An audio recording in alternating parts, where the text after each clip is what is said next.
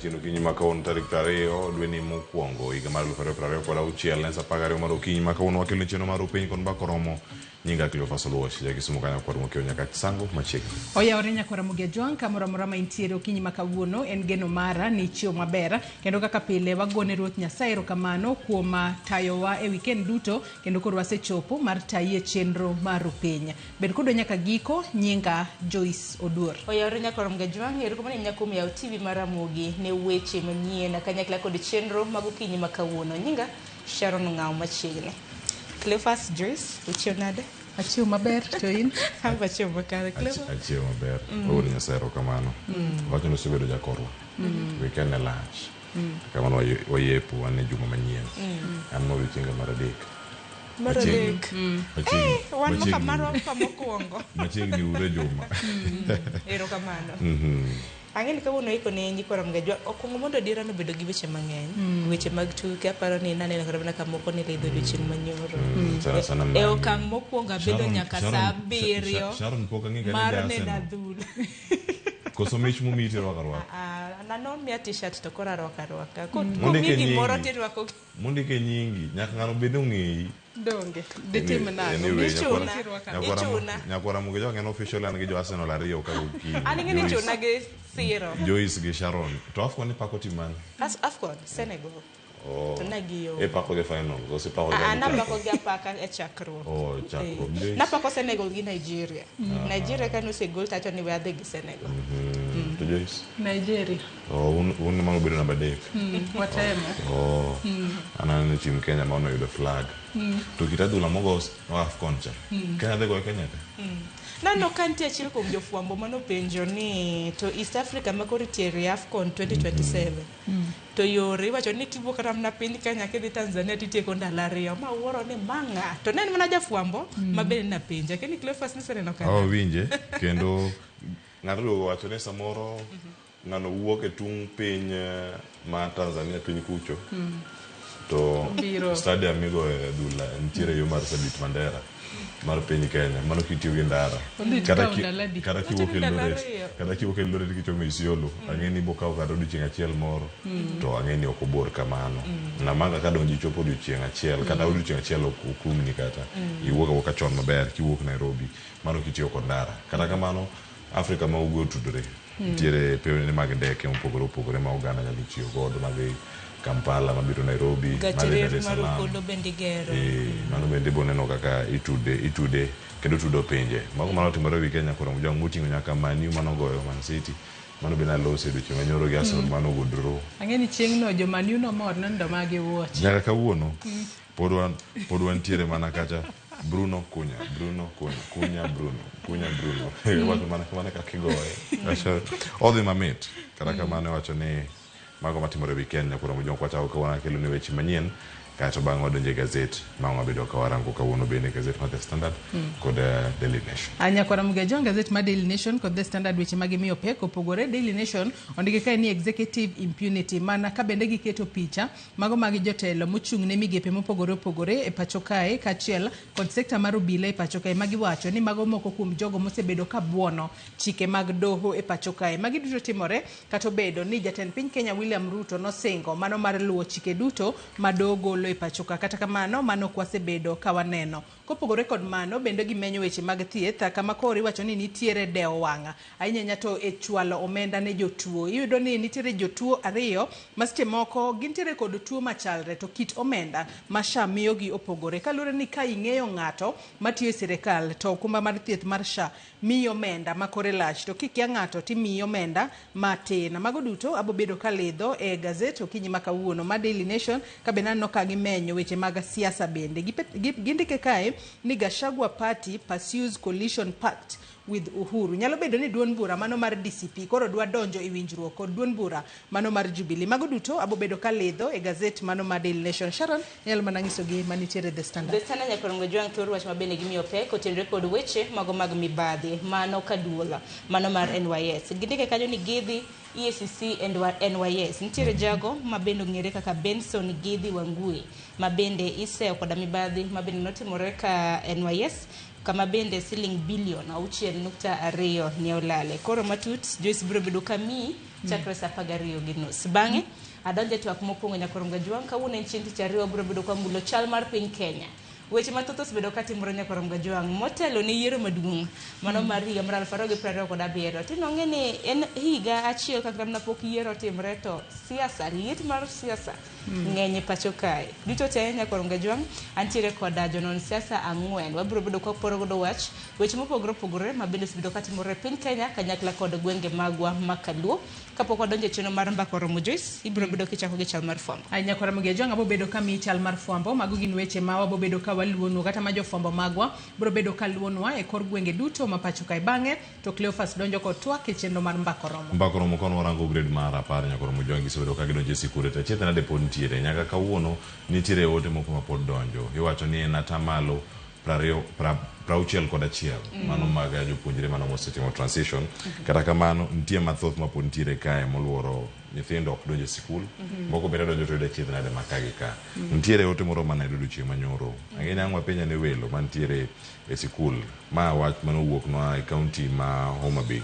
En picha manoor mar janyuol kaachiel koda ka nyathine mane gidonjo go e sikul moro. Nyako noyudo points 67 mano 67 points to nowuok owacho ni calling letter mane nitiere godo owacho owuok ochomo skul nyiri mano mar Sumbi. Kochopo odonjo mana gi result slip kende en moting'o oonge fee oonge bag oonge moro amora ma nyathine nyaka kugo somo uniform opone ni ok ne principal duokin kodhi kiny koni principal onge for 2 weeks kare japuonj moro pango mana mondo mikikone japuonj maduong' mar mondo nyone kaka nyalo to mane skul mano luonge wacho ni kanye kama noluonge nyathine to koro onge mar nyalo bende keto chopo kama chalo kamano. Iwacho ni ma en achiel kuom lek madhi bedo karka ka itemo dhir mar mondo mi one ni nyithindo yudo thuolo mag donjo e sikunde to pek mar ngima bende keto jonyuol kamoro matek. Ma lek achiel kuom mag nyiri kata mag jopuonjre moko madhi bedo kanimo kaluwore kod onge mano mar nyalo. En gima nokwayo en sir.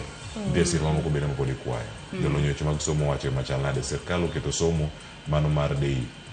Iwacho ni kata ka en free tie pesa moro manyaka chul kata ka en mar tuition norom nade.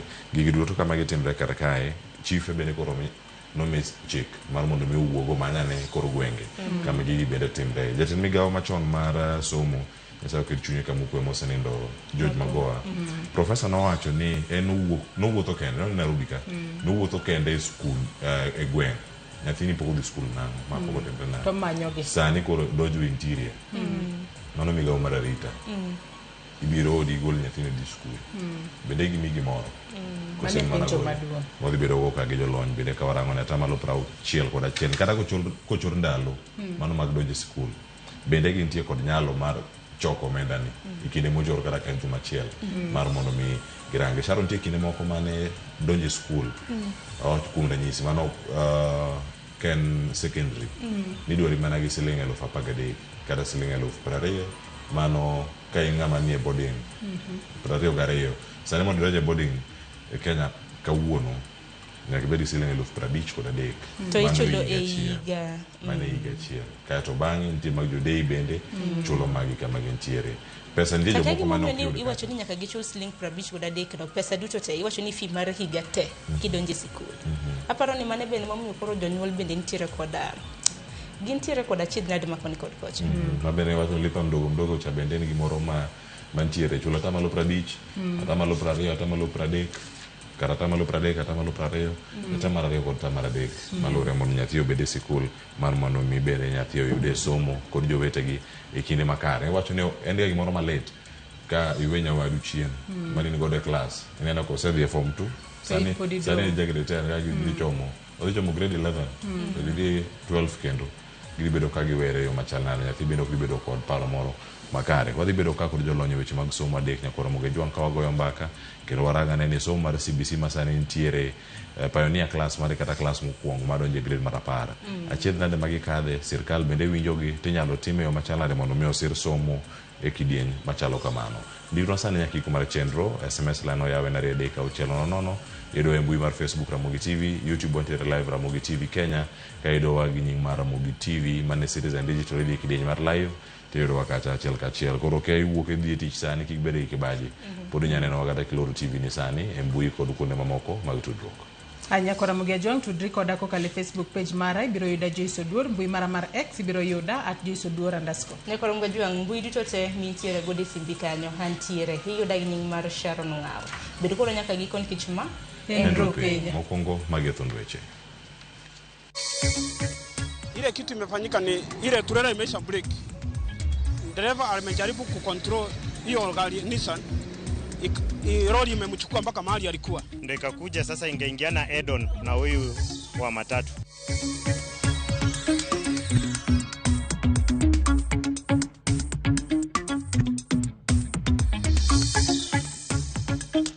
Adeko kuom kelo nyathi sikul, nya onge school fees. Pokadhi skul nikech jonyuolna onge nyalo takia kata ka adhi donje skul kata kadhi donje skul.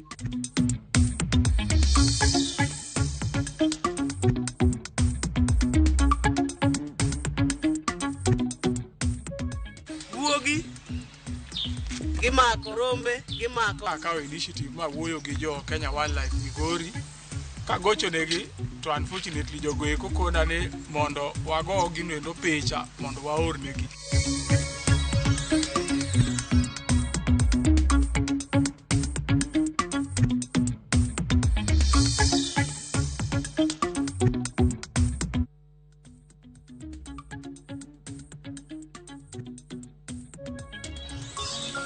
Nyakura Ramogi Ajwang machiegni weche manyien okinyi ni maka wuono nyinga Cleophas Oluoch jakisumu kanya kwaro mokiewo nyaka chisango machiegni weche mathoth ahinya mantiere kar kae. Wachako gi mano timore alwora ma Kikopey en ji 7 nowito ngimagi. Mano e masira mar apaya mano timore alwora ma Kikopey, apaya ma Nairobi kadhi Nakuru. Lydia Okeyo nigi ler mathoth.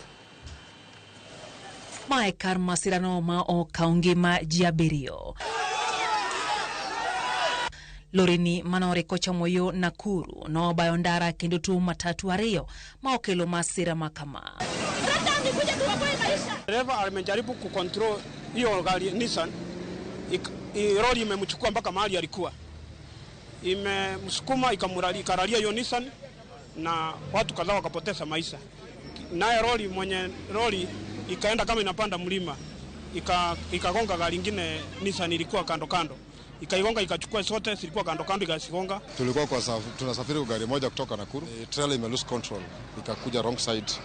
Ikagonga hiyo gari ndogo. Komanda marobila magelgelo Wilson Mwakio yango ni ji 5 ne otho kanyo kariyo witongi magi kayudo thieth hospital ma St Mary's Hospital mantiere Gilgil. Watu hao wa trailer kwanza wajaribu kuangaliwa maana hatuelewi kabisa. Mimi naonanga NTSA na labda traffic wanalalia upande wa gari ndogo kama matatu na magari mengine, lakini hatujaona wakiangaliwa hao watu wa trailer. Maana hawa ndio mara mosi hawa ndio tunaona kama wako zaidi careless. Jodak malorano korogolo yuake ewi medruok mar masiche magapaya matimore apayano ma Nairobi kadhi Nakuru kama na jumbe 2 mokadho. Masir machielo no okelo tho mar ji 6. Kama barabara wanapanua ama watuambie tulera kwenye zitapita kwa sababu accident zimekuwa too much hapa. Dereva wamechoka, ametoka Mombasa, anaenda huko boda huko Maraba, mtu amechoka na wana expect aendeshe gari peke yake. Tumekasirika sana, serikali lazima itusaidie. Na tunataka kuambia Ruto venye alituahidi barabara itapanuliwa. Aanzie hapa Kikopey juu accident imekuwa mingi. Wantiere weche mago maga dar kadonjo e skunde mago maga senior ka moko kuom jotenda sikunde mano mantiere kidieny mano mara sifo ywak ni telono mano maga sikunde nyalo bedo matek mago ndalo mabiro kaluwore gi kwan matin mag jopuonjre mariwore kod sikunde go. E kaunti ma Narok thoth sikunde yango na nyaka sani kod jopuonjre matin ne 10 mano ka koro gikoni omenda mar somo ma bende ichwalo e sikunde go bende koro dipo ni ok bikonyo kata matin. Judith Omondi nigi sigana ni. Karo Nyango walimo skund sekondar ma Chief Risa kaunti ma Kajiado. Klas mar jopuonjre auchiel somo mar Kiswahili dhi nyime. E skundni owinjo rwak ma ohewo jopuonjre 100, kata kamano nyaka sani gin mana kod jopuonjre auchiel. Ma ok opogore kod skul machielo, Saina Mixed ma bende en cluster 4. Ka koro jopuonj madongo mag skundegi ywak ni yudo omenda mar tayo somo ne jopuonjre mag jograde mar 10 dhi bedo negi matek. And without capitation, it will be very difficult to manage the schools with no resources, with minimal resources. And also bear in mind that constituting the classes will be a problem when we have very few students. They are coming in different pathways. Na kwa hivyo, even settling down is becoming a problem. Setting up the timetable, knowing who is going to take what, is becoming a problem. Maybe this, we are not even sure how many will come in STEM and how many will be admitted for social sciences. So we are worried that we may not get a number good enough to teach. E kaunti ma Kisumu, skund sekondar ma St. Mark's Obambo, japuonj maduong' koni en kod thuolo mar jopuonjre 500, kata kamano oseyudo mana jopuonjre matin ne 350. Wantie gi nafas ma nyithindo 500 to nyaka kawuono sani waseyudo nyithindo 350 kendo wan gadiera ni nyithindo wabro yudo mokalo 500. Obambo, St. Mark's Secondary School Obambo expect nyithindo mang'eny kendo wan e process mar neno ni wamedo ikruok. Nikech skul yando timo maber kabisa e page mokalo. Adeko kuom kelo nyathi sikul, nya onge school fees. Kendo nyathina noluong mabor mondo mi alok gigo nyobedo matek. Mombasa, report mar jopuonjre mapok oriwore kod skul nikech onge mar omenda pod neno. Renisha Dhiambo kachiel kod Mako Tieno e kind jopuonjre mamoko pod olewo pacho. Pok adhi skul nikech jonyuolna onge nyalo takia kata ka adhi donje skul kata ok adhi donje skul. I would like to appeal to all well-wishers kindly to support my education so that I may pursue my career pathway to be a lawyer in future. Tulienda interview ya hizi ma scholarship, wakatuoji, wakakuja nyumbani kuangalia, wakasema watapiga simu, mpaka leo hawajapiga simu, na pia tukapata scholarship ya pili yenye ilitoka elimu. Pia huko tukaenda interview, wakasema watapiga simu na mpaka sasa tutawangoja. Chalma okopogore kod mar japuonjre Elias Mwangi mane oluongi Mang'u, kata kamano oloko nyaka Nanyuki High mapodota medonjo nyaka sani nikech onge mar omenda. Nilipata 66 points kwa kidesea, nikaweza kuitwa Mang'u, but nikachange juu ya financial instability, nikachange to Nanyuki High. Mang'u alikuwa stable kitambo, alikuwa anauza this illegal drug called changa, and she was stable, alikuwa anatushughulikia till she started drinking, akaingia into alcohol, akakuwa addicted. Now she's not that supportive. Nakanga na sister yangu, at most tunalalanga njaa. Ma biro e kinde ma migao mar arita osingo timo apedha mar manyo jopuonjre ma pod olewo pacho. Judith Omondi, Ramogitvlive.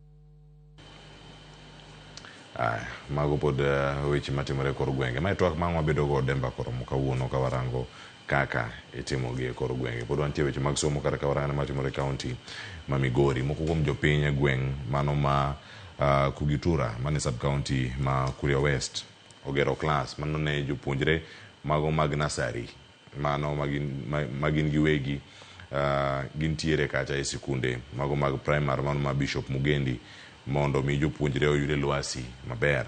Ma timore e kinde matend county ma Migori bende wacho ni gisegero moloyo ECD 212 thuolo mar higni 3 mokalo. Jojuma nigi lerno.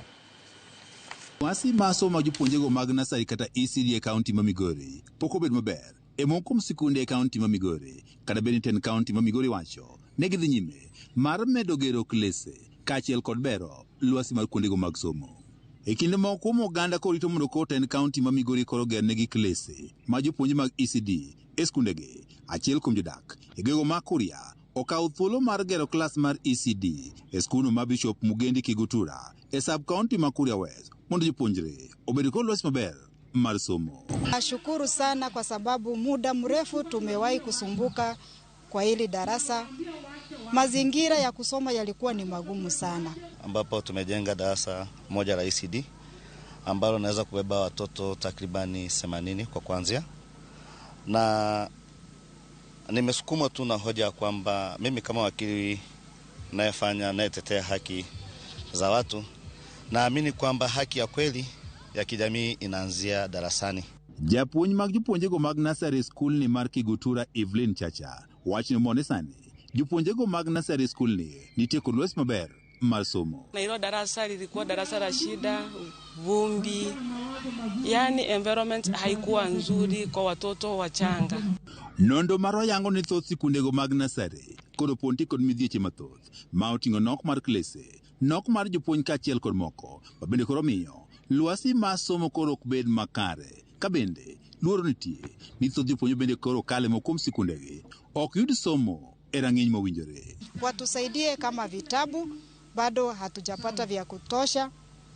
Vile vifaa vya kusomea vya hata outdoor activities bado havijatosha. We decided to prioritize putting up of classrooms instead of putting up of modern ECD centers because of the budgetary allocation. Modern ECD center that has an office, has a washroom, has a playground and well-equipped tools, it takes about 1.8 to 2 million. Whereas with that amount, we can be able to put up 3 classrooms in different areas. Tend County ma Migori kawo kalo kuom migawo mar somo, one school ma Kigutura en achiel kuom sikunde mathothgi yando osebedo ka onge klas mar ECD. Kata kamano, en achiel kuom sikundego ma Tend County ma Migori koro ketne omenda tenge ma idhi gergo e iko omendane. Kigutura ECD classroom will be constructed and it's budgeted for in the financial year 2025-2026. Jatend migawono mar somo e kaunti ma Migori Rahab Robi wacho ni kaunti ma Migori e kinde mar higni 3 e bwo tend gavana masani Ochile osegero klese maromo 212 e skunde mag nasari e kaunti ma Migori mangima ka chenro mar medo gero klese skunde moko bende koro pod dhi nyime. Apart from the 212 classrooms, new classrooms that we've constructed, we also took the initiative of completing the stalled classrooms that we found that were left in the last regime, 2025-2026. I have a total of 116 classrooms that are going to be rolled out. Somo ma jopuonjego mag nurseries kata ECD mantie lwet Kent counties osebedo kod midhieche makoni kod kocha ma oting'o nok ma jopuonj kaachiel kod gige somo e skunde mathoth. Mae osekelo penj mathoth mar rang'iny mar somo e skundego mag ECD e kaunti ma Migori. Wanafunzi tunao ni wengi sana. Kwa hivyo tunaomba tukipata walimu hasa ambao wataajiriwa na kaunti. ECD ndo msingi wa elimu bora atakayoipata mwanafunzi. Recruitment of teachers, they have not been recruited for the last, I think, 8 years. We don't have enough to recruit every time. Right now we need to recruit about more than 200 teachers. But we can only manage to recruit maybe a bunch of 25, maybe another set of 25 in a financial year because of budgetary constraints. Bedo ni MCS ema omi thuolo mar yiero chenrogo mag dongruok mag dwaro mondo koro tim e gwengege ma idendo ka community projects ne wayango ni thoth MCS ok omiyo pek gedo mag klesego mag ECD ka thothge koro tero mano omenda mathoth e gera peini. George Juma, Ramogitvlive, Migori. Okay, kaunti ma Migori wana matimore kaunti ma Nairobi kae kama jatend piny Kenya William Ruto medo seyo jotelo masiko ka kwedo chenro mar nyota mamiyo ojende kata rowere pesa kata omenda go mago makonyogi e chenro mag dongruok magi. Kana lose kaunti ma Nairobi e kinde mane otelo ne nyasi no mar chiwo omenda mag nyota ne jodak e kaunti ma Nairobi kaachiel koda ka rowere. Jatend piny Kenya nomedo wacho kanyo ne omenda oseketi kanyo maromo $5 billion mag siro rowere. Kanyaka sani rowere maromo 820 kuonde duto ma pacho kae mar mondo mi okony ane chenrogi mag ohala. Sigana losno ka kod Cynthia Onyango.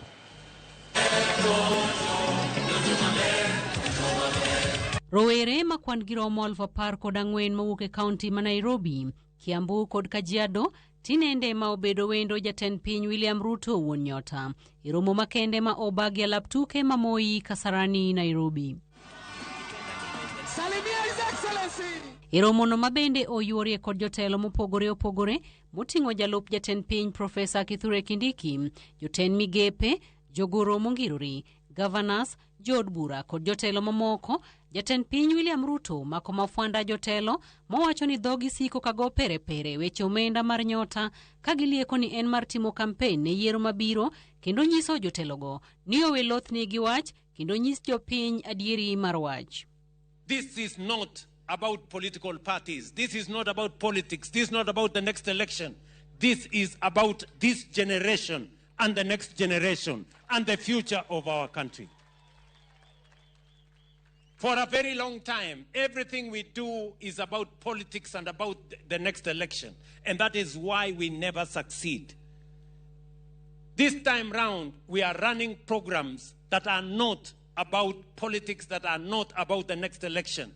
We want to focus on how to move Kenya to the next level. Olero ni ma en chenro makende ma sirikal oketo omenda maromo bilion 5 kendo igeto tigo e jolo yuto mar rowere maromo 820 to ok en yor ng'weyo piny e chenro mar soko kor gwenge ma pachoka e chenro mar yiero mabiro. This Nyota program is a program that will reach 820,000 young people in Kenya. We are going to give 5.5 billion to 110,000 young people in this program from the age of 29 years and below. E kinde no, jatend piny bende oyudo thuolo mar bilo wach kod moko kuom rowere moyudo omenda no. Ikanielekeza, wakaniambia nipange mali nitaenda training, nikaenda wakanitumia message ya kuanza siku ya kuanza training, na nikaenda tukafanya training siku 4, provided lunch and transport, na tukamaliza mpaka leo tukajipata hapa. Kaubi woseyo ne jotelo madhogi osiko kalothni gi wach mar no term kod long term, kendo lero ni ma en chenro maonge akwede moro amora. Kwa ile maswali ilikuweko hapo, muliambiwa what is your political party? Muliambiwa kama wewe ni wa no term? Muliulizwa kama wewe ni wa 1 term? Uliulizwa kama wewe ni wa 2 term? Uliulizwa kama wewe ni wa long term? Tunaelewana? Mimi nimesema hivi, kuna siku tutapangana mambo ya siasa, na hiyo iko na siku yake, itatangazwa na IEBC. Jotelo mamoko bende onyiso sir margi ne chenro mar Nyota kagisingo mar golo boke duto masiko nyodho omenda kuom johala matindo, ahinya to mago mobilo omenda mar Nyota e tielo mokwongo. Sisi tutahakikisha for the first year na ile ambayo inafuata, ile biashara utaanzisha, tuna waive all business permits. Lakini kwa muda mrefu program za serikali zilikuwa zinaangazia watu wenye masomo, watu ambao wako na ujuzi, na hii Nyota program inaleta inclusivity katika mambo ya kusaidia vijana wetu wa taifa letu la Kenya. Leo naenda na stock niwaonyeshe pesa ya Nyota ya Ruto ni ukweli. Cynthia Onyango, Ramogitvlive, Nairobi. Kora mojongi kanya makelo e giko magweche manyien kinyi maka wono kansa pagari oginus awe lwet Joyce Dwaro kokelo no magazet nyinga kilo fasolot ya kisumo kanya kor mukyo nyaka chisango oreti masani.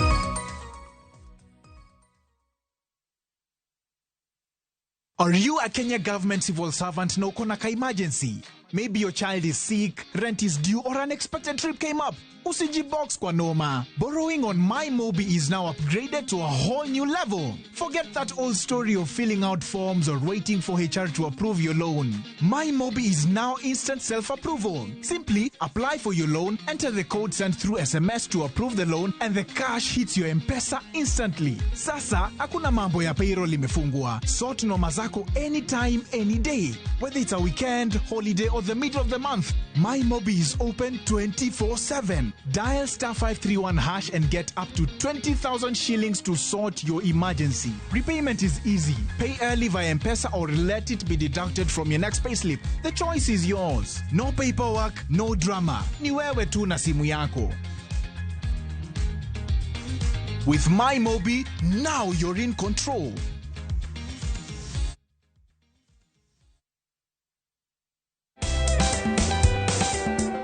Back to school season is here, and Citizen Duka is making it easier for every parent. All these essentials and more are available on citizenduka.com, or simply send your shopping list on 07 10 487 487, and let's make your back to school experience a little more easier. Citizen Duka, the home of discount.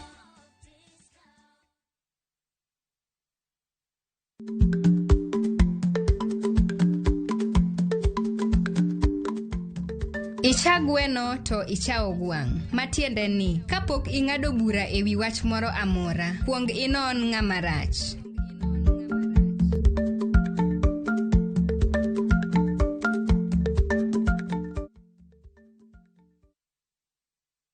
Some people think love needs to be loud, planned, impressive. But sometimes, love is simply choosing time together. It's barefoot mornings by the ocean, salt in the air, sunsets that don't ask you to check the time, and conversations that feel unhurried and real. This February, enjoy 4 unforgettable nights in Zanzibar from $980 per couple. A place where love feels easy, natural, and beautifully present. Because love isn't just about doing more, it's about being there. This is our love language. View travel, dream, explore, discover.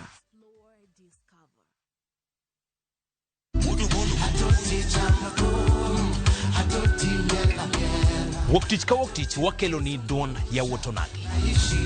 Kabinet chario kati chario nyakumunga juang en odiochieng' mar yuto mari. Chieng' tich adek kati adek nyakumunga juang en odiochieng' mar mine nyalo kachiel koda weche hera. Awendo kachopo tich ang'wen nyakumunga juang wakelo ni kama nene, yani TBT, kod thume mamit mokalo.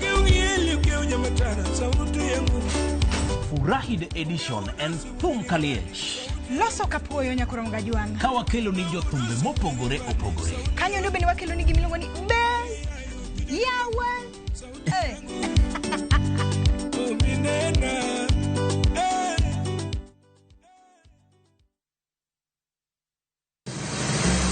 Beise penjorie sigendni mayudore kuonde ma waluongo ni pachowa. Kapuonjani nobiro nikech gwenyruok e kind owete. Riwri kodwa mondo wanon sigendni mabeyo mag kuonde ma wadakie. Ero nera nitie. Ninyuo kongo kacha niluongo ni kilap joko wigi. Kochakore bombe madongo nyaka gwenge ma iye.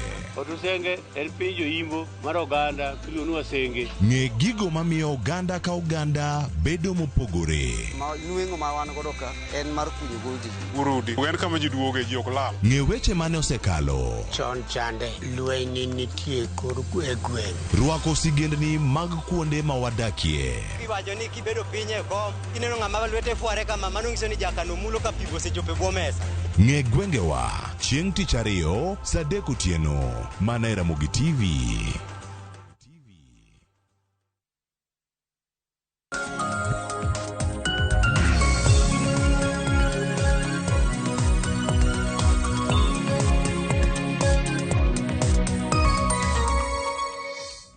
Nyakora Mugejuang dakika en 30 kod abich tok saa 12 mar okinyi machiegni e nonro mar gazet matai nyinga Joyce Oduor. Nyakora Mugejuang kaka pile walidho gazet ma Daily Nation kachiel kod gazet ma The Standard e wasenyisi motelo ni weche ma gazede ariyo gi omiyo pek okinyi ma kawuono pogore. Daily Nation ondike kae ni executive impunity mano gotudore kod jogo manitiere sirikal mar jatend piny Kenya William Ruto mosebedo ka buono luwo chike mag dowe pacho kae. Kata bedo ni jatend piny Kenya William Ruto nosingo ni sirikal mar mare kaachiel kod jogo manitiere sirikande bro bedo ka luwo chike te ma doho ogolo. Kata kamano wasebedo kwaneno ka mano ok timre yo makare. Daily Nation bendo menyo wechego mag thieth kaluwore kod kaka nitiere dewo wang'a e chwalo omenda mag SHA ne jotuo manitiere kod tuo machalre. Kata kamano SHA to koro miyogi omenda mopogore kaluwore ni ing'eyo ng'a manitiere ka SHA kata ing'eyo ng'a manitiere e sirikal. The Standard to podi medo menyo mibadhi matimore ka NYS koro gikete ka ni gedhi EACC kaachiel kod NYS ka koro nitiere jago miluongo kae kaka Ben Gedhi Wangui makoro en e achich makoro itudo kod lal mar omenda madirom bilion 6.2 mano mar e aguch omenda mano mar NYS. Antiere kae kod Hansel Oyango mar mondo mi wami siso mar ng'eyo gigo manitiere gazet. Oyawre Hansel, ichio nade? Oyawre inya Joyce, Nyasaye orita. Happy New Year ne nyikwa Ramogi duto. Gi jo Kenya mangima. Nikech station ni afwenyo ni ok negi nyikwa Ramogi kende. Negi jo Kenya mamoko be kata moko ok giwinji.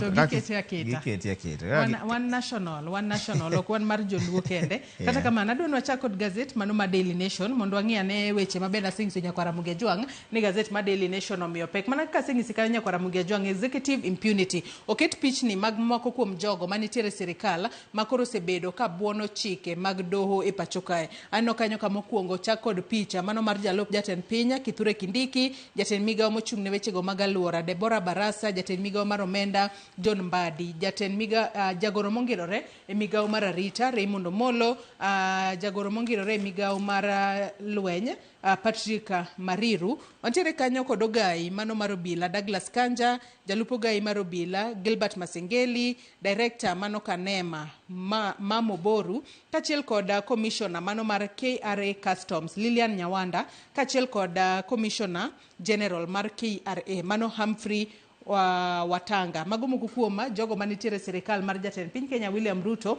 mosebedo ka buono chike mag doho. To par ni jatend piny Kenya William Ruto e kinde mano donje telo nowacho ni telo mare bro bedo ka luwo chike duto mag doho ma onge buono chik mag doho kaka nowacho ni sirikal mar Uhuru Kenyatta ne timo. Wach makamano Hansel an nokomie peke it gazet mar 4 kaachiel kod mar 5. Hansel. Mana kaka isewacho no jatend piny Kenya masani Daktari William Ruto to kane poko kawo telo nosingo ni en timbe moko mane nitiere sirikand Uhuru Kenyatta gi Kibaki gi mamoko en ok timo moko mag chakot maka kotogolo order to ok tim. Kinde Uhuru Court nogolo order ni Miguna kik golo oko kik bed deported to negi deport gi weche mamoko. Kata kamano to higni 3 sani anyawacho ni higni 3 dhi chakre jatend piny Kenya masani William Ruto kawo telo. Waseneno ka nitiere contempt of court, nitiere ywaruok kind court gi executive kind judiciary gi executive ne waneno kinde mokalo. Makinde moko ntiere kata mana jatend piny no criticize court ni court ochung' oketo ohinga pet projects mage ma odwaro kelo godo dongruok piny ma Kenya ka mano nokelo friction kinde gi court. Wanyalo paro kata mana kinde mane Masengeli gini ne court nowacho ni mondo gichiwre e nyim court mondo gi explain lal mane ji lal godo ok ne waneno kano timre mabe bang'e no Masengeli wacho no rucha ma norumo kamano ero. Kar kamano to the latest one en wacho chele. Makoro tudo godo jagoro mano jatend migawo mochung' ne wechego mag omenda kaachiel kod commissioner mar KRA. Ochele mokelo jemo ka court nowacho ni mondo importation obed suspended nyaka bura ng'adi. Kata kamano to nitie ka sirikal ogolo notice moro machielo paro ni mondo ochele go kel. Sirikal to wacho nang'o ni koso kelo ochele no bro kelo shortage Kenya ka nikech ochele mabedo produce Kenya ka romo mana malo 20 ma demand madwarore to 80% mag gidwaro no giwacho ni onego be ni wuok e piny maoko ma koko timre to gineno ka bech ochele mantie Kenya ka bro dhi malo moloyo kuma entie sani ni.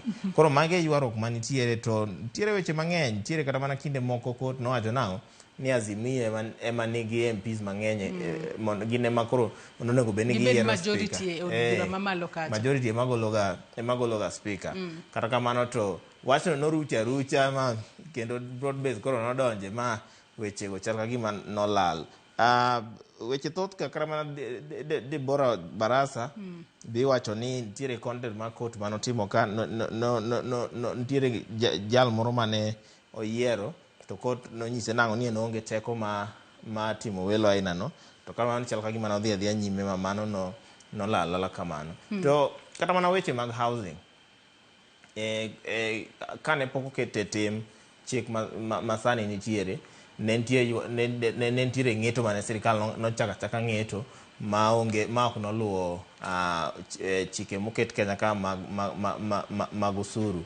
Makata sani nitie jok ma pod wacho nang'o ni kata mana kaka obedo structure sani pod en against constitution ma en kila kwedo. Court nochungo wachno, to kata kamano kane court nochungo wachno, sirikal ne pod dhi nyime gi court nowacho nang'o ni mondo wachno chung nyaka ng'eto ng'adi, to sirikal ne pod dhi nyime gi ng'eto no ma jo LSK be nodonje wachno mane gikwedo wachno motegna. To kopogore kod mano be naneno kae ka wachno mano mar obila madhi Haiti wacho kae ni nitiere ng'eto mane doho mamalo golo mane chungo mar mondo mi obila ma pacho kae kik dhi e pinyno mano mar Haiti. Kata kamano jatend piny Kenya William Ruto nolando ni nosedonje winjruok kod Prime Minister mano mar pinyno mano mar Haiti mano Ariel Henry ma nyaka sani koro negi wacho ni negi keto winjruok maneno kaka obila ma kamago nyalo dhi Haiti. Gino makoro moko kuom josiasa ma keto sirikal tesre mane okuru okot nyaka sani koro sebedo ko wacho ni jatend piny Kenya William Ruto ok lu chike ma pacho kae kachiel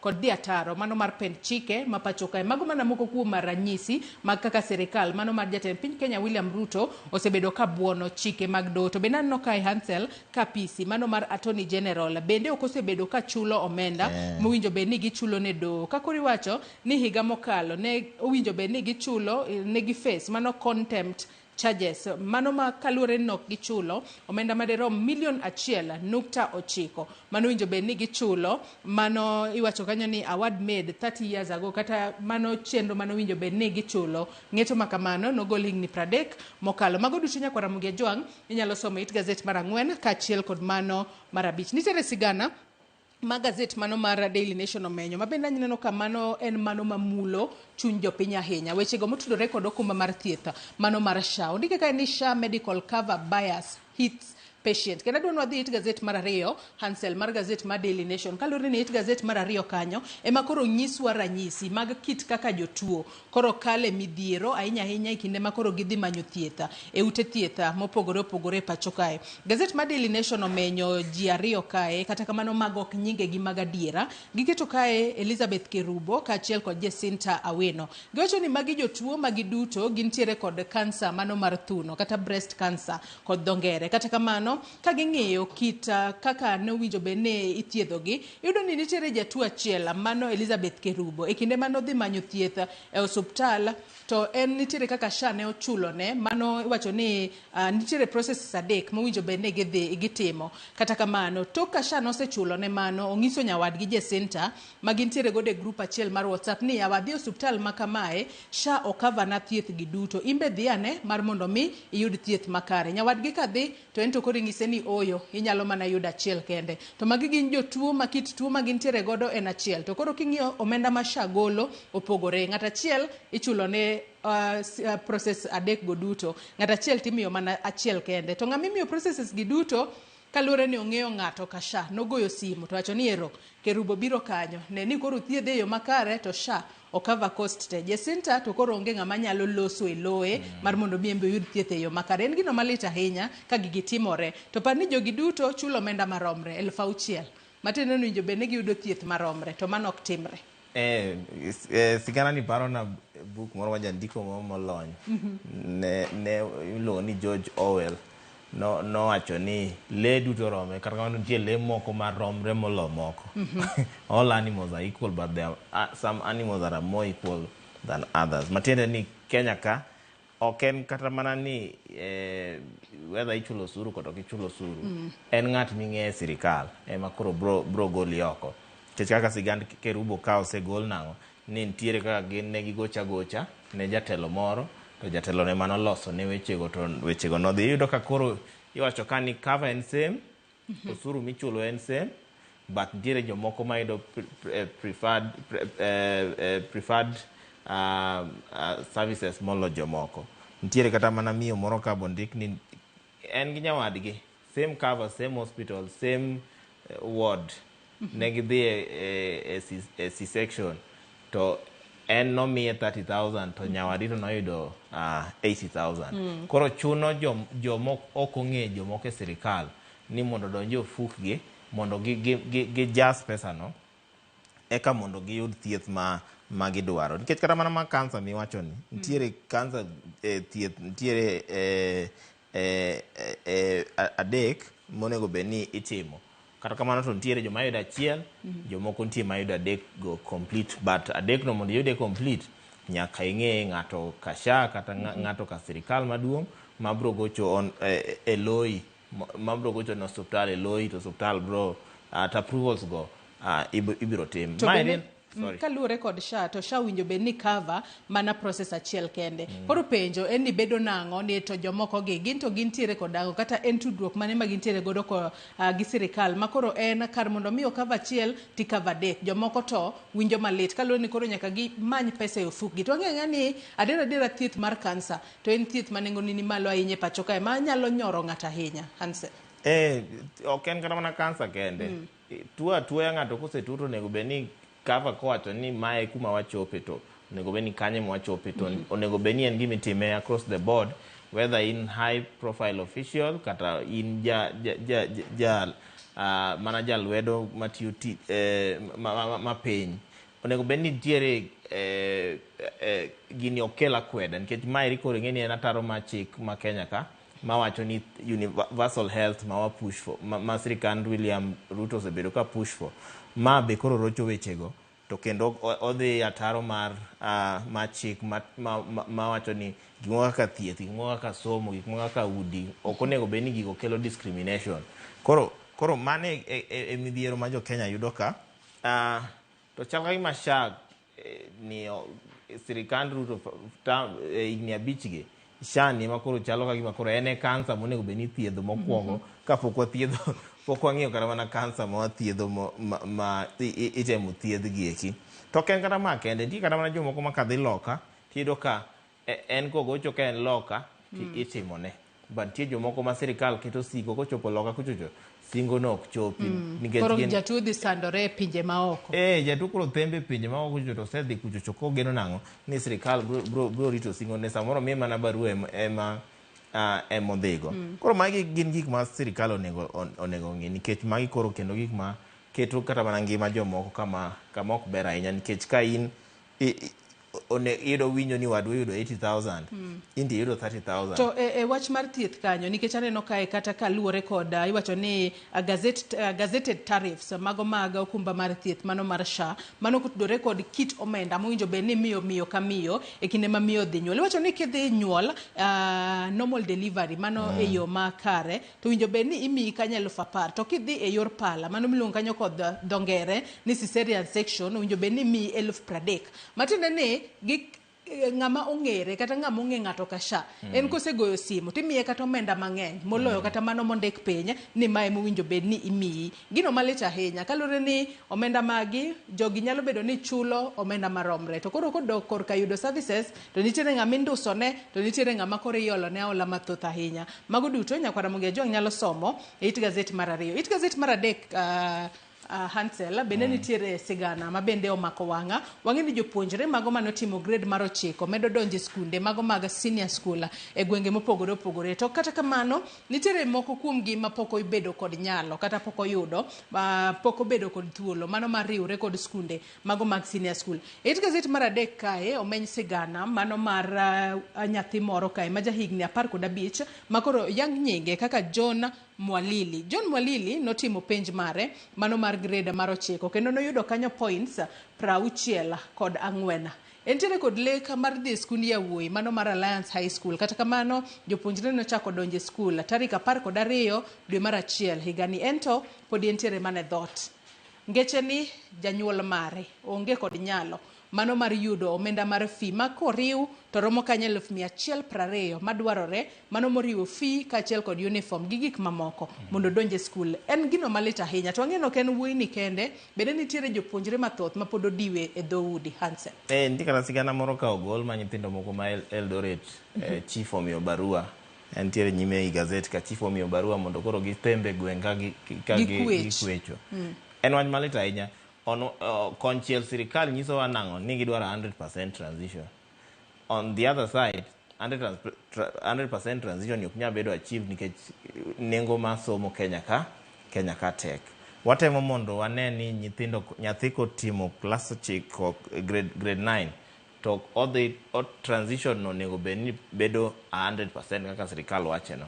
To maeri ema koro miya penjora ni gima sirikal wacho gi gima gikete tim. Diber ni nitiere ng'ikruok moro e kinde ka ma sirikal pok ong'eyo. Mar ariyo, diber ni ok ne wan ready for grade 10 transitions nikech chalo gima gigi buogowa nikech kinde ka kinde waneno kata mana sigana ma Judy nogolo. Nitiere nyithindo mathoth iyudo ka pok odhi e sikul nikech pesa onge. Nyathi niwacho ni samoro kwanyo mana plastic eko yud pesa. Plastic to kilo siling adek. Kilo siling adek idwa kwanyo kilo adi kichopo 120,000. Wacho ni juma kende oseloso siling 300. Siling 300 kata mana chiemo ma juma kende no krom to nego beni ore school. Koro ok en kata mana John Mwalili ni kende. En nyithindo mang'eny ma pod nie delni. To sani awinjo ni sirikal ogolo milome ni mondo many nyithindo mapok odhigo. Kinyalo konygi mondo gidhi sikul. Mane dwach jo-Kenya te ni sirikal omany. Mar ariyo, dibede ni nitie kaka resources wa misuse nikech iwinjo ni sirikal ogolo basari ka, ogolo basari kacha, to nyithindo mineno ka onego bene yudo omenda gi ok yudi nikech nitiere kata mana sigana moro ka wacho nang'o ni gisetemo, sigana ni wacho ni gisetemo kata mana loso gi MCA, gisetemo loso gi governor ma Nairobi, to pok omigi kony aina no. Koro dibede ni jotendwa gi be kia kata jok manie gwenge gi manigi maonge nyalo nikech kaka rawera ni kata nyathini onego beni dhi sikul to MCA wuon pok okonye nyaka sani.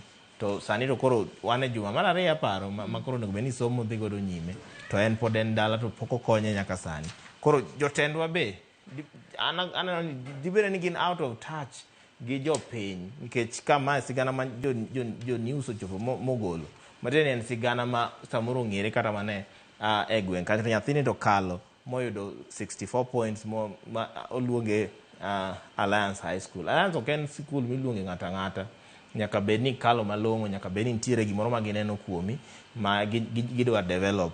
To koro oinga nitie ka ni 120,000 nyathini ok nya raise. Koro ywakna en ni pesni mang'eny ma iwinjo ni CDF nika, governor ni godo ka, State House kia otimo ang'o. Kinyalo ket pesni go kamoro achiel e agula achiel mondo wateg somo ma Kenya ka, mondo somo bed universal, nyathi ka nyathi nyalo access, mondo 100% transition ma sirikal osebedo ka loseni obed achieved. Molo ka ng'acha chung to omiyo basari to en omiyo mana jok ma en moyiero. Women rep be kosecha, MCA bende nyicha dwara guchgi mondo migi gin be. Governor be waketa pesni kamoro achiel mondo amua nang'o ni kata ken junior school ema waketo free to mondo bed free. Aparo ni mano e gima bro konyo. Mar mondo mi jopuonjre duto oyud thuolo mano mar somo e yo makare. Nyakora Ramogitvlive magi nyalo somo it gazet mar adek, to bathe kanyo bende aneno kondik kanyo sigana gino momiyo jopuonjre manitiere e grade mar 10 nyaka sani koro pok ochako somo e yo makare. Iwacho ni magi duto timore kata obedo ni duol mandiko jopuonje tich TAC ne ochwalo singo kata ne gintiere kod chira ne gintiere kod ikruok makare, ka jopuonj bende nitiere kod ikruok makare mano mar puonjo jopuonjre manitiere e grade mar 10. Kata kamano kokalo jatatije yor kojolo mano Evelyn Mitei ne giwacho ni ne gisetiego jopuonje maderom 30,000 mar mondo mi one kaka ginyalo handle pathways adek manitiere skunde mag senior. Kata kamano skunde moko koro wacho ni pek ma giyudo en mano mar loso timetable mano e pathways adek go ka koro bende gintiere kod pek ni gibo bedo ka giloso timetable yo machalo nade mar jopuonjre mamoko mago manitiere e form 3 kaachiel kod form 4. Kata kamano wageno ni mago duto ibo bed ka irieyo mondo somo ochakre e skundego mag senior. Hansel adwano wadhi mana mapiyo piyo kaeto walor nonro mar gazet. It gazet mar 6 mar gazet mar Daily Nation, duond bura mano mar DCP motelne kanyo kod mane en jalup jatend piny Kenya Rigathi Gachagua sani koro temo mar mondo mi odonje e winjruok kata olosa ne riwruok moro kod mane en jatend piny Kenya mar 4 mano sedhi rutaya mano Uhuru Kenyatta motelo ne yiero mano mar higa mar 2027. Kwenyalo mana yude kanyo waneno ka nitiere iwacho kanyo ni 8-point plan of action makoro duond bura mar DCP nitiere godo to magi duto no wachi e kinde mane gintiere romo margi mano akiana wach ne romo mar kuku mar DCP mano timore e county ma Kilifi kama Rigathi Gachagua no wacho ni jalup duond bura mar DCP mane en senator e county ma Kakamega mano Cleophas Malala ema koro bro bedo ka ng'iyo kaka gik moko aboro ma obedo listed kanyi ibo bedo ka itime yo makare. Hansel an gi pacha aneno ka DCP ni kendo koro osechako lose mwelekeo. Nyicha gichung' kaka ne gichalo ka gima gin the strong opposition but aneno ka koro kineno 8-point plan ma gin go ka. Number 1, non-stop popularization ma DCP in Mount Kenya region. Gwengego mag masawa mar piny Kenya kende. Kenya mangima to giwe nango. Escalate display kaka jatend piny Kenya ok en jatelo mo oromo. Nitie moro ka ni make war against sellouts. Like agenda onge ka ma konyo japiny. Mar ariyo sani to koro gitemo lombo Jubilee Party gi jatend piny machon Uhuru Kenyatta mondo giriwre godo gi consolidate Mount Kenya. Uhuru Kenyatta to chal ka gima pache nitiere Matiang'i kocha cha ok wang'e koda en gima biro bedo nyaka 2027 koso but sani to mano e candidate ma Jubilee ochungo do motegno.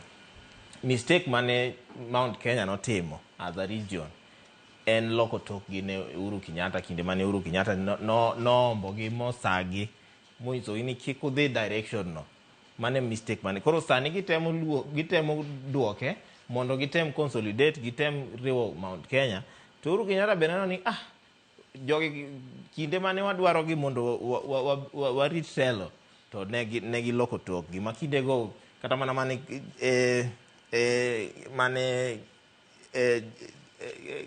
telo masani no kawo telo ne tiere kana lweny moro mane ogo jatend piny machon Uhuru Kenyatta. Koro magi maneno ka bro bedo ohinga ne temo riwruok mantiere kaeri ni to ken kana riwruok gi Uhuru Kenyatta ken nitiere riwruok mambe gitemo gi Ndindi Nyoro be to Ndindi Nyoro pod chal ka gima pok oyangre malong'o ni en odhi direction mane.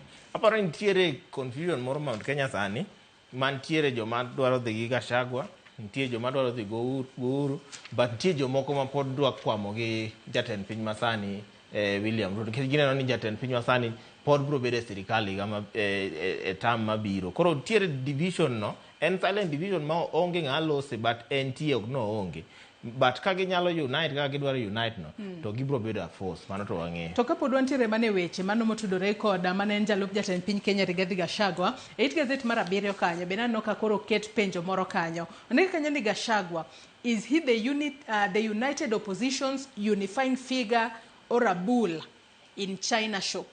Panyalo mana ng'iye kanyo to be naneno koket picha mano mar Rigathi Gachagua kaachiel kod jalupne mano Cleophas Malala. Ka koro penjo en edwol mabro bedo ka riwo jogo manitiere kweth maketo sirikal tesre kose en jal ma koro osebedo ka kelo tungni kaachiel kod pogruok e duond bura kata e kweth mano mapingo piny owacho. Kaluwore ni nyaka sani iwacho ni osebedo ka adiera otemo mar mondo mi oyua ji to komachielo bende osebedo jal ma koro en ma koro kelo wanyalo wacho ni ni tungni makoni kod kocha e kweth mapingo piny owacho adira nitiere kanye to ang'eni magi duti wacho motelo ne yiero mar higa mar 2027 United Opposition bro bedo ka chung kar yo machalo nade kata chung nade mano e yiero ma 2027 Hansel. Aneno ni kuma wachiko ni nitiere ng'ikruok moko mantiere e siasa Rigathi Gachagua ma nyaka werego. Achiel kuomgi en weche moko mag akweda ni en mana region achiel emodak adaka kowero nikech mano miyo jo Kenya moko ng'iyo ni ng'ani ka wamiyo president to ok bi konyowa, ng'ani wiye bro wil kodwa. Mage gik mane nitiere luoro kinde mane jatend piny masani ne kawo sirikal ni ng'ani nyalo kwedo, kata mane jatend piny masani to osenyiso nang'o onyalo timo ne gwenge moko, nikech waseneno kotemo kelo development e gwenge mamoko mane ok ne wang'e ni onyalo tere development.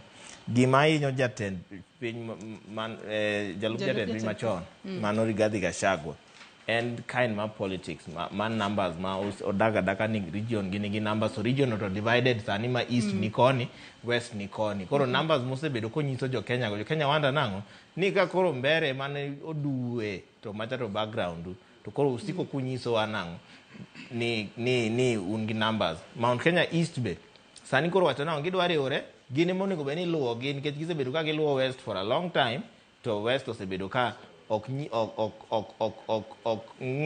ng'i dwachgi ahinya, koro gimbe gitemo front dwachgi sani.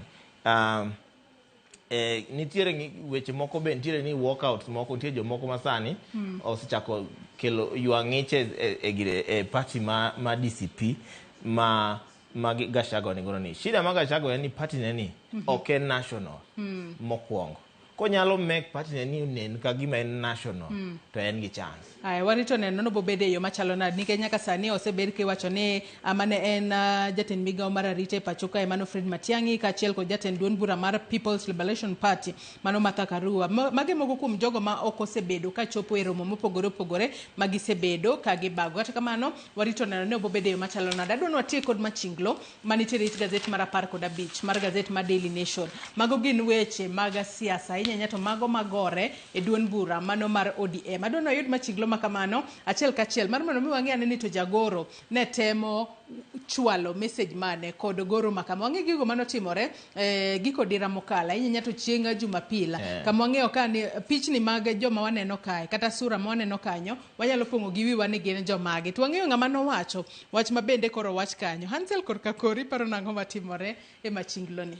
Gima timore en ni joka Oginga ndiga kosa ni koro kelo ywaruok ma family national politics makoro an kaka japiny awanda ni ywaruok to konyowa nade nikech ok en gima aneno ka dhi maber ahinya. Tie kaka ogai ma party ma ODM masani Oburu Oginga dwaro kama to the young generation to penyo nang'o ni to nuringo kuketo kumioru positions nang'o ok ne urit mondi, ok ne girito kamana buyo odonge liend Raila Tadhani to giseringo giketo kanyo. Koro Oburu wacho ni gini nitie kaka wadwa ni onego bedi, mae kaka wadwa ni onego bedi, to the younger people wacho nang'o ni mi ka ng'ato fair chance mar laro kombe moko manichiere. En mana wach ma power ng'ama biro bedo gai. To bende wang'eyo ni sura machalo mano mar Winnie Odinga chieng' manoloso mane gwengo mago maga Kibra chieng' Jumapil nowacho ni onge ng'ata manyalo copy paste baba. Openyaga ni copy pasting baba tanno ka Oburu Oginga eno koro odiyo keyboard kanye copy paste bende nadiera bende baba nyalo bedo copy pasted. Wang'eyo ni mano ok en gino mayot ahinya kaluwore kod kit chia mar telo mane mosenendo Raila Amolo Odinga nitiere godo. Kata kamano waketo wang'wa ni to duond bura mar ODM bro bedo yo machalo nade. Winnie Odinga nowacho ni gibro bedo kod NDC mano mar yango ni to jotelo mag gimanyien gin jomage. Waketo wang'wa ni obo bedo yo machalo nade. Bende nowacho ni ng'ata kik buoge. Aya warito neno ni obo bedo an buogebo koso obo bedo buogebo. Hansel wach ni mogik ka watieko nonro mar gazet. Wach ni mogik en mani wadonje season mar campaign.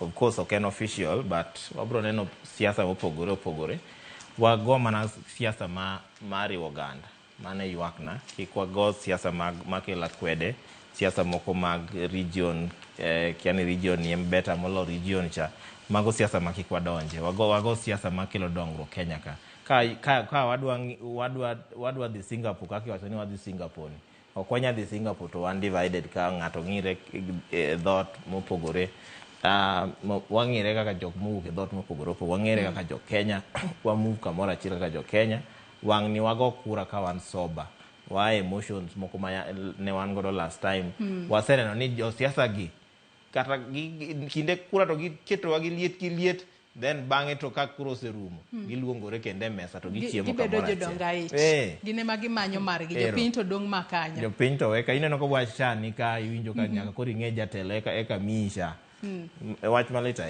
airo kama na inya Hanselo yango kumka uthulo Mario kinyi makawuono mar bedo koda e nonro mar gazet nyakora Mogejwang gazet mar The Standard wasengisi kanyo no ndike kanyo ni Gethi EACC and NYS kakoro nyaka sani iseyo duol makedo kod mibadhi e pacho kae ni nitiere kaka gin bende nitiere kaka ne girucho oko moko kuom mibadhi manitiere ka NYS kato bedo ni nyaka sani koro giketo ayanga mano mibadhi mar bilion 6.2 ka NYS makoro nyaka sani osebedo ka yango wechego mag mibadhi mosebedo ka timore kuro inyalo somo mago mano e it gazet mar 4 mar gazet mar The Standard yena mar mondo mi akaw yo madundo gi sani nyawadwa Sharon Ongao bro bedo katai e twak mokwongo e chenro mar rupenyo riti masani warom kendo kangoro mokanyo sadek samanga kelo ni chala mar fwambo kikidhi mabor.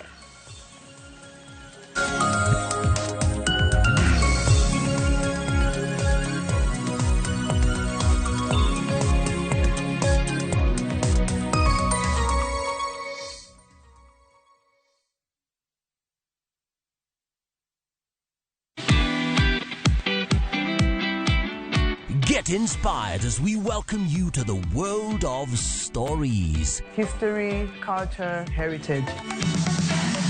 Afrimax brings you stories that turn dreams into reality. Stories designed to connect you with people and give a glimpse of African sounds. Definitely good. Watch these intriguing stories of Afrimax only on Viusasa. This is where the magic happens.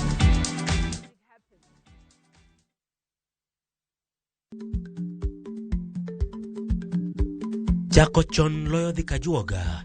Ma tiende ni bedo gi ikruok momondo geng'o masiche kod midhiero mang'eny mabiro e ngima dhano.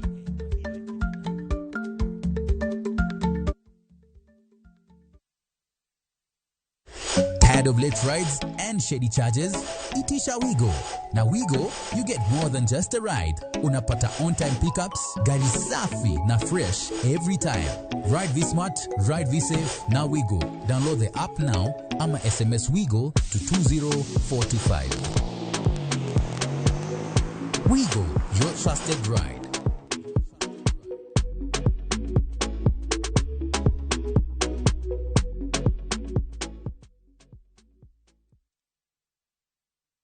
Haikuwa rahisi kufika hapa, ni nguvu zake.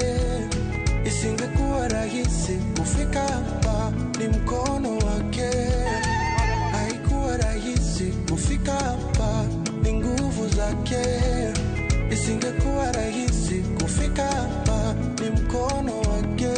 Bila Mungu mimi siwezi. Hello viewers all over the world, this is Obi Alpha, a gospel artist from East Africa, Tanzania. Kupata wimbo huu kama sikiza tuni yako, dial *811 *343 #. Kumbuka, sikiza na Citizen ni nyumbani kwa wasanii wote. You're blessed and have a blessed time.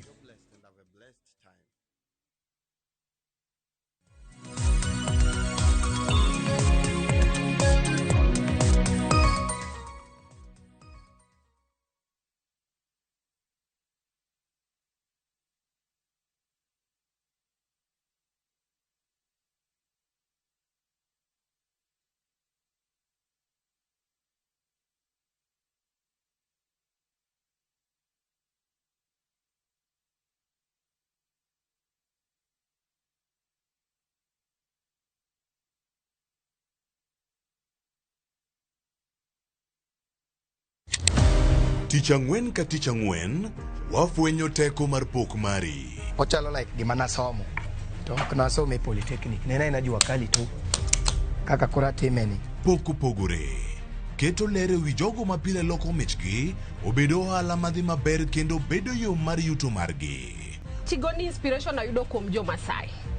Ineno to ipuonja mondo an be no puonja mondo an be ang'e loso. Ochoko glass machalo kaka takataka to wachwakogi kasto waloso gik mopogore madhi e ute mopogore. Tich Ang'wen ka Tich Ang'wen saa 2:30 okinyi mana e Ramogitvlive. Kick by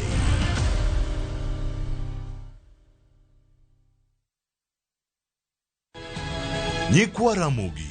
Bedi her mar loko puothi obedo ohala madhi maber kendo med yuto mari. Ober nikech en crop manyalo miyo pidh kata gwen, pidh dhok yo mayot. Wakelo ni chenro mar pur gi ohala. Chakre ikolo nyaka geng'o kute machamo pithwa. Pur mar nyanya nyaka ing'e tuoche mag nyanya mokwongo. Mar ariyo nyaka ing'e yedhe migoyo nyanya. Puonjri yore mabeyo kendo manyasani mondo imed keyo mari. Mondo yud yuto maber en ni niang' nyaka ido maber miol ne pi timne irrigation. Kaka chiro medo lokre, wanyisi gigo mausre kendo nigi nengo kaka kinde loko. Koro rabonda nuka pure kota eka nika pure maber balose tayute molo kana yudo oduma e puodho mar kota eka. Tudri koda an alori nyaka Black tich adek saa 1:45 to mana e Ramogitvlive.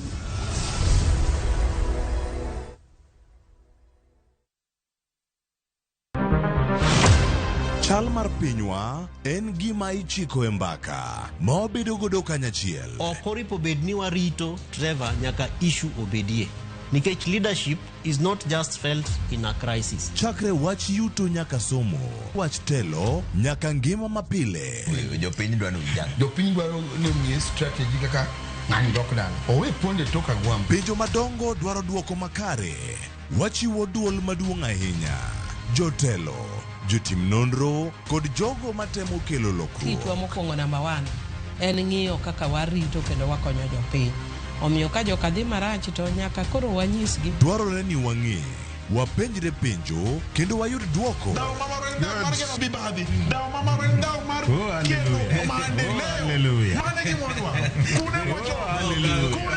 Riori kod Trevor Ombija. Tich adek saa 3 otieno mana e Ramogitvlive.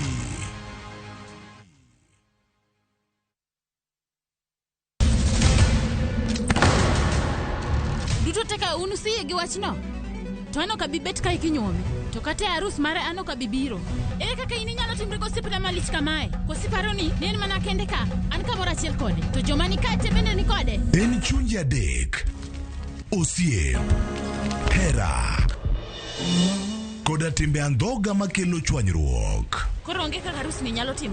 Maye yawa. Ikrine wuodh parineti. Sigana manyiso kaka inyalo tem paro kod lek ma ng'ato nigo. Kendo yiero nyalo loko gik moko duto. Parineti. Wuok tich nyaka ngeso saa 2:15 otieno. Mana e Ramogitvlive.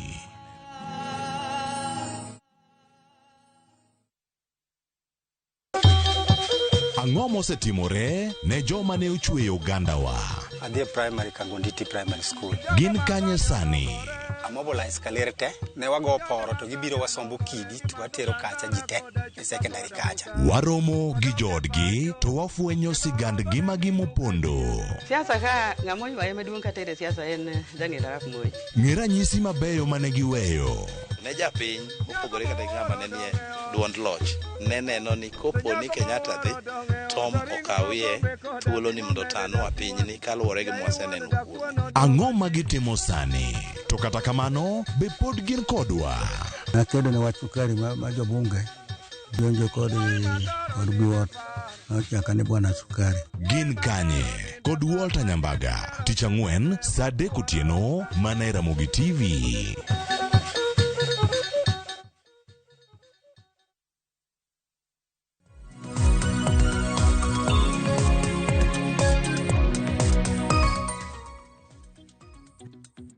Nyakoronga jonka moro mintiere dakika en 15 tok saa 1 mar okinyi machiegni ma en chenro mar piny matayi nyinga Sharon Ongawi. Ngeni chieng' tich ariyo juma ka juma Nyakorom Gajwang' thor wach marwa e chino mar piny en chala mano mar piny Kenya.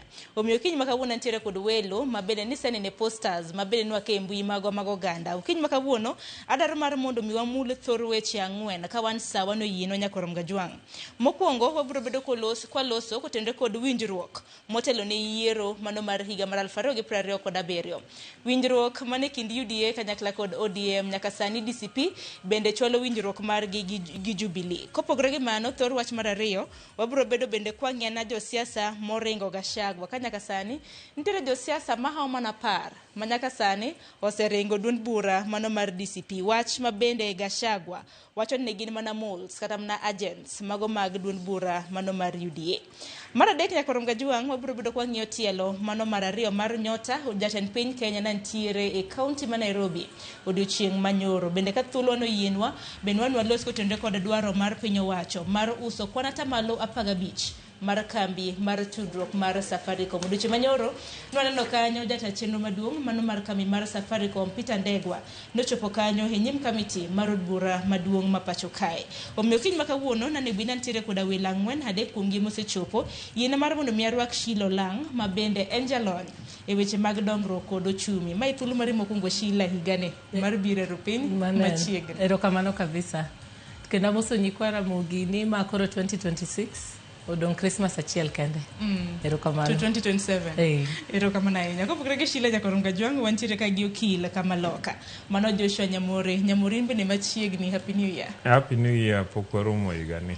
Amor mar biro go mbaka gi jothurwa. Especially sama tie mutni gi tungni. E oganda marwa. Wang'eyo ni to piny dhi kanye.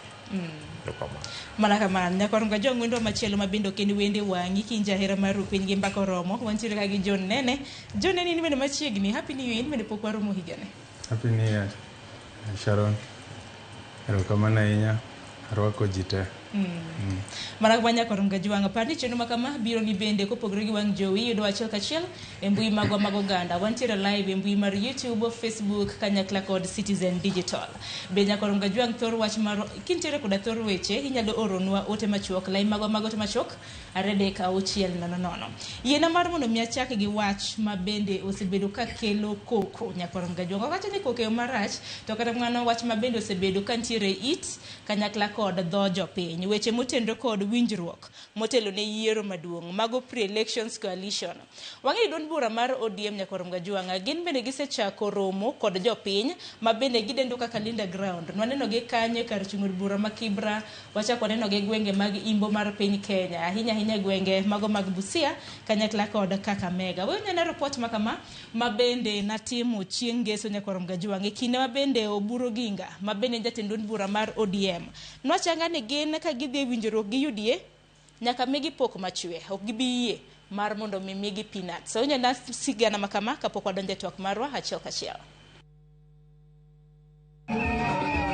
Romo margi makawuono e gwenge ma Malaba e kaunti ma Busia. Romo mar tego mbi mar duond bura mar ODM midendo kaka Linda Ground. Jotelo mopogore mawuok e duond bura no osingo mar tiyo kanyachiel mar neno ni mbi mar ODM onene gwenge ma pacho kae. Kotelnegi kod ogai margi Dr. Oburu Ginga giango ni kaka ODM gi kore mar riwo jokanyo duto mag duond bura no. Tuko kwa broad base ambaye ni loose kidogo, lakini tukiendelea mbele tutaongea na hawa na watu wengine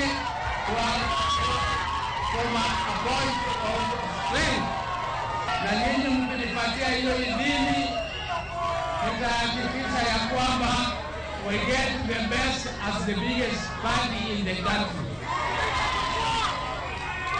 Our party is the biggest party in the country, and we cannot be given peanuts. We must get our fair share. Dr. Buro medo ni kaka ODM e kinde ma gibiro to kod duond bura mar UDA ok gibi yie mondo dwaro mar githich oko. Komedo ni ODM en duond bura mantiere kod mbi kendo moseda kuom thuolo malach e pacho kae. Amenipatia mamlaka ya kukaa kwa hiyo driver seat, mimi nitaendelea na sitaogopa. We are not going to be distracted by side shows.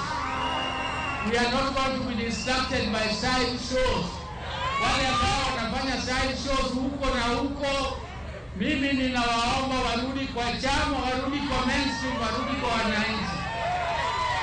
Mimi sitaki kutaja jina la mtu, hawa wote ni watu wetu. Mimi ninawaomba warudi kwa chama, tukae pamoja, tuendelee. Jakom mar ODM Gladys Wanga hoyango ni gibiro bago rombe mopogore opogore e kor gwenge mapacho kae e dwaro mar tego ODM motelo ne yiero maduong' mar higa mabiro. Kata kamano, okwayo mondo chwal mapiyo chudo ne familia manoyudo hinyruok e kinde ng'anyo mar sundo piny owacho. Na ile jambo ya compensation ya vijana wetu ambao waliumia ama kuuawa wakati wa maandamano, tunataka sasa pesa huyu mheshimiwa Atandi aweke kwa ile Kenya National Human Rights Commission by February kwa supplementary budget aweke pesa. By March, April watu waanze kulipwa fidia wale ambao walikuwa wameumia katika zile post-election violence. Dwaro makamano bendo sir lwedo gi gavana e county mabusia Dr. Paul Otuma. Mwacho ni county mabusia biro medo riwo duond burano lwedo e kinde magisiro jatendo ODM mar chwalo twak kod duond buche mamoko. Party leader, sisi tunakupatia baraka zetu. Lakini as we do that, jua kwamba hapa Busia ODM is the strongest party. Kwa hayo mazungumzo lazima tutakupatia. Tuko na watu wanajua kuongea hapa Busia. We are very good negotiators. Bangro mamargi mabusia kawuono. ODM terorom gi mar siro mbi mar duond burano e county ma Kakamega odiochieng' makiny. Koronga jwang' romo ma Kakamega ne gisetimo gino mara niseneno giner mabende nowuok e romo mano ma Kakamega. Kata kamano romo mabusia Ogai mano mar ODM Oburu Ginga wacho no gibiyie mar mondo mimigi peanuts e kinde mabende gibiro bedo ka gilalore gi UDA ka bende nokwayo moko kuom jokanyo mag ODM mabende samoro bedo kabalo kod duond burano mar mondo mi oduoga e chama.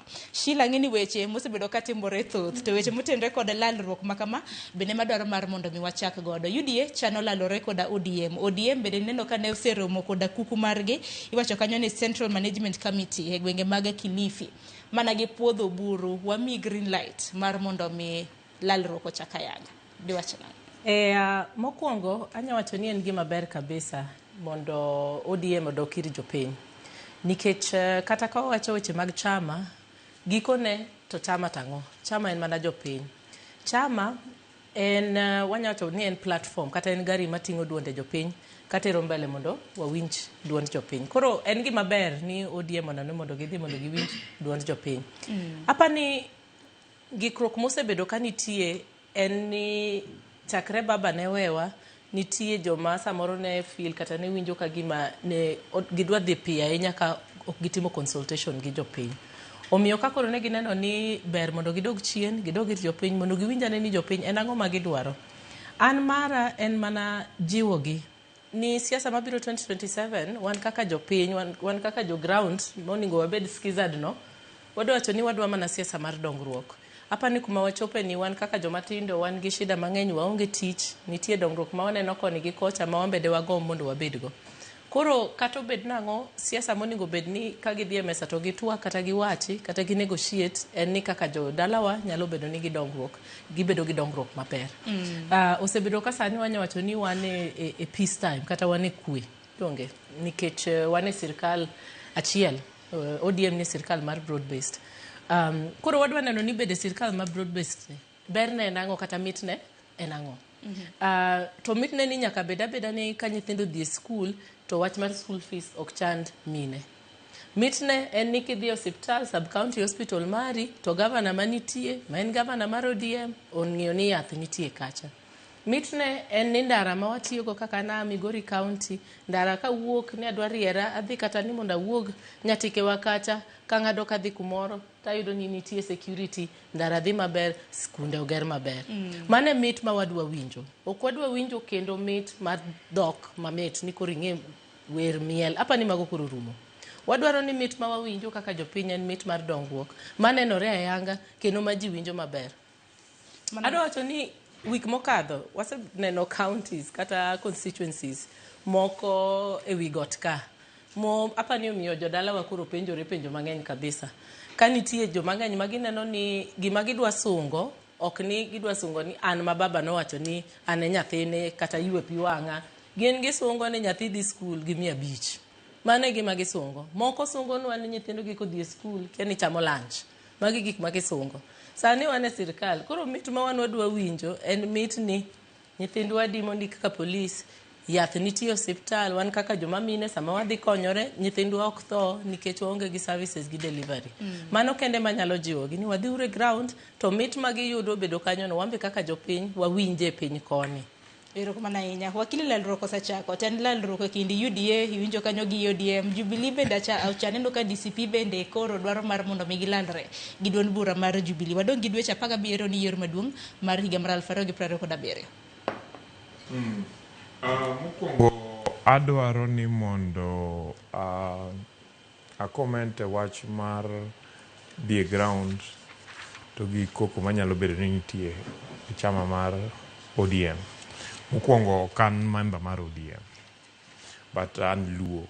So adwaro wacho ni sama wa discuss gigi onego bed ni nitie pogruok e kind luo kaka oganda, kind chama kaka ODM kata UDA, to gi kind family. For instance, chalo gima nitie mutni moro e family ma joka Jaramogi. Mondo wabed ni wa discuss issues gi moriere. And go mi awacho ma en ni ODM kaka chama nyocha en a national party. And sega wacho ka ni an nadonge i ODM. Ne mana weche mag tungni gi emomiyo some of us no wuok. Mar ariyo eni oganda maluo nigi structures gi cultural elders gi joma nyalo lose e weche mag oganda. And family mar Jokodinga nigi ratiro margi mar wacho weche gi kaka Jokodinga. To jaduong' Raila Amolo Odinga nyo en jatelo mar chama mar ODM. Joluo be nyose kawe kaka jatelo margi. To e dala mar jaduong' Jaramogi be nyo en ohinga. So unfortunately jatelo mar Raila Amolo Odinga koro onge. The question en ni be wanyalo bedo jatelo, wanyalo yudo jatelo manyalo mix gigi te. In my view, I feel ni for transition jaduong' Oburu nyocho odonjo makoro ntie kanyo ma chama mar ODM owale ni mondo bed kanyo. Being no ngama koro jaduong' to jodongo be manie kaluo be oyie ni onyalo bete mesa sami wacho weche mag luo, onyalo tero ne luo to be kidhi e dala ka Jaramogi kucho be en ngama duong'.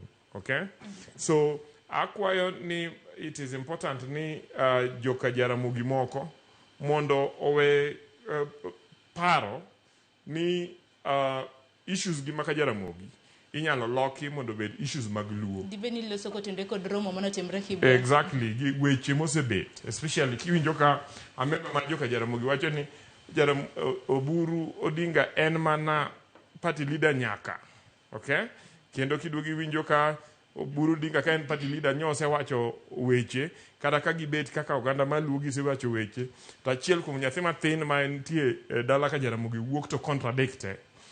Ineno king'iyo genesis magigi tiyudo ni ok en problem mani oganda maluo, ok en problem probably mantie e chama mar ODM, en problem manyalo bedo ni nie dala, gidhi gilos ka dala giwe thung'ogo oganda, giwe thung'ogo chama. Now kipenja wach mar ginene, wach mar UDA gi ODM, I think jotelo mag UDA motelnegi gi President William Ruto nyobet piny e NEC mo approve ni gidhi bedo gi negotiation gi ODM. Oganda mar ODM be nyocha osebet piny under Central Committee gi mowinjore ni gidhi bedo piny gi UDA. So I feel ni mae, unlike mbaka madhi mbele opposition, mae is a structured negotiation. And then structured negotiation more involves structures mag chama. And therefore I feel ni out of this negotiation wabro bedo gi winjruok not only on kaka gidhi approach elections, but also on the programs and policies mag chamago, and ensuring ni gi carry forward members mag chamago, especially kan nyisi wan kaka members mag UDA. Immediately when you neck mar UDA bed pay, the message has been sent down to the grassroots. Ni jo UDA nyaka tigi jo ODM, and therefore we welcome the ODM mobile tiyo kodgi in all spheres, and sama watiyo kodgi wangi aneni to ere manifesto mag UDM adwa dhiga election, ere ma jo ODM dwa dhiga election, ere gima wanyalo timo ne jopiny, but at the same time ang'o mosetimore ne jopiny sani. And I feel this is the only coalition manyalo demonstrate ni nitie gima gisetimo, king'iyo weche mag thieth, weche mag agriculture, weche mag ndara, weche mag skunde and so on and so forth, compared to koko matimore e opposition, group malugore ni United Opposition, maonge structures gimosebet piny kaka chama mantie United Opposition go. At the same time, onge agenda kata vision magichung'ne magitemo push us. So aneno ka jo Kenya biro riwore kendo biro support riwruok ma UDA gi ODM ni. Mawa deliver President William Ruto mondo bet president wa nyaka 2032. Nyaka 2032. Yes. Kenny John Titi nene nade. Wakili. 2032. Wewe bende pache mtu wa 3 times. Era kama na yeye Sharon. Mokuongo. Wach mar siasa ma Kenya sani obagni. Yomi obagni an kaka adongo masomo machopo kuma chopeni. Asebedo ka support opposition opinion. Pokna side ga government because government system madhi mbele and status quo and system man wa inherit colonial times to Kenyatta Moi gini no perfect mana the same thing no onge change maduong' mano otimore. Koro sebedo ka kwang'iyo gani joluo kako sebedo ka gore ne piny obedo kwang'iyo ga gima ber ne piny mangima. Kata ka oganda moko go nok winji ne pok nikech ng'eni joluo no otelo mbele e weche mag somo, e weche mag ng'eyo gima dwarore e piny gi Kenya gi Afrika gi piny mangima. Koro bedo ko nwaluo ga this Odinga family ok ni nwaluo gi nikech nine gina ni emotional. Nwaluo gi nikech reason. Negi gore ne gimoriere ma weche moriere weche manyalo konyo chi. The late Jakom Raila Amolo Odinga bendo odonje siasa obede right side mar history. Ogore ne gik ma make sense. Ngata ma riek manodhi school neno ni gik ma Jakom gini ne champion for were the right things. To maintain mano for a very long time. Koro ODM party nen Jakom. Jok mineno ne ntiere ODM party onge ideology moro menyawacho ni mae gima ODM party no chung'ne. Gik mane Jakom gini gore ne mane omiyo Jakom obedo powerful. Jok masani ntiere ODM nodonjo gi much Jakom. Koro bedo ni Jakom sani onge power, ji chako bagni. Nikech Jakom in as much as noweyo public opinion ka ji ohere, weakness manoweyo ni oweyo ODM koke en institution. Nikech ODM ene party mosebedo funded heavily gi ilongo nango ORPP, the political party funding, PPF. ODM emane yude mang'eny nikech party moko gine form to luar ODM nodong' kochung' e opposition to party ariyo mayudo ga PPF. Manyiso ni ruling party gi ODM. To king'iyo nyaka sani gi years ma pesa no ng'eny, Sharon, sani no nengo bedni kidhi kaka cities kaka koro Mombasa, Kisumu, ni neno ODM Plaza. Nitie ng'at malor kanyo donje e Range Rover ne ni en CEO mar ODM party Plaza mantiere Mombasa, Kisumu, Nairobi. To mago gik ma okine. Kidhi e grassroots ibo yudo ute mag mabati mowir ODM. Koro in terms of institutional infrastructure ODM ongego. In terms of ideological infrastructure ODM ongego. Gima temo wacho niya, sani kaka ne Jakom owuok ni. Ok ne ng'ato chunga gokinyi to wacho ni Oburu Odinga okawo kar Jakom. Kane en party ma is an institution ne giluongo NDC. To gitimo elections. Because party is a democratic system. Maisero wach winyo Odinga mar dhi NDC. Yeah, onge gimoro ni ng'ato achiel en ng'ama no yiere. It has to be through a party political process. to ma en gima ng'ato gituch kasto gidhi giendos. Mar ariyo, it is a very bad habit in Africa ni everything is solved in the streets. Gik moko nengo kwongo time boardroom, who agree as party officials, as leaders, then you decide now to go and take it to the people. One gimora more timo road show. This is a political popular party ma joluo luwo. Okonengo bedni feuds mantiere family idhi neno Kibra. To magi jok modak kamoro achiel. Onengo bedni gigi ne gi solve to gi come out with a resolution. ODM is not going to hold as a national political party in the near future. Odhi pogore. Nikech ng'ama nomiyo ODM obedo national party onge. To ideology te gi principles gi gik mane move ODM sani nenore ni ma en mana Raila Amolo Odinga. Makata sani jo Karuma osechakore ni jo Coast dwa baro, gidwa formo party gi. Jatelo masani neno wakili wacho ni gid formo broad-based government. Ngama broad-based government is about the presidency. President ni dwa dok e power. To president ni okodich gi ODM, odich gi joluo. To ng'e maber ni joluo ne luwoga party. Koro otugo gi ODM ni mondo yud kura ma joluo. To he is not interested whether ODM party lives or dies. He doesn't care. Ema minano kanyocho odhi Nyeri to dhoge opusore ni okadwa wacho gima nowacho no jiteno winjo. Jitemo sugar coating. Yani wan joluo wan gi weakness. Jomoko bende wacho ni ok en wach mano. Wan gi weakness mara achiel ni kwasechako luwo kamoro to wabo ima kata gik maricho. Lakini wadhi nyore kaka community nikech ng'ani to dwa temo reduce party ni to odhi bedo a Luo party. Kaka neno seketo Oburu Odinga unconstitutionally through systems okulung party NDC, ji okowinjore kaka delegates, okoyiere through the normal process, odhi kethre. Mar ariyo, nitie reality masani jok manokwongo nwagi ok dwa yie. There is a big popular opinion among young people. And young people now, especially these Gen Zs, they are kaka ging'iyo gik moko pogore kaka joma chon ne ng'iyo. Omiyo ng'ama chalo Babu Owino, Sifuna should not be wished out. Gik mineno wuok online ni Sifuna must go. Koro Sifuna must go kaka koro nyicha neno ka ng'ane nyap kijana matin manyocha donjo e siasa ni Kasmuel.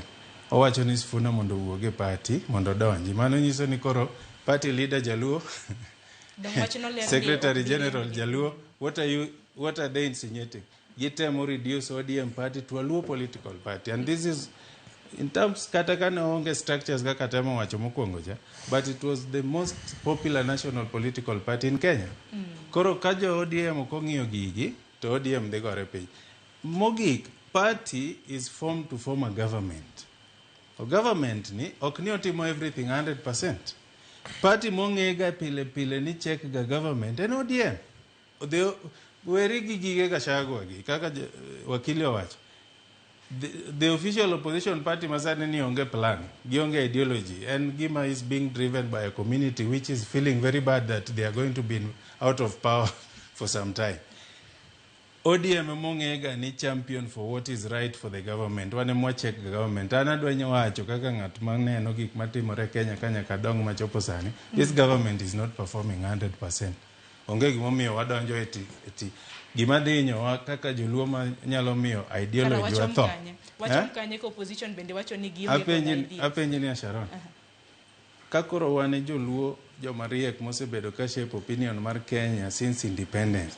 Ido wacho ni sani koro wafuo, waluwa gimoro kata gimotho kende ni joma luwo gini ma mislead community, gini joma chiemo ma benefit from the loot ma system ni osetimo. Makoro joma osechako chiemo kama dwani mondo ring gi community ni wadhi uru kama. Lakini ji mang'eny ong'e maber ni this government is the most unperforming government in the history of this country. Akani shili nene yo machal nade weche mabende nene osebedo karamna ka wacho kotenre kod seyo makoni kod kocha. Ana nene ni mopogore matin. Aparo ni slogan moka eroga en moko mag one term two term. Nikech mano wacho nango. One term two term mago tango. Apani okoningo wawera pako ni wadhi adhiya karombe ni wapako gimoro. Kata wapinga makata gimipingo beo onge. Watemane mondo walok siasa matin nikech aparo ni wa risk bedo ni one out of touch gi jo mang'eny, especially generations mar jok matindo. Nikech aparo ni nitie population moro ma identify so much struggles manosebedo gi ODM ma gin very endearing gi struggles ko. Magi populations manoneno kaka Raila no chandore. Raila no fight so much mondo mi wan lot of things ma wan go kawuono. To koro gin gineno ni kata ka luar piny to wabo luar go alwara. To population is twist malich. Aero ga wacho pile ni Kenya kura ma wadhi goyo 27 ni watimo registration maber. Ineno ka sirkal oseketo sani ID kidhi iyudo ID mayot, ok ichul. Kidhi register for votes idhi register. Jogi ko decide ni 2027 giwuogi nikech kura bok gigoga. But ka gi decide ma giwuok ni gidhi go kura, gine ma gidhi determine ni president en ng'a. To jogi are out of touch. Jo matindo gi are out of touch. Kata kineno gik ma ji timo on both sides, by the way. Okine jok matindo kanyo. Ineno ka they're just out of touch nikech gin injili ma gidhi winjo en injili mar gima na wacho cha report card. Okinyacha ni na leko no lek baba no oro na lek. No, chodwa gi report card. Wachni kana donje telo first term nan gi skunde 2. Sani asebedo mjumbe ugi CDF an gi skunde 10. Wachni mokuongo hospital mine kane nyuol neno matek nikech ne onge yath e dispensary. Sani tek kabisa mondo ng'ama miyo kadhi konyore mondo otho nikech ero waketo yath to waketo chenro makama. En report card odhigo siasa mar report card. Okodhi bedo siasa moro ni anto koro okaero Ruto koro adhi chwade mana ni one term kata utimo gimoro maber ni chwade mana ni one term. Kata ni anatho kode makata owang'o ot dhi lwar piny en mana 2 term. Mano sani mago galruok manyaka koro wae. Wan kaka jopiny kaka na wacho wan wadwa siasa mar report card. Mane siasa mamit. En siasa madongruok. En siasa ma wapiem, ok ni wapiem mar loyalty. Ni an man loyal moingo ji te to tich to tami. Chwad loyalty ni ir jopiny. Nikech ODM ma wang'eyo, an member mar ODM ma wang'eyo en ODM mar ideology. There's an ideology behind it. Wadwa wuok e galruok ma psychophancy ka koro wachimo ideology ka. Ideology nana nikech nitie samoro joma chung ka joma kati penj gi kawuono ni ideology mar party wenango to ok ginyalero ni maber. Gin ging'eng'a ni anadwa rwako kofia tarwako t-shirt to be wuoka. Kata anadwa pinga sirkal mano koro anang'e ni adwa pinga sirkal. But nyaka wabed ni wang'e ni ideology mar ODM nenango. The biggest attraction momiyo ji nohero ga ODM ne the fact ni ne principle kendo no dhao ne ng'ama na wanyonge. Joma ne ok nyal, joma ne weak. That was the biggest attraction mare. Okochuno ni it means ni in opposition kata ni in government. Kata in mane sirkal, inyalo fight for wanyonge ka in sirkal ibete sirkal kanyo. There's nothing wrong because idwa ni kibeto koti go koko. How do you make the change? Ineno. To at the same time, okidhi kanyo ni nyiso ni koro mae kaka wadhi wan wadwaro report card. Kendo wan wuoyo ni wadwaro report card. Okibi nyiswa ni mae kuma wadhi. Kok inyal siemo nwa school migero, hospital migero, yedhe manitie constituency ni Sharon. Ji adi miseketo mokonyo kao kitambulisho, kao voters card gi register. Mano e siasa ma wadwaro 2027 ka. Modong mago wang ne pangre ka dhi mbele. Erokamano ahinya. Nyakaronga jong'indwa machielo bende sechopo national dongo machiegni ahinya. Kata kamano kotokwa lor soko tende kod lalruok nyakaronga jong ntiere achiel kuom magazede ma bende nasomo odiochieng' ma kawuono. Keni wakili bende iseneno wach motenre kod kapo nono ni nen mana paro ma bende pan jandiko moro noketo kanyo ni kapo nono ni Ogai mar ODM Raila Odinga nyalo chier odiochieng' ma kawuono to yudo kaka chal mutni makoni kod kocha nitiere. To no yiero ideology koso patronage mane bende naneno ka ne na paro machielo ma bende ng'ato nosomo kanye gazeto kiny ma kawuono. Iparo ni chal nyalo chalo nade kapo nono ni Ogai mar ODM ton chiwo sani to ne mutni makoni kod kocha mosebedo kaneno. Ing'eni an youth Raila kane ODM lost. Nachako wuotho gi Raila 1996. Wadhi NDP, wadhi New Kanu, mwaduogo NAC, mwadhi LDP, ai wadonje ODM. ODM aduga wemanda 2011. Ka gweruok gi goruko kumbo ma sani timore ni ne obedo gima koro waneno ko konyowa kendo kwa focus on dongruok mane wapano ne wabed ni wa focus on. Ang'eyo omiyo kum kech ni nase wuotho gi Raila Amolo Odinga kuom higni mang'eny ma nase bedo official ma chama ne an branch chairman ma Kisumu Town West chakre ne chak chama nyaka 2011. Gima nyalo nyiso ni Raila Amolo Odinga gima nodwaro mane wan go ideology ma social democracy en ni mondo economy mar Kenya, uchumi mar Kenya mondo tine jopiny, mondo japiny onego bed ni kiwacho ni nitie dongruok to japiny be winje ang'o. And emomiyo king'iyo manifestos tema Raila osedhigo election en manifesto mang'iyo weche mag thieth, weche mag agriculture, weche mag tich, weche mag joma disadvantage and so on and so forth. Now, king'iyo UDA tibe iyudo ni President William Ruto ne en achiel kuom students mag Raila Odinga sama ne wach loso ODM. Ma kata kana wach mar gwerugo kumbo kech William Ruto be gima nogole gine ni jowa moko nokwe ni nyako aya ni gin gi joma nyalo biro mang'eny manyalo replace. Unfortunately, mano no cost ODM nyaka sani ok oyudo presidency. But kata noa nowuok gi ideological foundation mane giago ODM kata ne odhi oriwore gi jomoko. And king'iyo manifesto mar ODM, especially mar UDA, especially the better plan, you know the same issues mane wa discuss sama ne waloso ODM kwa referendum ma 2005 wadi 2006 kama ne obede announce rally ma wane mane wa mobilizing Kisumu. And they were the same things. And so in my view, the reason momeo, despite the fact ni negise pogore ahinya ne yot ne Raila Amolo Odinga mondo gidug mondo gitigi William Ruto under broad-based government. And the two parties and again kaka leaders ne share history. So the question ni ka Raila Amolo Odinga ochiwo kawuono obro yiero ang'o. In my view, the ideological foundation mar Raila bro yiero and the ideological foundation mobedo captured at the 10-point agenda mar broad-based government. And 10-point agenda no wacho ni one mondo wa compensate joma no inyore. Two, kukuma manotimore. Secondly, any wadwar teach ne kijende. Thirdly, any mondo wayar sirikal mondo jite obed gi nafas mati sirikal. Fourth, any mondo wa implement reforms, especially the electoral reforms. So king'iyo gigite to gin gik ma even right now the government is implementing them, and that is why adwani I joined Sheila gima wacho ni gima nego bed ni timore sani en ni jotelo at all levels from the presidency nyaka MCA onego bed ni miwa scorecard margi. And President William Ruto osebedo ka repeat scorecard mar President William Ruto be ok ochuno ni nyaka wachi. Nikech for instance ka di Kisumu to ka di Kabonyo Kanyagwal taneno ka gedo dhi mbele mar the agricultural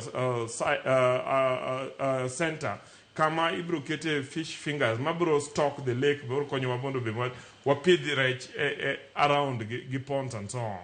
Kichaki idhi Kisumu tino kasa nigi loso ni wan rironi Mau Summit Road ka bro gere ma finally ochop Kisumu to bro open up trade between Kisumu gi Nairobi gi Mombasa. Similarly, the railway line be bro revitalize Kisumu. Kisumu nen town manodongo nikech the communication network. Ka airport be nyicha otiko the tower manyiche loso. The next thing makore the team kanyo en ensuring ni gi revitalize watch mar tingo mwandu ka Kisumu. Then fish landing beaches ma timore around Lake Victoria. Then there is yeah, those are the scorecards. Mibro ngigo President William Ruto ki compare gi scorecard mar Gachagua ma en mare ni Olinda the mountain. He compare gi mar Kalonzo Musyoka ma onge gi mosetimo in 50 years. Aito wa compare gi Matiang'i ma gima wanyalo paro en kaka no chwadi ji monegi during COVID period to gi kaka no kwany bodies in Rivayala. So Raila Amolo Odinga kochiwo kawuono to I'm sure ni pod obro dhi dwaro owadgi ma William Ruto mondo gibed go piny mondo gine kama ginya tere Kenya.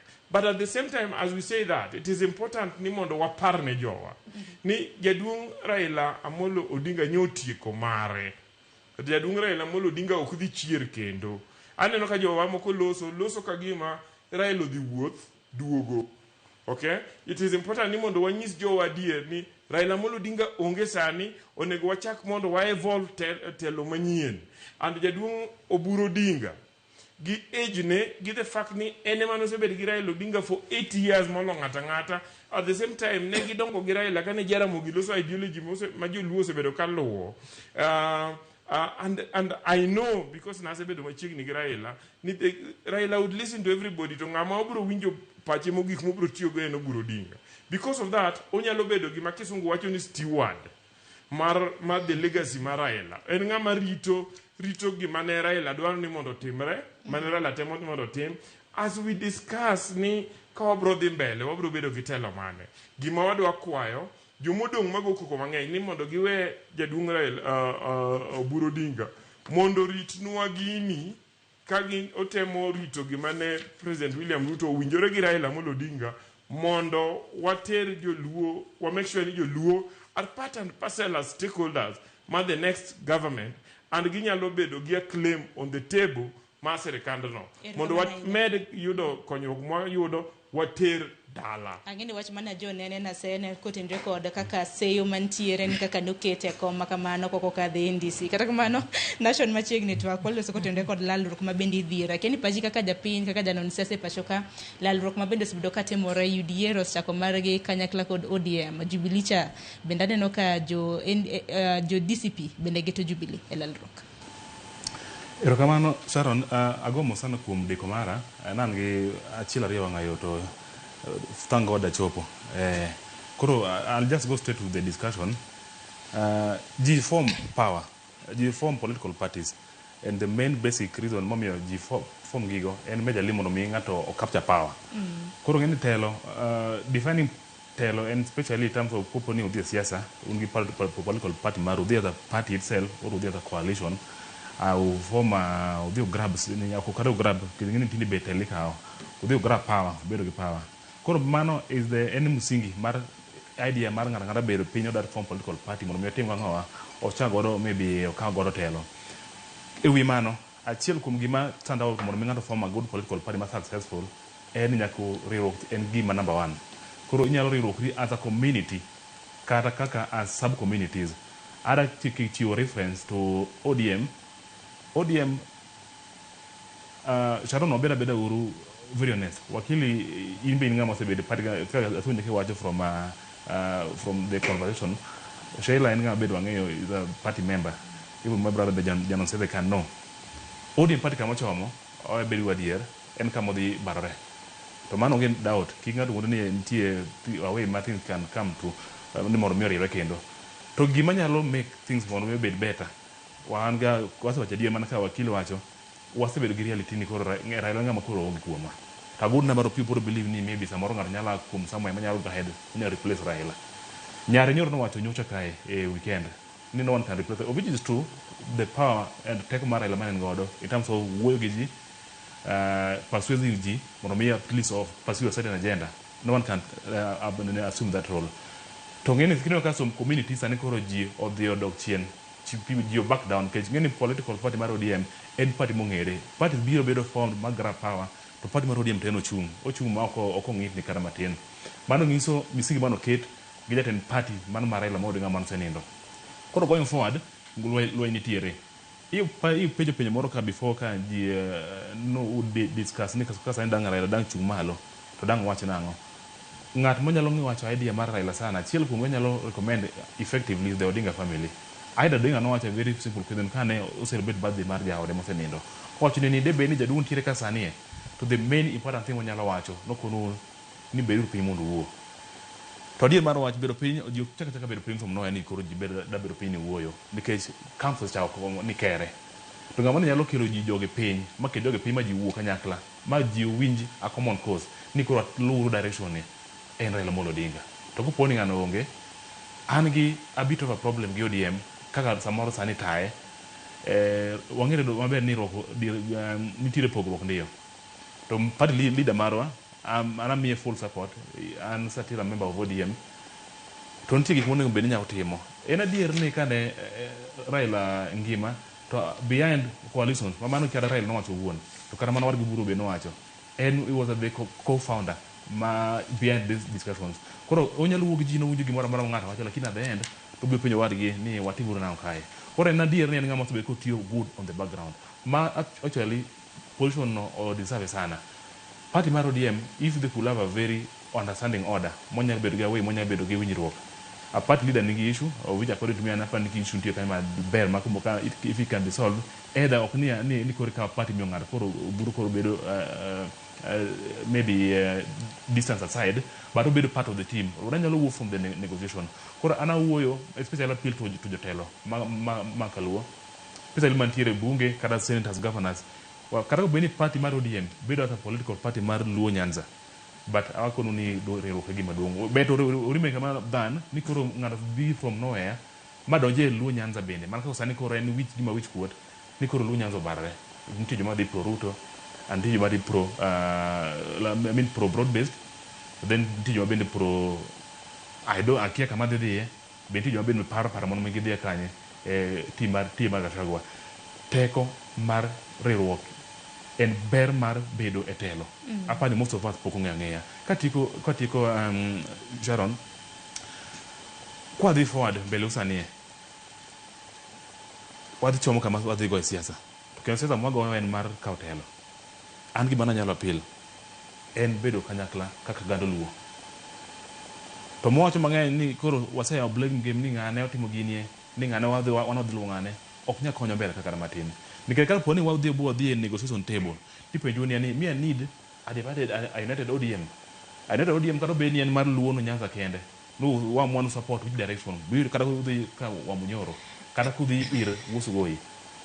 To jadala wa eberka wasebedo telo sani waneno ber mare. Kata be no we can't enjoy fully nikech ngeni Kenya bende lach. Ngeni ng'ato nyalo nawinjo ka ng'ato temo blame ni sani ngeni joluo wase enjoy mang'eny power. Kenya bende nini is big.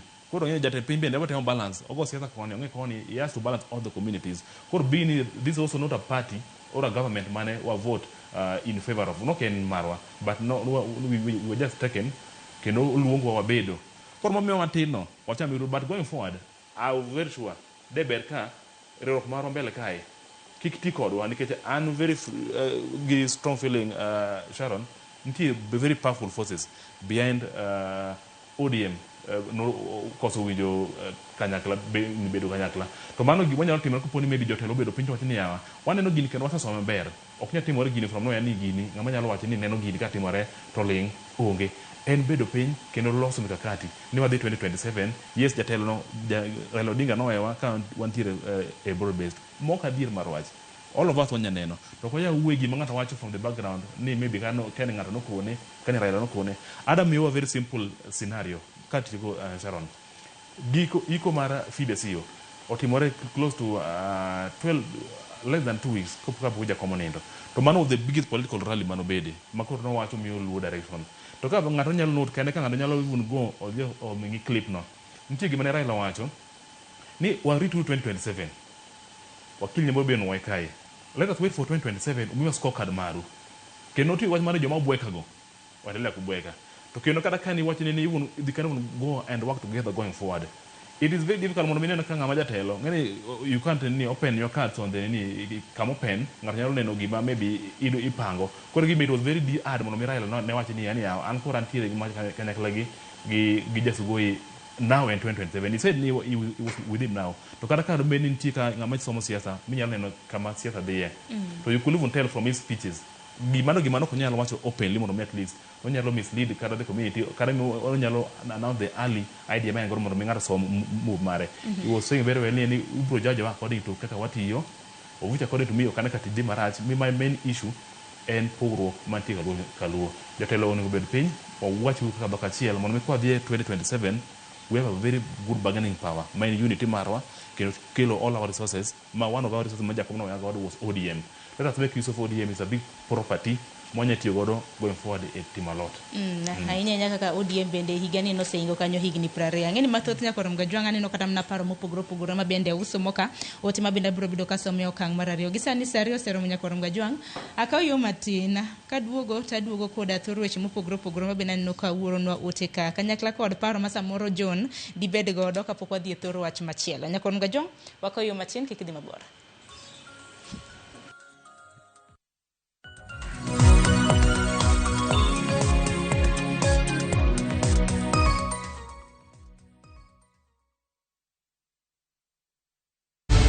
In a world where family is everything, how far will one man go to claim what he doesn't deserve? View Sasa brings you a new and exciting series, Ahadi. After years of lies, Hans, and often returns home, but the truth he's hiding could destroy everything. Nataka ripoti ya Hans pamoja na mkewe. Will he inherit the riches or face a bitter reality? Anatokea mtu pasipojulikana, anakabidhiwa hiyo ofisi. Huu sio usia baba. Visit viewsasa.com today and enjoy exclusive dramas.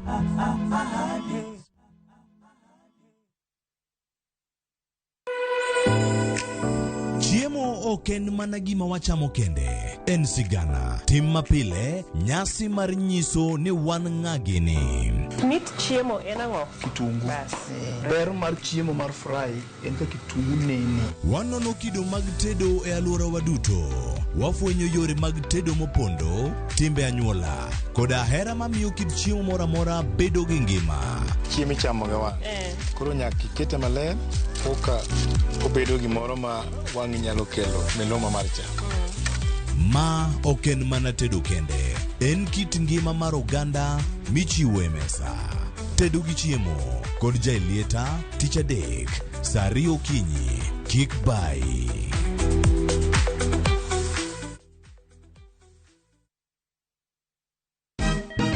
Siku njema huonekana asubuhi. Kabisa Anwari amangana gao. Seti him. Chamige. We museo. Kenya nzima tunasema jambo Kenya. Wax. Tiki. Taka. Twende sana my people. Hapa ndo nyumbani kwa muziki wa Afrika Mashariki na malezi ya vipaji. Sasa tuko tayari ku drive on. Mibibi na mijize. Leteni porojo sasa. Kwa habari za kuaminika kutoka kila pembe ya nchi. Are you ready? Leo kati ya Ingwe na Gor Serikali. Hapa ndio home. Wawa. Radio Citizen. Radio number 1. Radio number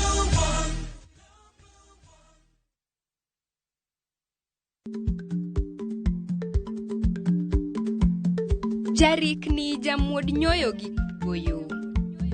Matiende ni dhi matek maok inono maber samoro nyalo miyo ng'ato midhiero.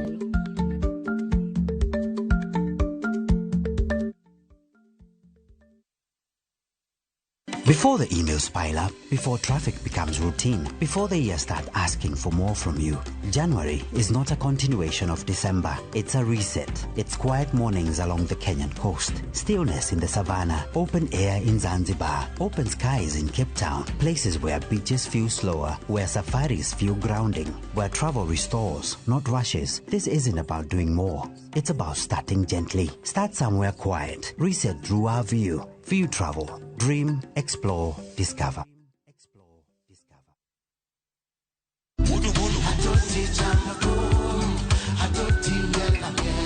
Woktich ka woktich wakelo ni don ya wotonagi. Kabinet chario kati chario Nyakorom Gajwang en odiochieng' mar yuto mari. Chieng' tich adek kati adek Nyakorom Gajwang en odiochieng' mar mine nyalo kachiel koda weche hera. Awendo kachopo tich ang'wen Nyakorom Gajwang wakelo ni kama nene, yani TBT kod thume mamit mokalo. Furahi the edition and thum kaliech. Loso kapuoyo Nyakorom Gajwang. Ka wakelo ni jothumbe mopogore opogore. Kanyo ndo bende wakelo ni gimiluongo ni be yawan.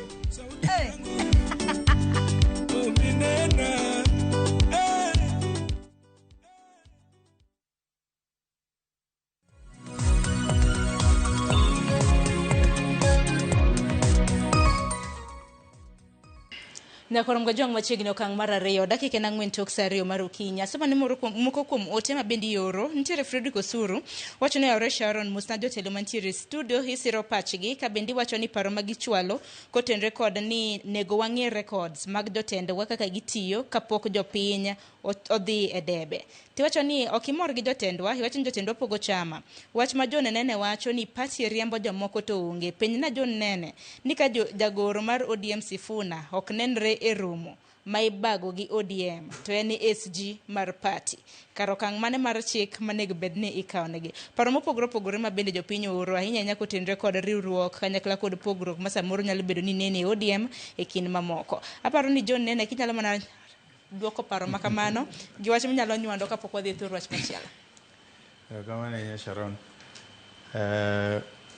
Abo chako gi kuma nwawego.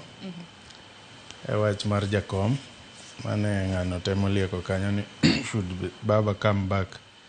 Ang'o ma dotimore. Ana chako gi mokwongo. Baba ok dhi duogo. Baba osedhi. Ng'ama nondiko American Constitution iluongo ni Joseph Jefferson nowacho ni no man is permanent. Nothing is perpetual. Life belongs to the living.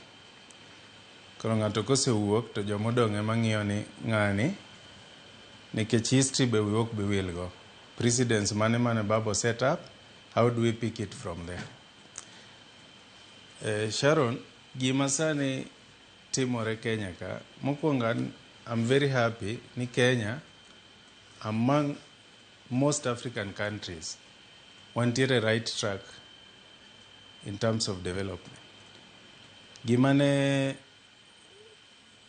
Jaramogi Oginga Odinga gino chako modako bedo champion gi second liberation mokelo jakom gini was to open up the political space to mondo democratic systems obedi, mondo these one party state dictatorships mapod waneno ka ni Uganda gini owuogi. Tadieri gi achieve to a bigger extent democratic space. Sani kuma wantiere ni onengo beni ji ong'e ni what times are we in history wan kanye as a country. Wantiere time mas mondo mi ji feel impact mar government nyaka wa develop economically. Nyaka systems obed robust economic development. To Kenya en piny mose think through kaka wanyalo develop economically. Gima wakoso en sincerity mondo mi waket development infrastructure go in place. Wan ka gi vision 2030. Sirikal mokadho cha nyocha temo keto basic infrastructure mar loso vision 2030. Sirikandni is just implementing a portion of gima nochakore. Kikipar ni low cost housing ma lawyer wacho kani ni jatelo ne mochake. In fact, omese up. Nochakore gi agenda 4 mar Uhuru Kenyatta. To kidhi Ngara ka udi nie AP mano chak gi low cost housing moko tieki gichako manyien nikech akia gimomiyo sirikal ka sirikal chako gik manyien. Gimomiyo gichako gik manyien nikech sami chiwo contract iyudo kickback, iyudo pesa. Koro gidwa dhi mbele gi gik manochakore chon ka gichako gik manyien, and that is really messing economic development. Awawe atiek marajang no yud time. Mano mess up economic agenda. Economic agenda must be seamless and consistent. Nwachako gik machalo kaka Lamu Port, Lapset Project, dams, 14 dams manonengo kel water sustainable systems, Tech City, Konza, ingeni jatendwa ni samoro wuoyo ga moko ng'iyo, nikech nyaki bede e boardroom, ibed advice gi experts mondo koki wuog kaka president wachi gimoro. Konengi ibed ni in president, iwacho gima is not filtered. And then it comes back to you, Koro Morara is checking the government. Ngat mo, iyudo ka we just messed up. Koro sani, gimonengo beni Kenya ng'iyo sani en robust economic development. Gik ma jogi kwano, loyo kwano sani mar agreement mar broad base, these are political processes. Mano bedo owuok as a result of Gen Z revolution. But ok gin gik ma ongi broad based, ongi in a terms of a national development blueprint. Iwinjo?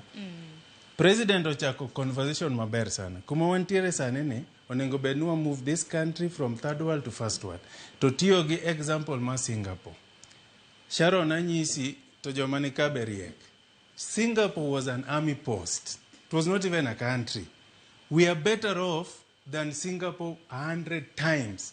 Nikech wan gi country manigi well-defined systems. Wan gi mineral potential. Sani ko kajifanyo ni kare Kenya kantiere mineral potential morom feed economy. It is already there in the report mane Chinese government ochiwo. The way it is done, ingeni what thrive on chaos. Wan gi sirkal ma thrive on chaos. Ineno gik ma jogi ringo ka dhi ndara. Hey, Mount Kenya. Hey, jo ODM. They are hiding deep economic benefits ma the underground. Pesa nitiere gik matimore Kenya ka minings madongo dongo kidhi West Pokot idhi yudo kambi maduong' mag Devki kiango pesgo dhi ofuko jomoko to oko ka to gigonu koko mondo kik ong'i gima timore ka iluongo ni system ma thrive on chaos. Gikelo chaos mang'eny to underground gichiemo ma impossible, and mano ok nyal konyo piny mondo dhi mbele. Mondo mi wadhi Singapore sani, number one thing ma Kenya nigi wan gi well defined economic system, wan gi arable agricultural potential ma kwa turn round to gi chiemo mamoko bom okie kuma watere. Wan gi mineral potential ma kwa turn round to pesa ni kama onge kuma watere. Wan gi gik ma Singapore ongego. Singapore nofwenyo ni gin Singapore nofwenyo ni gin gima gin go is to build their human resource. Okay. And then giketo ji obedo mariek kasto gi develop on technology. Only one side of economy. One tech city wanyo kwamu kanyicha president wacho ni we are going to be Silicon City, wadhi bedo independent, angomi okwadhi. Ano wuoyo to kia ni mondo mi develop a technological system city nyakibedi gis power, gimilongo ni power. To power ma Kenya ka, kikiweni waongego, wan gi serious wind power, area mar Marsabit. Ma impossible, mano kende ko bedo tap. So it is being tapped to the private companies. It's not tapped as a public power supply system. Katamana gine hydroelectric system, gik mate more Kenya kama ng'enyo kadawacho nikech sang'eny, but ka bene wanwang'iyo development wholesomely. Singapore waingo mabor, wanyalo kadho mwa kony gi aid. Iwinjo. Mar ariyo, ODM sani kaka ne party, ODM to seto. Nikech jok mariembo ODM ok joma riek mong'eyo gima timore sani. Mondo mi party thrive, ineno ka ne Jaramogi Odinga chako Ford. Ne en gi gima nodwa timo ne jo Kenya. Then kano se define gima nodwa timo no, koko yiero joma riek from every community, nikech this is a very polarized tribal country. Nyaki yier ng'ata ka ng'ata community mondo gino make a national agenda. Koko kao Gitobo Manyara, Kianga mondo drive god agenda no. Kuma ne wachako maber madiere go tang'eni Nyamori ne ntiere e sirkal ne 2002 I think 2007 mane 2007 ne wan gi 12 points agenda e ODM gima ne ji dwa timo kwa donje sirkal. Mondo mi ODM o thrive sani ne gibedo piny to gi define an economic plan of what they want to do, robust o gik mathindo thindo magi kwano kama broad base kiang'ogi gima serious ka looking at everything that we've done, Vision 2030, Agenda 4, where are we? Where is the government failing? Wabedo a serious blueprint. Blueprint ni kise biro gocho ni jo piny. Kae ma wantiere kaka piny sani, kae munengo wadhiye kaka Kenya, koki chako organize a political institution around it. Koki manyo leaders, manyalo drive that agenda. Jok mane ODM okech sala, gi okado wacho maraj, jaduong cheto, jaduong masani gi keto chairman mar ODM. Onengo bedi office. Ng'wech gine jakom mar ODM. Ng'wech ma gidwa tero godo wuodo gingacha, gidhi olo jaduong' no. En onengo beda ceremonial leader mobedi office to foresee things. Iseyo nyaka linda ground. Anyisi. Chiemo onwa duogo ka. Jaduong' gidhi olo jaduong' cha. Nikech age ne sani cannot allow that speed maringo kagi ka. En obedo ceremonial leader as they plan on how to build the political infrastructure to take power. Koro gimuse define mudwa timo as a political party ni emu manyo go coalition. Ero kama na Nyamori. Ok ni koro uno donje coalition midhi muonyu gi sirikand ni nikech imiu some token, then you forget the mission and the passion ma ODM osebedo ka bill over the years. Paro mane madichual nyamura hinya hangeni nene no mulo weche motende kod udi manyaka sani wangeni piny wacho osebedo ka gero seyo ta binangini nitiere sector mono marudi. Gima adwaro nyis John nene en ni samiloso kanga mariek.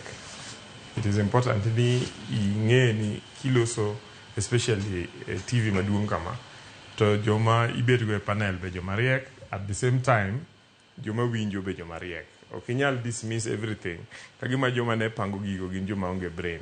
Mokwongo, it is important to note ni Dr. Oburu Odinga is in a PhD in economics, in development economics. Kendo noyudo PhD is one of the first, if not the first Kenyan to do a PhD in that line. And has worked in government on development sector before nodonje siasa. So okay, ngama wanyalo dismiss and ngama very learned. Secondly, the president Mawango is a PhD also, and at the same time nitie jo mariek moluorogi.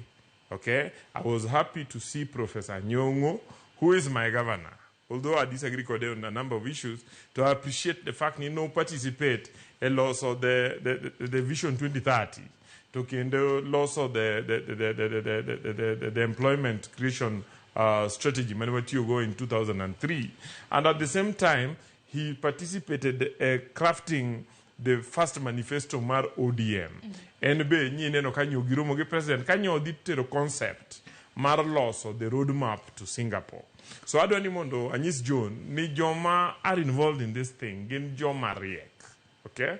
Secondly, adwani mondo anyise ni okonyal tiyo gi ute mangara to judge the affordable housing program meeting of President William Ruto.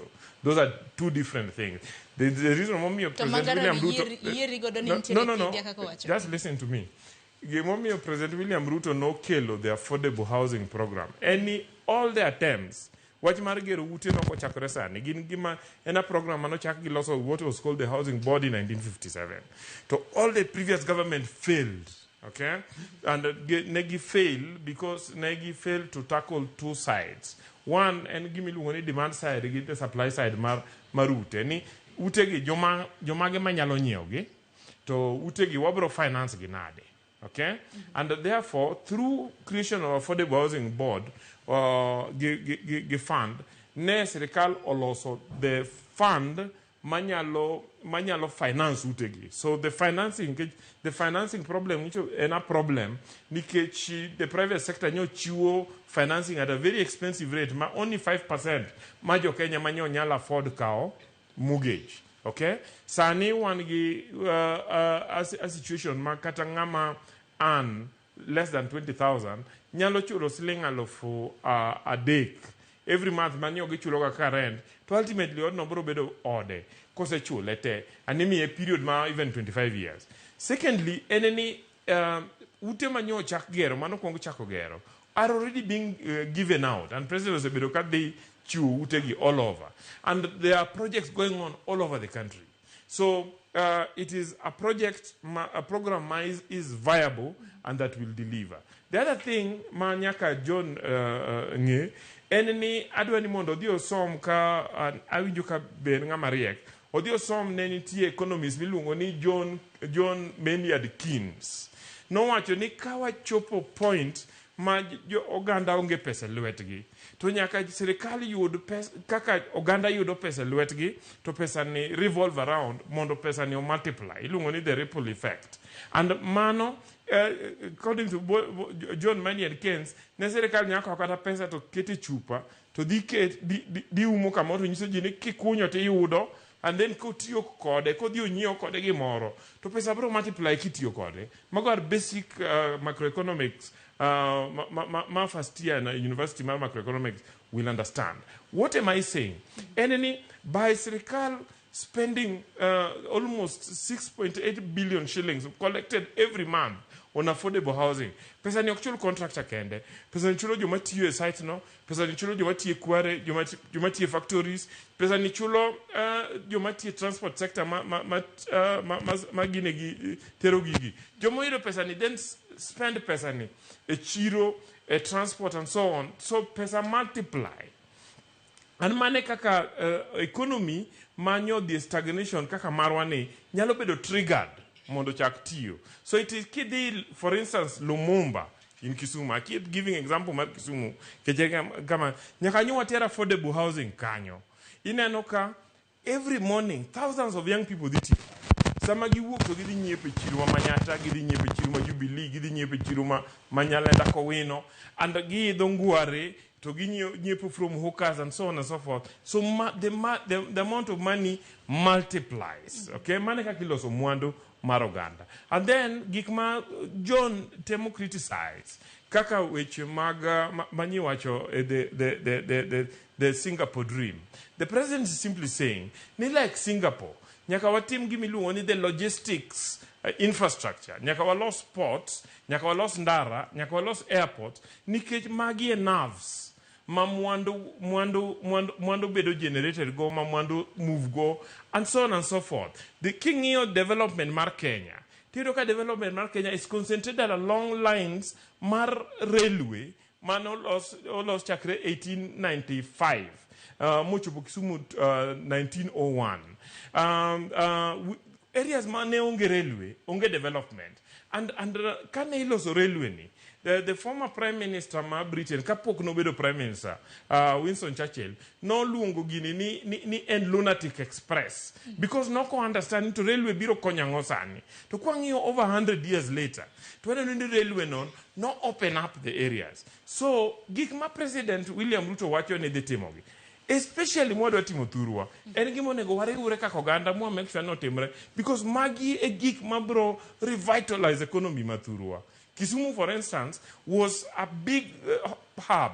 Nikech ne port netiyo, airport netiyo, ndara netiyo, and so on and so forth. Magi ko losnwa kaka wadwa ni losnwa ni. Emomi wadwa ni William Ruto mondo ti nyaka 2032. Mondo projects go team tem, by the time mowewa.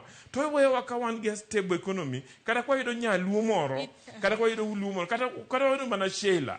To Sheila koro yido strong foundation. Monjalo telo nego Kenya kong'eni thurgi be oselos motegno. Erokamano ahinya. Ng'eni Nyamori wuok gi dakika 30. Aparo ni giwachni mogik kitieko kapok amiyo Sheila gi Nation thuolo. Kapok owuok.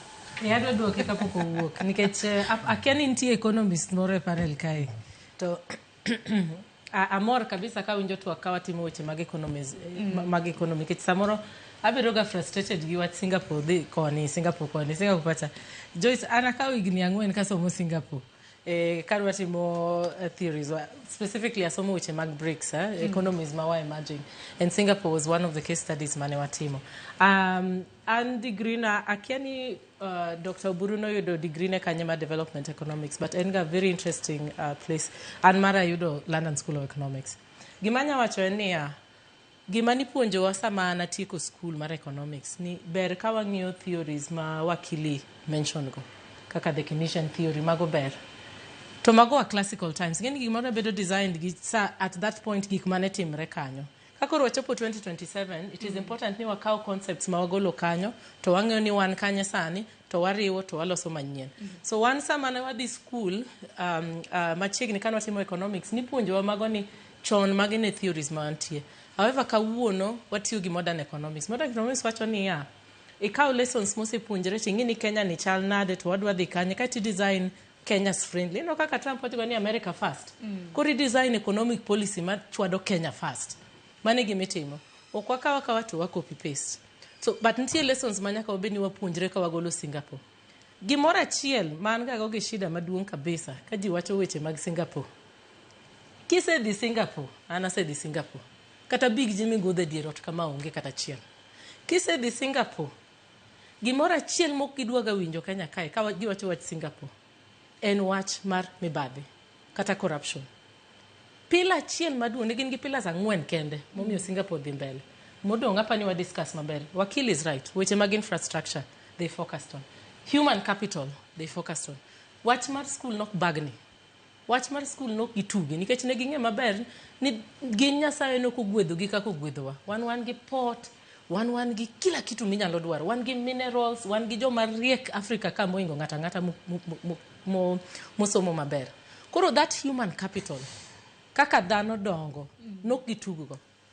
To gimoro achiel kendo one of the pillars mane gin go ne giwacho ni wach mar mibadhi watieko because ne ging'e ni kati tim ilos uchumi maber marom nade kati ger ndara machal mana madhi ka polo to ka ionge gi telo maber ka ionge gi good governance to gigo itimo mana ka yiem kanono. Nitie joma osegero gik mabecho becho oko kae tineno ko onge timo mana kanono lume ema grow gigo. Kik ung'i pinje moko kata ka DRC Congo gini upar ni chieng' moro ne gionge gi pesa kendo economies gi nok tim maber. Ne timo maber kabisa. Nyaka wayud medium ground between good leadership, good governance to bende gi weche mag uchumi. Koro pila achiel madwa ni mondo wamake matek mondo wane ni plan no en ang'o. En pila mar mibadhi kata pila mar governance. Nikech gik miwacho gite kati bi mana migochwa sani miger na factory maler kaka sani wachni rais biro Migori wanigero nwa stadium Migori. Kati ger stadium cha mabed maber marom nade. To waring wakao Sharon waket kanyo ni koro Sharon ne governor in charge. Kata ng'ama bonyono kanyo ni tugo mpira kata chilonge. So we cannot have conversation mar Singapore. Kok wadwa bedo gi conversation mar corruption and governance. Plan wa endango mar corruption governance. Mugi kaka wacho kik wakao copy pasting. Mano koro wawe. Waneni yes waboro ideas but koro Kenya style endango nikech nitie statistic achiel be mano wuok. Mana temoga wacho ni as an economist nyaka ichwad malo gi piny. Economy maber en economy miwinjo e mfukoni. Okochuno ni wakili nyaka par ni Lumumba nigero.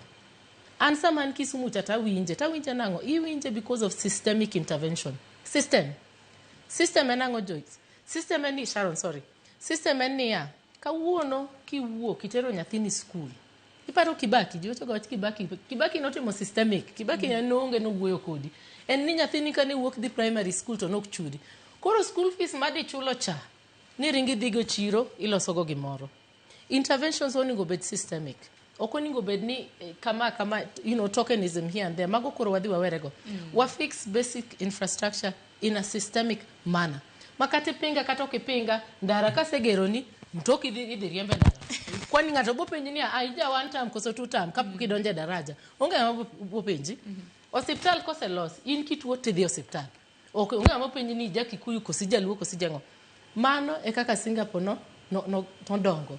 To kikocha cha Singapore nikech wapacho ni koro Singapore it's upogore gi Kenya in many different ways. Koro wa adopt gik ma Singapore notimo to achiel from the main things manyalo adopt from Singapore en wach mar good leadership, good governance and corruption. Ka okwadwa mulo wach corruption gi governance no taneno ka wawek wacho waketho ni Singapore kana. Ngini nation buka mitu lo kata kamano wakili na nchire koda dich moro wakile boda kikario kapoko ko yo matin gi wachni mugiko wakile. Wach na mogik en medo wach ma Sheila wacho okadwa duoke adwa medo. Adwa medo because gik mo wacho go are part and parcel of the Singapore dream. Ni wadwa mondo wa transform Kenya. And adwa wacho ni this is the only government must show ni president must show ni en courage monyalo intervene go kama cartels nyotamore ni okwanya bedo gi interventions ma loko structure ma the economy. For instance, Nino government was hardly collecting 200 million shillings every less than 100 million shillings every month. Okay, because of corruption. This is the president. President Mokono Temotamre. No, actually, no. We will collect pesa through e-citizen. Pesa will increase from the less than 100 million shillings per day to a point, Masani, we are collecting almost more than 1 billion shillings every month. That is an intervention on the systems, not intervention on Gukoko. By ensuring we try and invest in production rather than subsidies, makonyomana the other people. We ensured the support mastercard. This should every farmer at the last mile. That is an intervention on the systems. What am I saying? Corruption is a big issue. And corruption has been with us for a very long time. And corruption has become a social problem in Kenya. Because you don't need Kenya complain the Kenya government is corrupt. To go walk for instance, komake koringo dhi tich gokinyi, to police omake, to mondo kiko dhi e court, quickly ogolo siling 1,000 to timang'o omiyo police. Okay? Now, police cha, ka en nyathi mathin manyo koro ka e training, what are you training him as a Kenyan?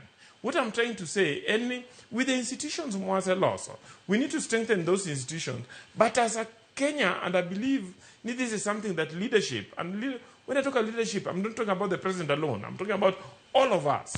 We must come together and say no. Can you remember Kisumu early this week?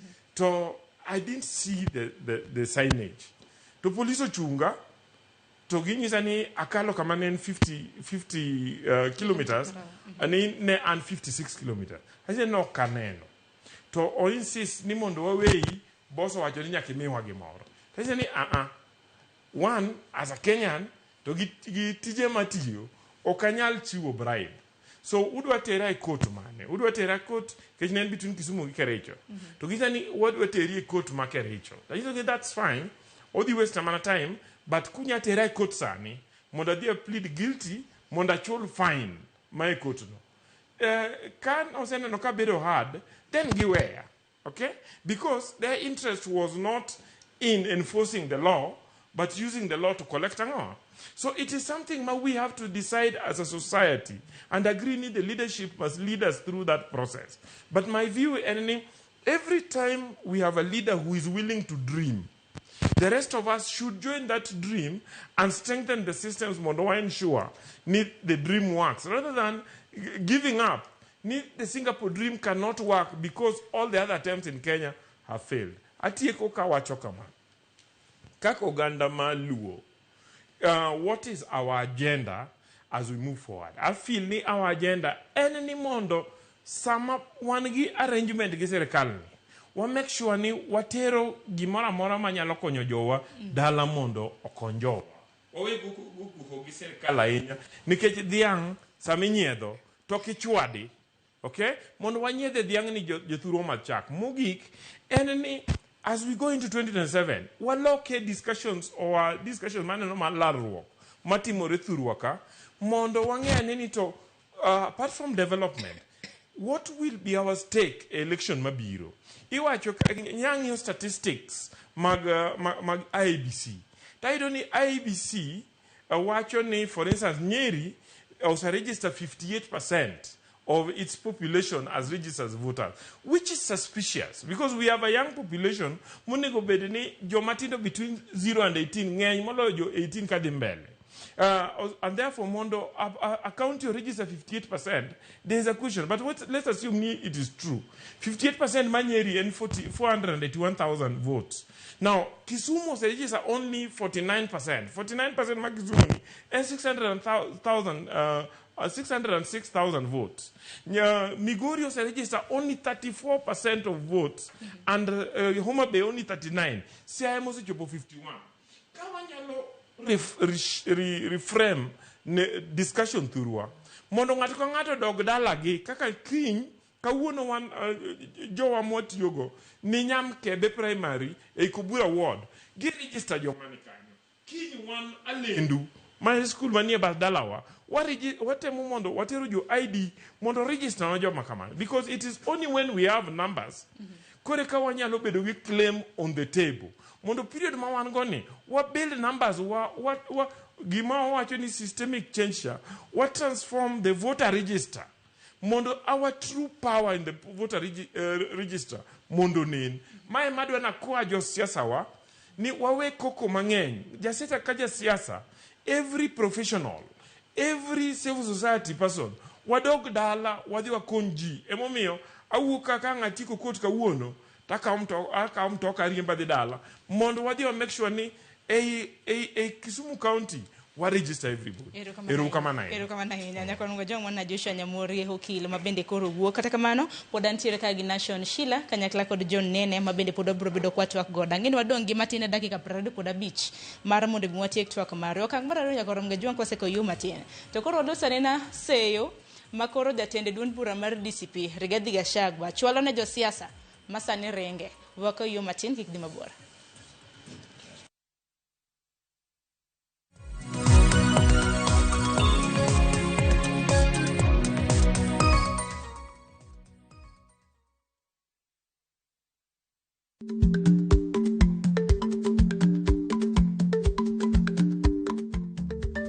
Dhako muol ka donjo, matiende ni bedo ni ng'ato ling' e kinde ma owendo ok ofulo ni omuol. Samoro en kod kido mamoko.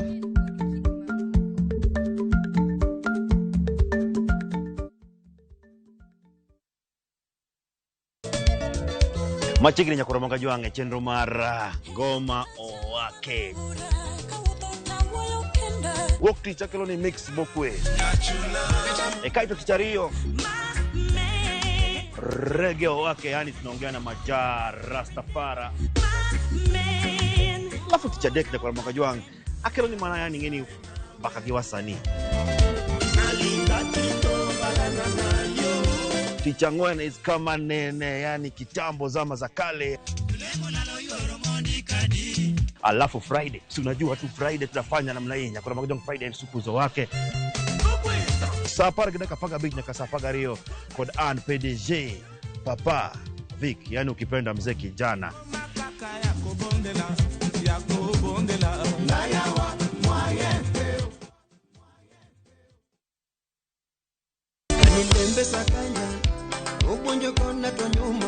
Chakre sulwe mapod nyien nyaka duond jower mang'ula. Winyo sungore mamo wang winyo sungore. Wan gi thumbe manyien mowuok e dho nam nyaka e piny mangima.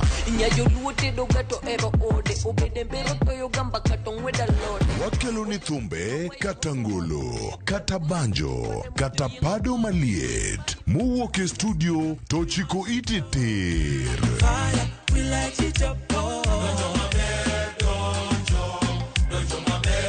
Mami thuolo mar winjo duol kod wach mopogore opogore.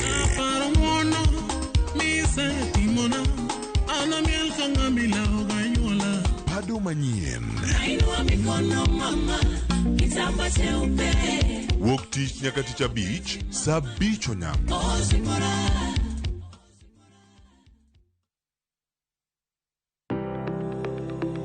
Ringreni wuoyo, to be ichiko iti. En aonda, rem mora mora. En ranyisi ni ringreni wuoyo kodi. E penj laktar, walero weche ma ringreni temo nyisi. Ka wakelo ni paro mag jomolony. To wacho ni mondo mibed gi rageng' maber nyaka bed ni chiemo makare, nikech askeche gi iloso kuom chiemo makare michamo. Paro manyalo reso ngimani. Kochopo kar food allergy kae, to kinga ma del ma ng'ato chako gore gi chiemo mochamo. Kod weche mag thieth mayudore achiel kachiel kuom joma olony. Nyalo bedo ni ng'ato nigi ratil man malo.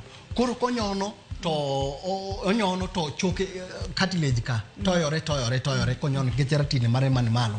Mano nyalo miyo bende ng'ato nyalo yudo arthritis no. E penj laktar gi Ruth Otieno, wuok tich nyaka tich abich, saa 12 odhiambo, mana e Ramogitvlive.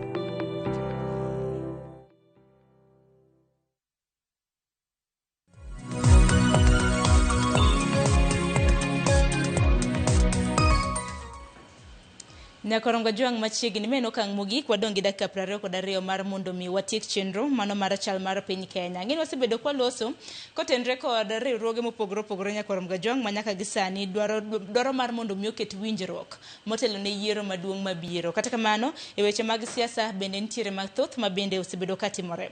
Gisani jatend duond bura mano mar DCP Rigathi Gachagua bende gisani seyo jotelo masani ringe kowacho ni josiasa go chal ka gima gin kachero mano mar jatend piny Kenya William Ruto. Wenyana kaka migosi Gachagua noloso hang'ini nitiere gwenge ma kadhodh nam chumbi kama nitiere koda romo mopogore opogore koda jo DCP bende nitiere kaka gitimo kisera mano mar ombulu e gwenge ma kadhodh nam chumbi kama e kaka noloso kotende koda moko kuom josiasa ma hawa par manyaka gisani wachre ni oseringo DCP ne duond bura mano mar UDA.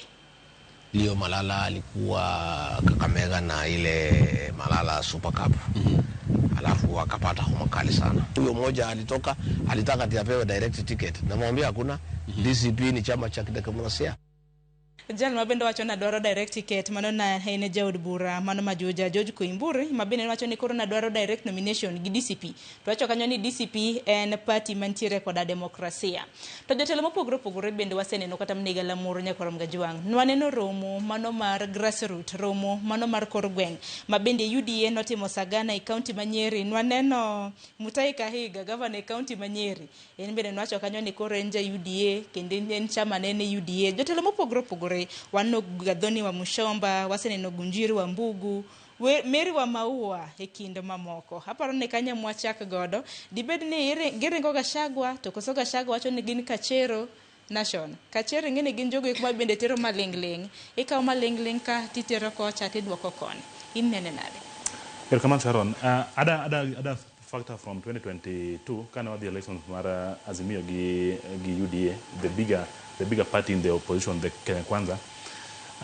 no one team Azimio tanya paro very clearly ntigi kimo good number of things man wada fanya bange ni our camp is really infiltrated no one get a lot of people mantire from opposition the opposite side to not ni those are the things man waber pin what ni Ruto was really a smart person koro just to on a special reference gima jatend bula ma DCP wacho DCP man kana wajo Sharon sani kwa di yiro kamae jok ngini maybe kene ODM ni kene ni delegates adi ni ODM koro kene ni makore kanye is all about politics ma Kenyan is a bit tribal actually is purely tribal that's why it is hard for me maybe kawan wantire ODM for example to why expect more maybe one other parties obede kaluka nyo more at least maybe more me laro kubedi can what be a very powerful party it can't work any unity could be one language kaka community money might take party forward our way DCP is Mount Kenya based kada be negi do alaki ni negi do kombe in other areas but more over the background knowledge kwa ni DCP and marangoa and Mount Kenya oknyal mano ngis ni eno ni ngado nyal chungi party moro party neno maybe from Nyanza coast kana maybe northeastern failed to capture seat but money based mare kendo gire ore kendo money party made overtake even Jubilee man kingato wodini maybe Jubilee will give some fight DCP will have a very big say on in the mountain but ngeni koro many advances makoro DCP maybe ineno koro GD fact from the party jiwu kanyo kabiro maybe party mare most of them wuk ne gibire UDA magi duwe serikal matine maybe gidi edalar komgi tiko mar Jubilee or maybe the UDA itself but anya kono jini Ruto is a very shrewd politician ngat moro maneno mbele kendo kingado wondi ngato is a pushover we all know kendo kara maybe kara the opposition themselves on aber ni belka very hard for them odi ber sana matek mono at least give pool magi defeat that the incumbent take because ngat ma one camp niko maybe you are the on the opposite side obuketo people a good number of people who are jo inti dok mo mitio godo kai mar jok ma you may think ni you have a big team no ngeny kanyo lakini kubenti jok mo be mabiro formo wach Kachero inti Kachero kama ngeny koro one of the things anya paro kana obiro last room an godo ka Sharon na woni ni DCP and party mar mountain but some like Malala kina nako obiro kacha okinya ngisa ngata no from all the way from obiro SGMR party obedi no sit even in the on the cabinet docket with that portfolio then from nowhere resign then work the chung the chung obiro deputy leader mad DCP he was ngat moro maniti ogoro mono at least if he low maybe low ndara mango de bele maybe in a particular party koro mane apan mano is just advancement ma jaten primar Kenya timo mono me o dwok nguvu mar DCP mon Kenya piny kaen been at the same time otemo tiyo gi optics onyalo organize like last time kan Nyeri he had almost close to 1700 delegates alone koro ngene man pogi wojo ma jogo biro godo to maga not votes alone mago jogo moko biro to even ka sa yiro romo gin ki jogo moko magi maybe ngeyo ngene pesa ngene bene pesa that the main tool mane jaten primar Kenya tiyo godo last time kan deputy no tiyo gi pesa to sani kor bini has money onya tiyo kada even from the Luo Nyanza and all that kabiri Luo Nyanza let me say Sharon an poko will give way about siasa mar Luo Nyanza marwa sani koro wadhi koro maybe coalition awach ni maybe karaka jomo no amua ni koro gida luo jaten party masani Oburu Odinga party makidhi ire for example kan Raila kan dhi wuoyo gi ngato maybe in a because ngene ma is a power sharing deal man kan wacho before ni party mar ODM is the biggest party to koro is very ironical ni wan makoro the biggest party ema koro ringo towards the small party mondo mi giwuo. In fact this will only ben gibiro irwa, but money maybe another scheme maybe jatend piny mar Kenya tiyo godo mondo mi frustrate the effort mar riwo ODM bed gimoro achiel mondo mi at least kata kwa dhi bargaining table kata mar power to wanyalo wuok gi dwaro achiel mondo mi at least wa capture power in a very good way. Wan kaka mwalo wakuje Sharon ODM obedo infiltrated the same way manaka DCP obedo infiltrated. It is really deeply infiltrated.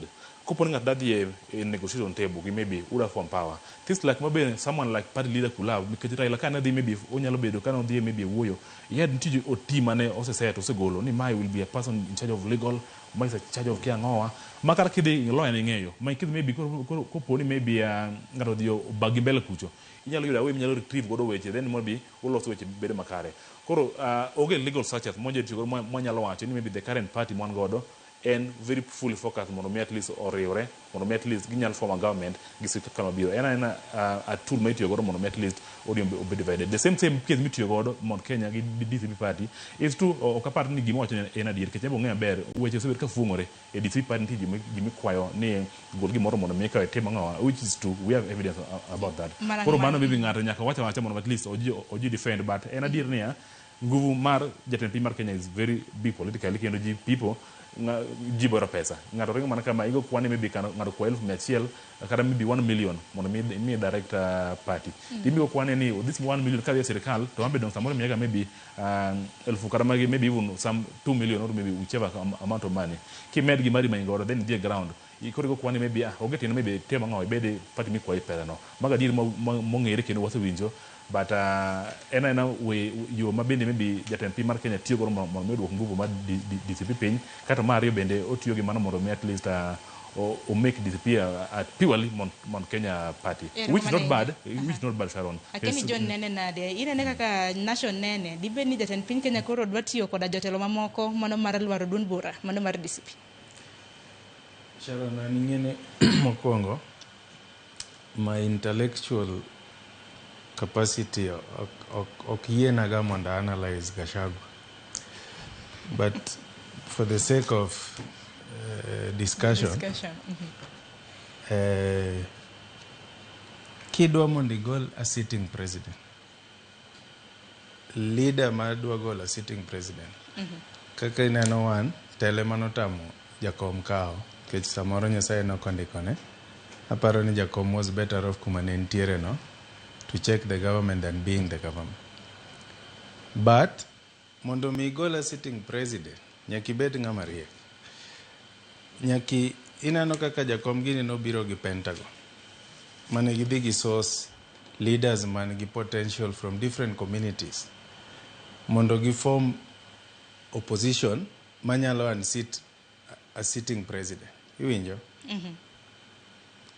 Mano number chiel, nyaki bed gi agenda ma is appealing to the people totally, jo Kenya mangima. Then secondly, nyaki bed gi team ma is sourced national mariembo agenda no mondo mi gol president. Gigo te Gachagua ongego. Mar ariyo, Gachagua ne kinene en dictator nikech oae regime mar nen kia chief otiyo gi Moi government. Ingeni human being is not a machine. Oken gimi nyalo change ne software mondo team manyien. Ng'ama dhano chopo limit kasto chako degenerate. Gik manong'eyo chon ka emo podo champion. Iyudo ka en a spokesperson mar gimotimo no. To en gi line achiel mar consolidating Mount Kenya as a vote. Ma en by the time maji the election, DCP will just be a Mount Kenya party. Motingo mana jo Kikuyu go kaka gidonjo gini. Alafu jogi begin jomoko ma rigid sana. Nikech for a long time gisebedo ka gina selfish. Koro gimbende ok gine kata through leader gi no. Nitiere emerging leaders mariek kaka Ndindi Nyoro gi ne ok gine. Gimoka moka gima nikech selfish interest mar community. Ineno. Koro onge mall is not allowing people a party no to exhaust their potential. To gima chiel ma Ruto power nego. Power mar President Ruto. He really motivates the people around him, especially financially. I mean, anoka wakili osedhito mano danyisi. Ng'ama osedonje tiende kanyo obedo spoiled. ang'eyo jok mosetiyo gi president ni manogolo from the street to keto gi billionaires, omiyo gi empowerment ma impossible. Ema yudo ka ng'ama osedhi bute nyaka koro wer mana to ing'eyo embo pima yamo kirenge dhi to ng'iya kaka idenyo kanyo to luongi odiochieng' adi to kosego dhogi bor to wiyo wil gi shida mane in go kono. Koro gir Gachagua ni to is not a threat to the current president. Emomiyo nayie gi jatelo ni ng'ama ne nyalo drive agenda mar nation masoba kaka wanyalo wuok from point A to point B ne en ODM party. To ODM party to the sani koro nikech gima inyo any system kata sani neno America is a very big country, but the moment magisichako yiero jok moko moranora, it is going down. Chaos osichako bedo America ji sani yani it is no longer America that you used to admire. Why? Because of the leadership. Koro leadership ka weak to system no bro crumble. ODM owegi vacuum mar leadership. Nikech joma ne riembo ODM manotegno machalo Gire Nyong'o, Orengo gini jok mane wang'eyo, alafu ineno kaka koro wakili Nyamori gini jok manotegno manodonjo ODM moko be noweyo kaluwore gi kaka system ne dhi.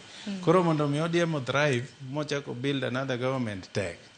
Gima nade chako medo e wach mane wawuoye mane Sheila wuoye mar Singapore. Sheila nowacho gima very powerful. Gima omiyo the journey to Singapore is not possible with the people in government right now in corruption.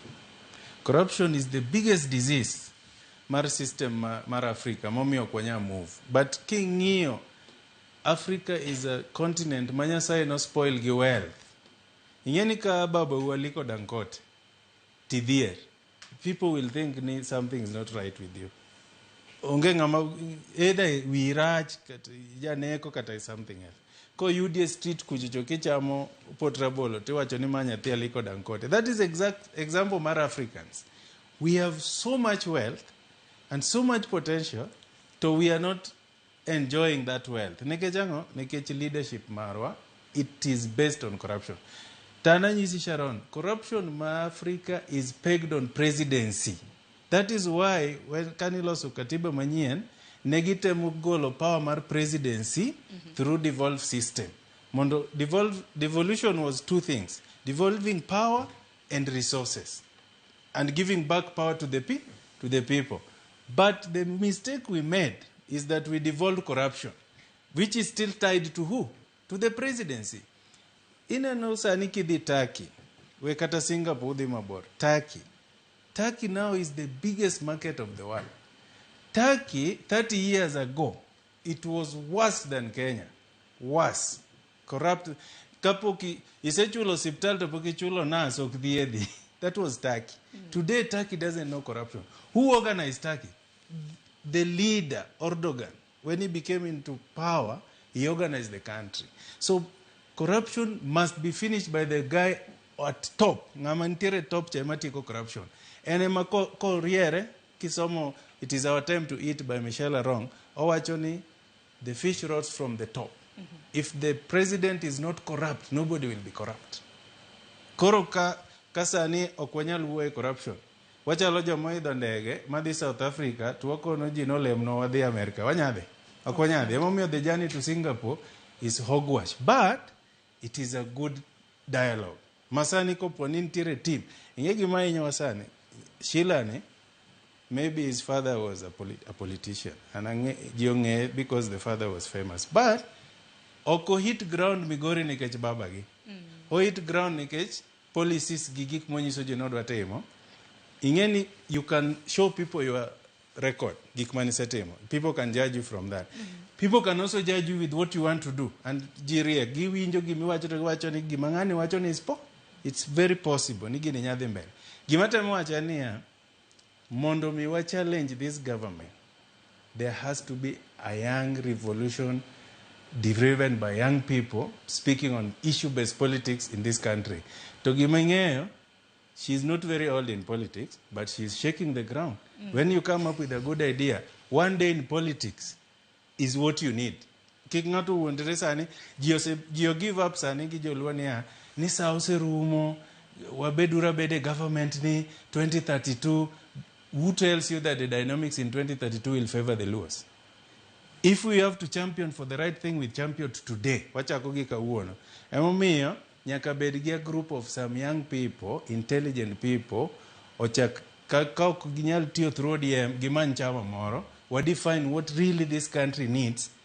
Kuma wachope ni mondo wa move forward nikech gik ma jogi wacho kia track record mar government ni is not touching the pocket of the people, and people are feeling the pain of this government more than any other government in this country. Koro ka ng'ato biro mo wuoyo gi the heart of the people, one day is all he needs. We still have 2 years to election. Erokamano Jona, keni shili nene na dano ka thuolo bende mayo wadong mana gi dakika 5 kende mar tieko chenro. Ana yie gi owadwa kabisa. Hapa ni nitie dhok moro ma wawacho kaka joma tindo e siasa.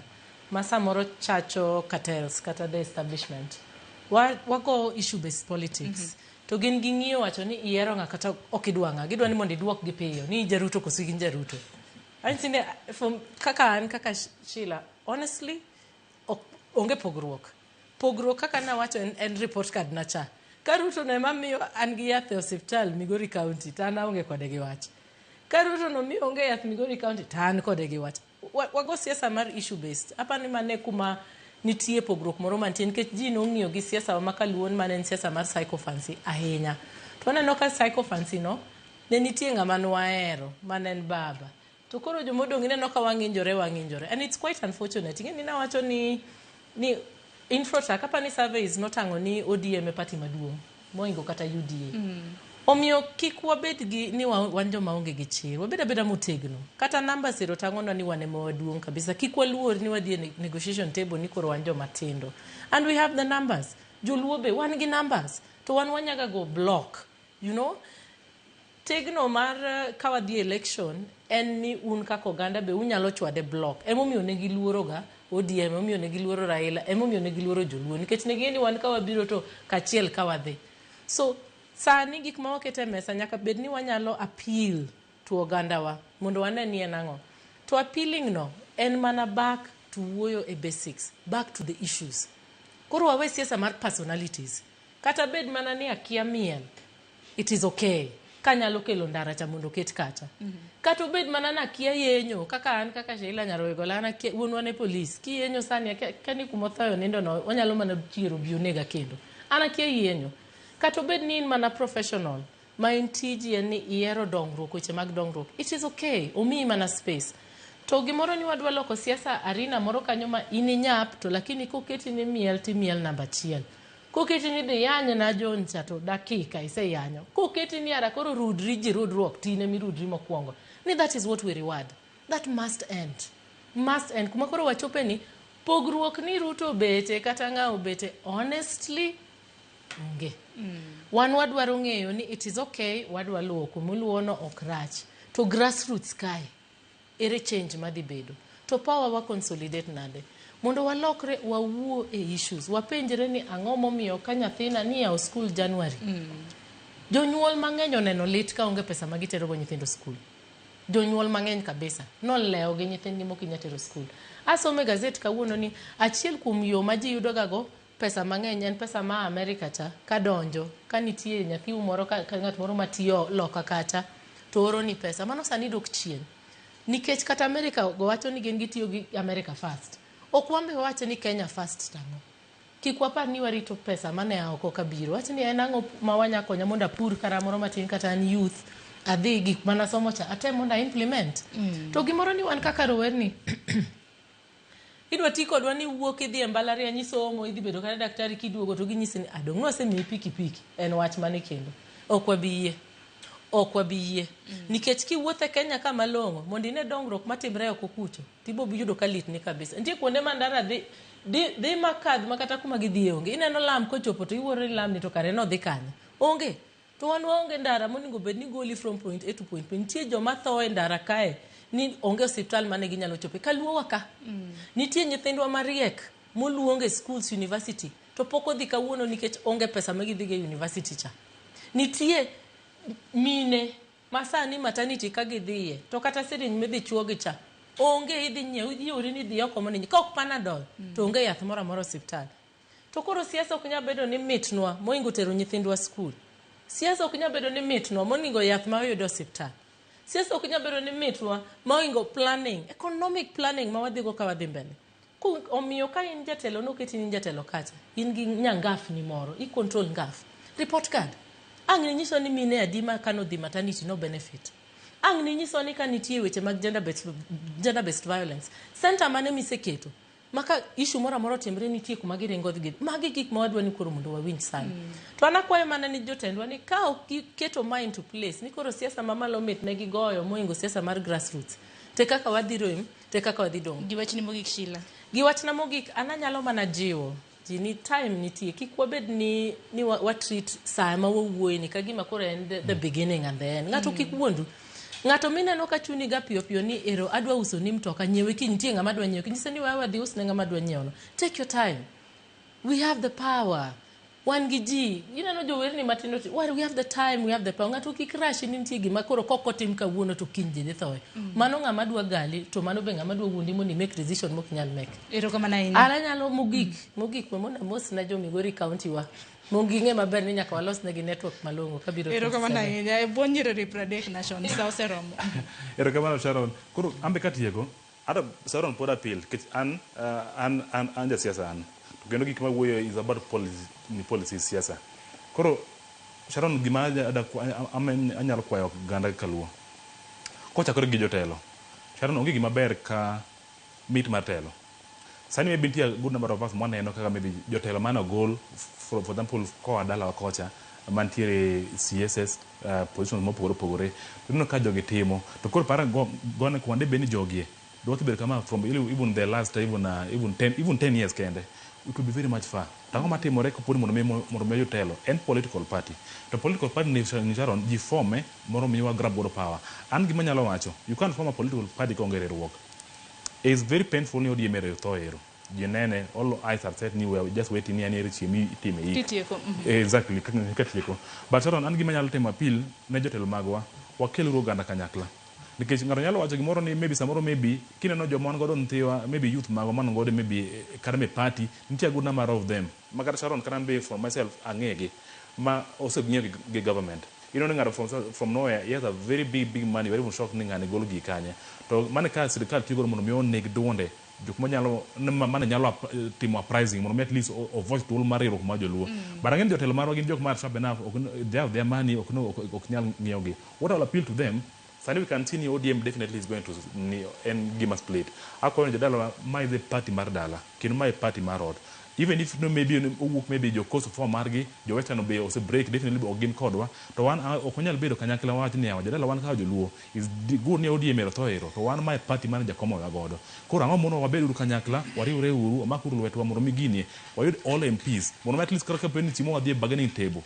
Makami wuoni ere maingodo uri uru kala we love a voice to kendo voice ne metu godo at least we be part of the people what they form the next government mok no when you will form the next government without the unity which we desire most to mom Sharon akwa yina daka chiel mugik bende onge gima duo molore kaka economic freedom especially ko ng'ato nitie gimoro tije moro timo ana we about teach people always atimo appeal to people even if you are doing politics jodalawa wapari udala is really down especially in terms of kiongozi wacho sani Sharon nitie aguna maro madhi school ani group moro maybe in our village we are contributing each and every day ng'ato from nowhere to mano put just in our single village people can't even afford even 1k mar report nyathi school koro jodalawa kikwe will karwa siasa gima duong ni at least gima timo konywa e uplift community marwa mondo at least jok moko madon chincha kikwe ng'ato chin koponi yawa opportunity somewhere minyalo make lwet ng'ato minyalo konyo ng'ato bini sirikal individual work kata tich moro amora oko please wamakre uru kanyakla the family wan joluo jo moherore kendo wahero bende dogruok nyalo bende wahero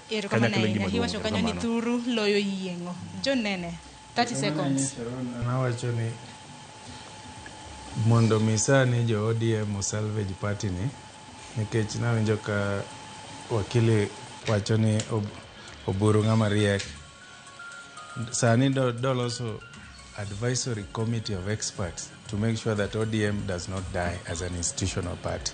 To koko timo mano to ODM dhi lwar.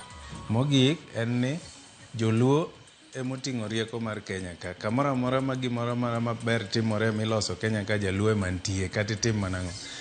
Generation matin kaka jomo bede mesa kani. Kopo ni jo ODM is going to mislead Kenya and the community. Wari group uru nitiere over 100 and 200 parties, wamanyi party achiel, wa define agenda for this country, to wawuog oko mondo wa salvage the situation before. Mogik en niya, broad-based, the government doesn't, we don't need the government. The government needs us. So we have to think through that.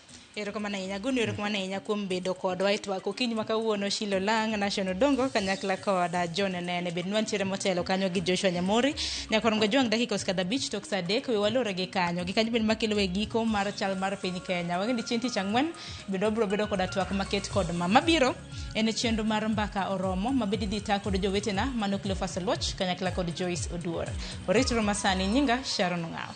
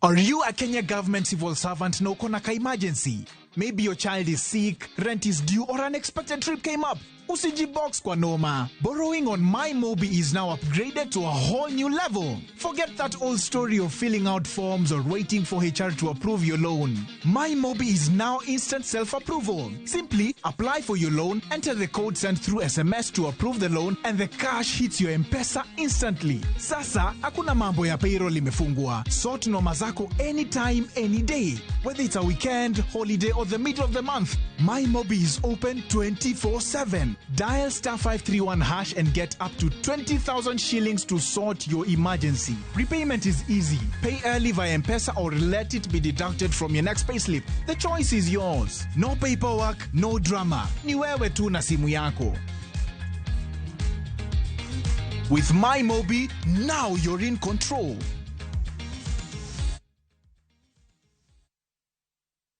Elimu ni urithi mkubwa zaidi kwa kila mtoto. Ndiyo maana mbunge wa Kiharu, Ndindi Nyoro, alianzisha mpango wa Kiharu Masomo Bora. Ndio kila mwanafunzi wa day school apate nafasi ya kusoma elimu bora kwa gharama nafuu. Shilingi 500 tu kwa muhula. 500 shillings. Pamoja na chakula cha mchana kila siku. Na pia unawekeza katika madarasa, maabara na vitabu vya masomo. Tujenge msingi bora na elimu. Kiharu Masomo Bora na Ndindi Nyoro.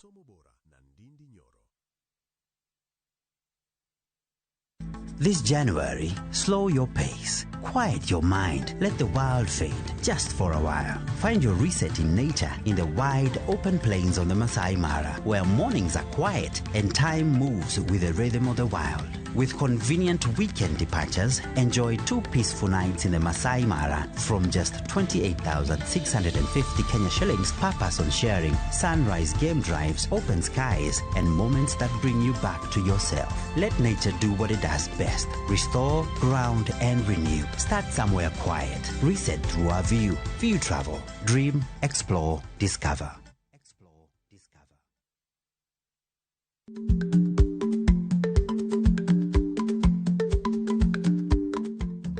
Icha gweno to ichao gwang'. Matiende ni, kapok ing'ado bura ewi wach moro amora, kuong inon ng'ama rach.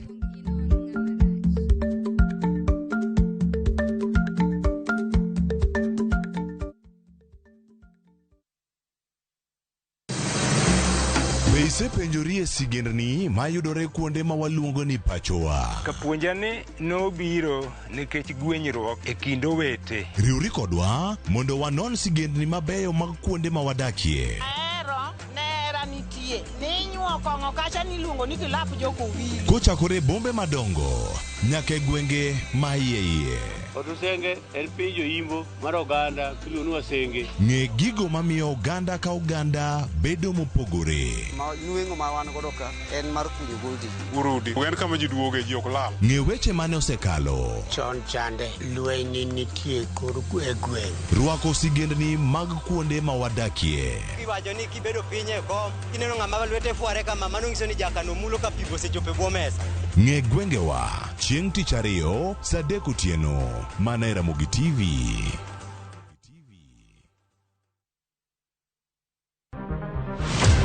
Chal mar pinywa en gima ichiko e mbaka ma wabedo godo kanyachiel. Ok oripo bed ni warito Trevor nyaka issue obedie.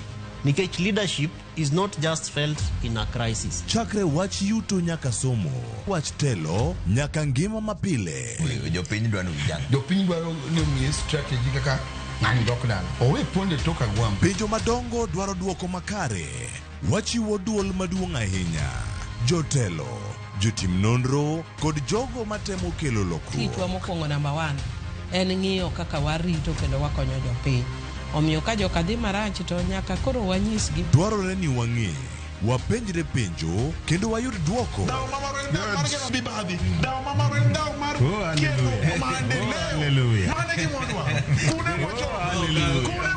Riuri kod Trevor Ombija, tich adek, saa 3 otieno mana e Ramogitvlive.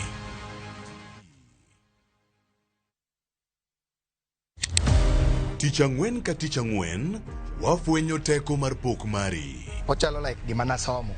To ok nasome polytechnic. Nena najua kali tu. Kaka kora timeni. Pok opogore. Keto lere wi jogo mapile loko michgi, obedo ohala madhi maber kendo bedo yo mar yuto margi. Tigoni inspiration ayudo kuom jo Masai. Ineno. To ipuonja mondo an be no puonja mondo an be ang'e loso. Ochoko glass, machalo kaka takataka. To wachwakogi kasto waloso gik mopogore madhi e ute mopogore. Tich ang'wen ka tich ang'wen, saa 2:30 okinyi, mana e Ramogitvlive. Kik bai.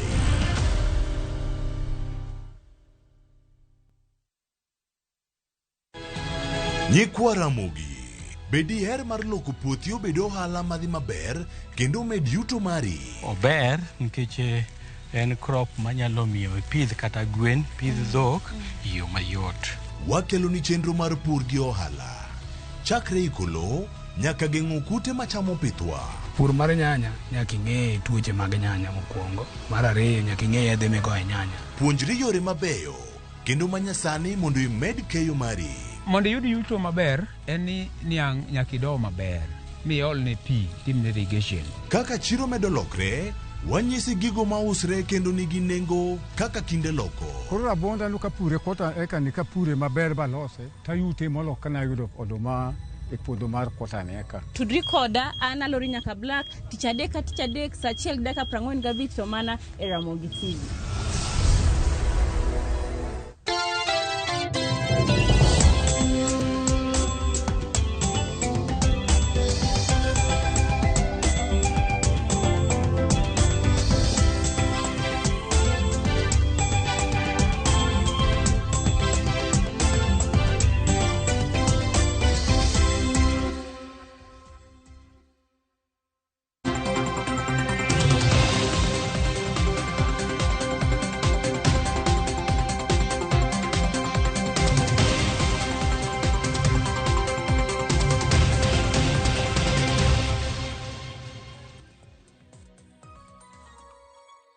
Marokinyi kamoro amora ma intiere okinyi makawuono machiegni e chenro mar mbako romo machakore sani nyaka ngomol kanyo saa 5 mar onyango. Kata kamano antiere kae mar mondo mi ami chal mar fwambo. Mago gin weche ma jofwambo magwa luonwa e kor gwenge duto ma pacho kae odiochienga makawuono. Ka wachako chal mar fwambo nyakwara Mugejong odiochieng makawuono duol mariwo wi oganda kanyachiel mano National Cohesion and Integration Commission odiochieng makawuono gibro bedo ka gichwalo ripode mopogore opogore. Ka mokwongo gibro bedo ka gichwalo report mano mar chike mabiro bedo ka gayo weche ma iketo e mbui kacha. Mano miluongo kanyo kod dho ngere ni Social Media Monitoring guidelines. Kopogore kod mano, bende gibro bedo ka gipedho ayanga chike mibo bed ka ikawo ne jogo mapuso weche manyalo kelo athuwe e kind oganda, mano miluongo kanyo kod dho ngere ni hate speech, kachiel kod mano report, mano ma otudore kod wechego mag kit chwech kata gender analysis report. Ka bende odiochieng' ma kawuono,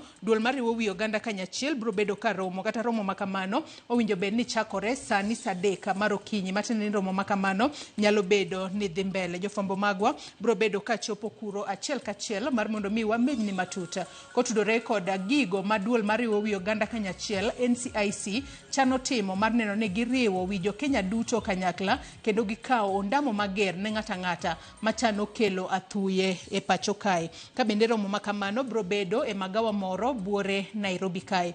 Wach machielo ma bende waluonu e counties magwa, wachak kod county ma Kisumu. Odiochieng' ma kawuono e county ma Kisumu nitiere romo mobagi mano mar rito ratiro mago mag nyithindo e pacho kae. Ka bende romo makamano bro bedo mano ebo bed ka itayo kod deputy county commissioner e kinde ma bende nitiere lipode ewi medruok mago mag wechego, mago mag bembo kaachiel kod chocho ratiro mag nyithindo inyanya te gwengo mag Kisumu, mano miluongo kanyo kod dho ngere ni sexual gender based violence.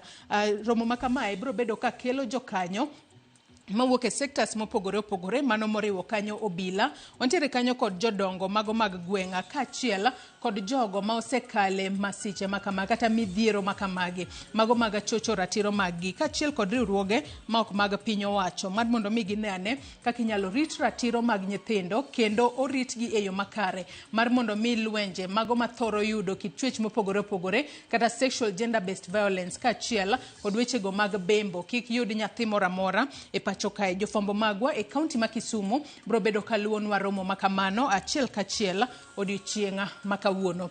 Wach machielo ma bende waluonu odiochieng' makawuono e kaunti ma Mombasa, jafwambo maro e kaunti ma Mombasa mano George Aoko nyisa kanyo ni nitiere chenro mano mar chulo familia mane wedegi owito ngimagi, mano e Chuda Water Sports boat tragedy kata masira mane otimore mane nitiere yiedhi moko mano nimore kod jogo mane nitiere e piem moro mag gwengo mag Chuda e higa mokalo e kaunti ma Mombasa. Odiochieng' ma kawuono nitiere chenro makoro oket piny mano mar chulo familia makamago maneno ni kata obedo ni johera maggi mano wito ngimagi e masiche makamago ok nyal duogo to giyude chudo moro manyalo konyogi mar mondo mi gidhi mbele kod ngimagi e yo makare. Jafwambo maro e kaunti ma Mombasa mano Joja bro bedo kaluono wach makamana achiel kachiel kendo bo bedo kong'iswa ni to gin familia di mibo bed ka ichulo to en omenda maromo nade mibo bed ka imiyo familia ka familia mane johera maggi owito ngimagi e masira mano timore e Chuda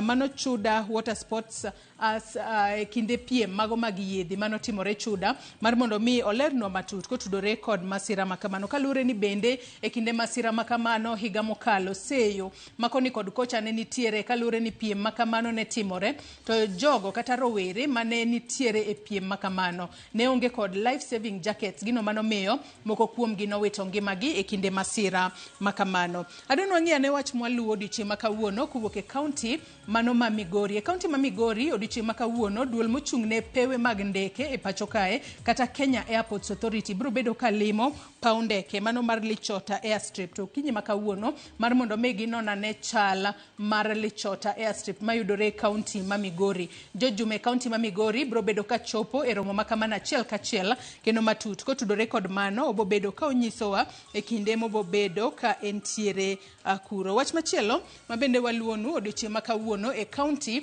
mano ma Homa Bay. Nyakwara Ramogitvlive wang'eyo ni chieng' tarik 11 ma en dweni nwang'eyo ni yiero mag Kupeta ne otimore e kaunti ma Homa Bay. Kata kamano yiero makamago nobedo kod tulo kaachiel kod chochni makoni kod kocha gino mano miyo yiero makamago ok otimore. Ka bende nitiere otese mag luto mbulu moko mane owang'e kaluore kod tulo moro mane omuoche kinde yiero makamago. Kata kamano odiochieng' makawuono telo ma Kupeta mano bade ma Homa Bay odiochieng' makawuono gibro bedo ka giloso ewi ikruok ne yiero manyien bang' yiero mar tarik 11 dweni nobedo kod rochruok makoni kod kocha. Ali Abich bro bedo ka chopo e romo makamano mar mondo mi onyiswa ni to gipange nade to gipango ni yiero manyien bro bedo tich adi kata bro bedo karang'o, to gin okenge mage ma oket piny mar neno ni yiero manyien ok obedo kod chochni kata tulo moramora. Par ni chochni mano bedo kanyo nitiere moko kuom jogo mane lieko ni nitiere jopuonj moko mane luto ombulu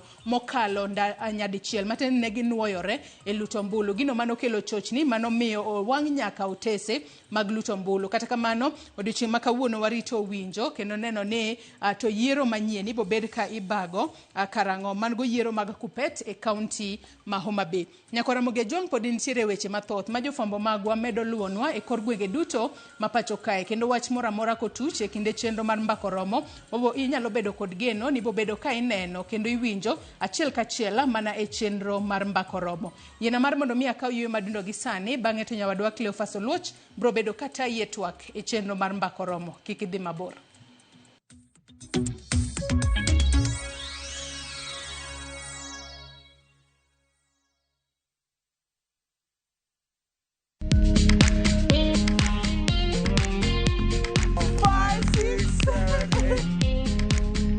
For all matters health, watch Ndakitari in Kikuyu, Penj Laktari in Luo, and Uliza Daktari. Hivi viharusi vinatoka upande wa roho, wa moyo. Utirio horo wa wellness check-up. Tafadhali, enda uone daktari bingwa ya mama. To milk ni emokano nafas. Get more episodes of these informative shows on Viusasa.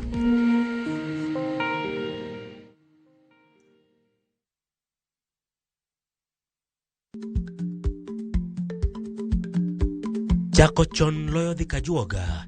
Ma tiende ni bedo gi ikruok momondo, geng'o masiche kod midhiro mang'eny mabiro e ngima dhano.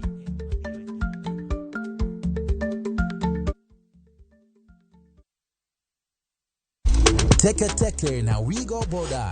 Chanua Jam, fika on time at the lowest charges in town. Va helmet and ride in style. Ni safi, ni safe, na ni easy kwa mfuko yako. Wigo, your trusted ride. Download the app now. Ama SMS Wigo to 20425. You'll fike right on time. Wigo, your trusted ride.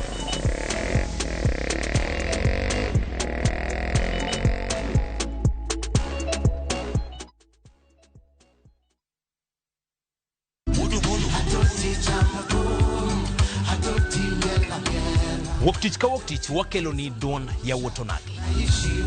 Kabende tichario katichario nyakumunga juang en odiochieng' mar yuto mari. Chieng' tichadek nyakumunga juang en odiochieng' mar mine nyalo kachiel koda weche hera. Awendo kachopo tichang'we nyakumunga juang wakelo ni kama nene, yani TBT kod thumbe mamit mokalo. Furahi the edition and thum kaliech. Loso kapuoyo nyakumunga juang. Ka wakelo ni jothumbe mopogore opogore. Kanyo ndio bende wakelo ni gimilongo ni Ben Yawa.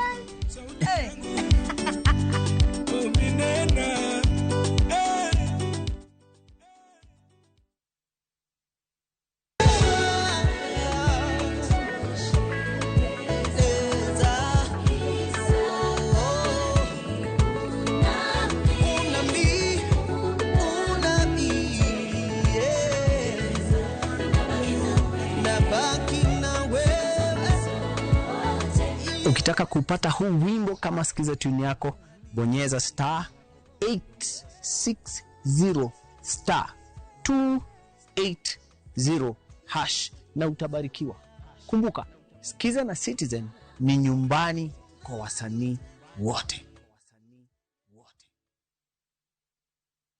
Chakre dona mlulwe, nyaka enderni mag boma maduong'. Pesa ka pesa nigi sigande. Kae en kardak mar joloko hala. Growth wa mostly bedo attributed to consistency and hard work. Kokalo kuom jo ohala manyiso rieko margi e ohala mopogore opogore. Gima nyaka ikuongo ing'i en location kamidwa kete dukano. Wapuonji timo ohala okang' kokang', kaka ilose, kaka ipidhe modongi, nyaka kaka irite mondo odagi. Siri mar business wane gimomiyo osebudho kabisa en ni itiye gadier. Kae kama timo gik moko gi kinda romo gi rieko kod lek mabedo adiera. Watemo choko artifacts mag luo to watiyo kodgi as decoration e ot ka. Ohala gi mwandu gi Cleophas Oluoch tich ang'wen saa 1:45 otieno. Kik bai.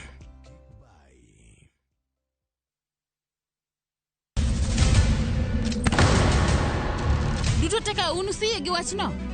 To ano ka bibet ka ikinyuomi. To kata arus mare ano ka bibiro. Ere kaka ini nyalo timre gosipna malich kamae. Kosiparo ni en mana kende ka. An kamoro achiel kode. To joma ni kate bende ni kode. En chunje adek. Osiep. Hera. Koda timbe andhoga makelo chwanyruok. Koro onge kaka arus ni nyalo timo. Maye yawa. Ikrine wuodh parineti. Sigana manyiso kaka inyalo tem paro kod lek ma ng'ato nigo. Kendo yiero nyalo loko gik moko duto. Parineti. Wuok tich nyaka ngeso saa 2:15 otieno. Mana Ramogitvlive.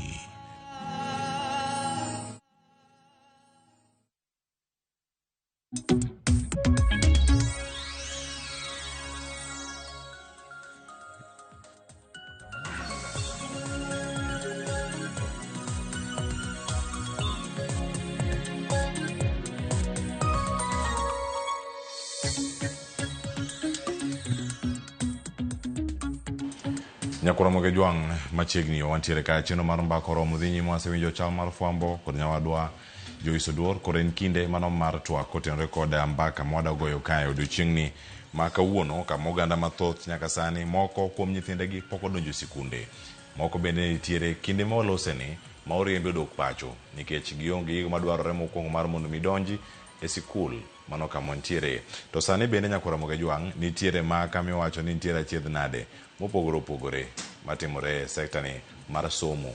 Kawuono wadamenyo kendo warangane report no mano gol ka kod migao mochung'ne arita ma pacho kae ma bende oyango ni nyaka sani transition kata thuolo ma jok ma notimo penj mano mag grade 9 modonjo grade mar 10 sani wayudo thuolo mano mar nono gi ane ni atamalo 61 mano mag jopuonje bende koro osedonjo e sikundego.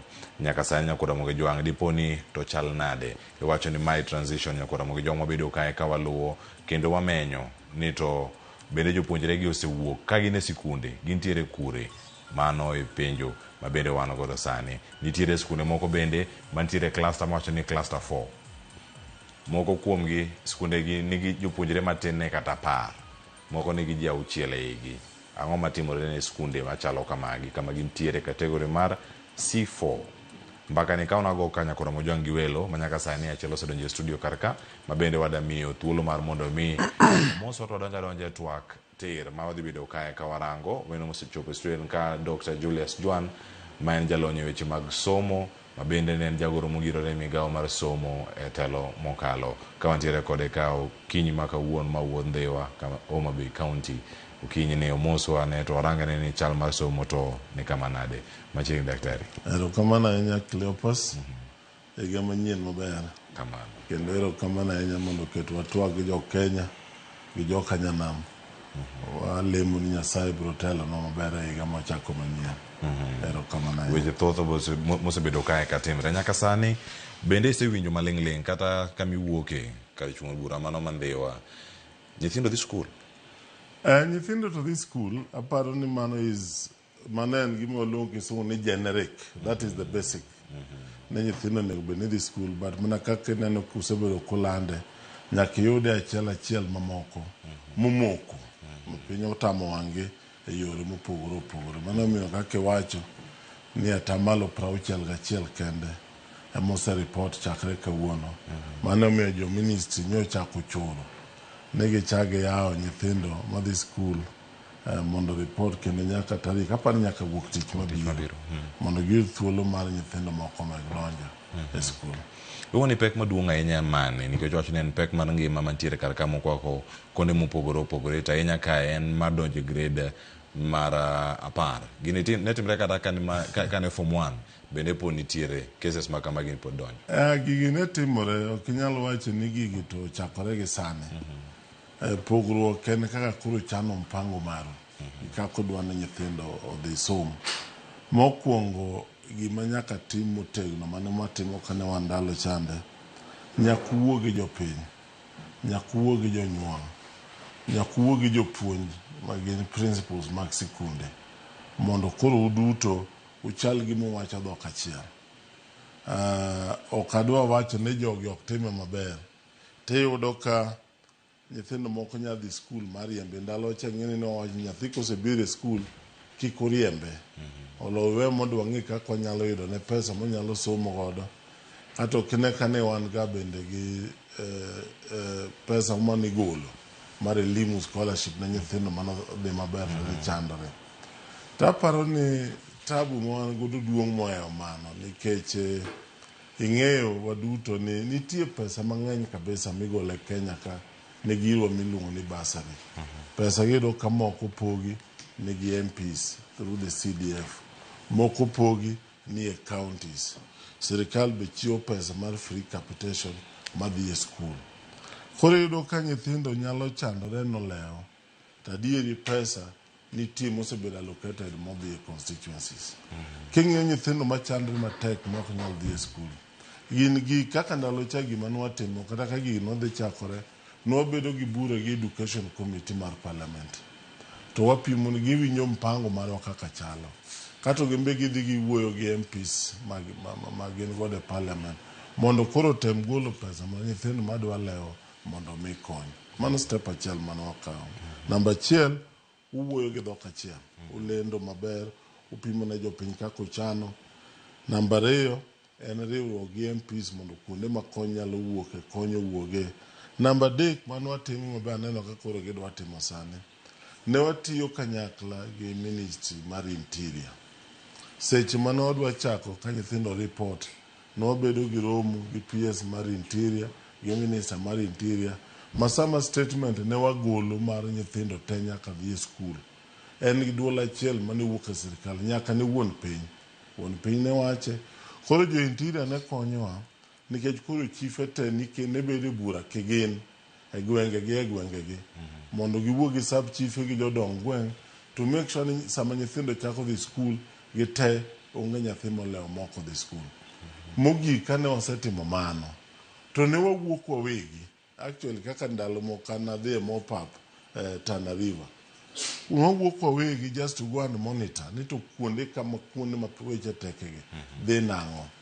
Mogik sama iseyudo ka nyathi udwa tere skul to onge konyo, utimo nang'o?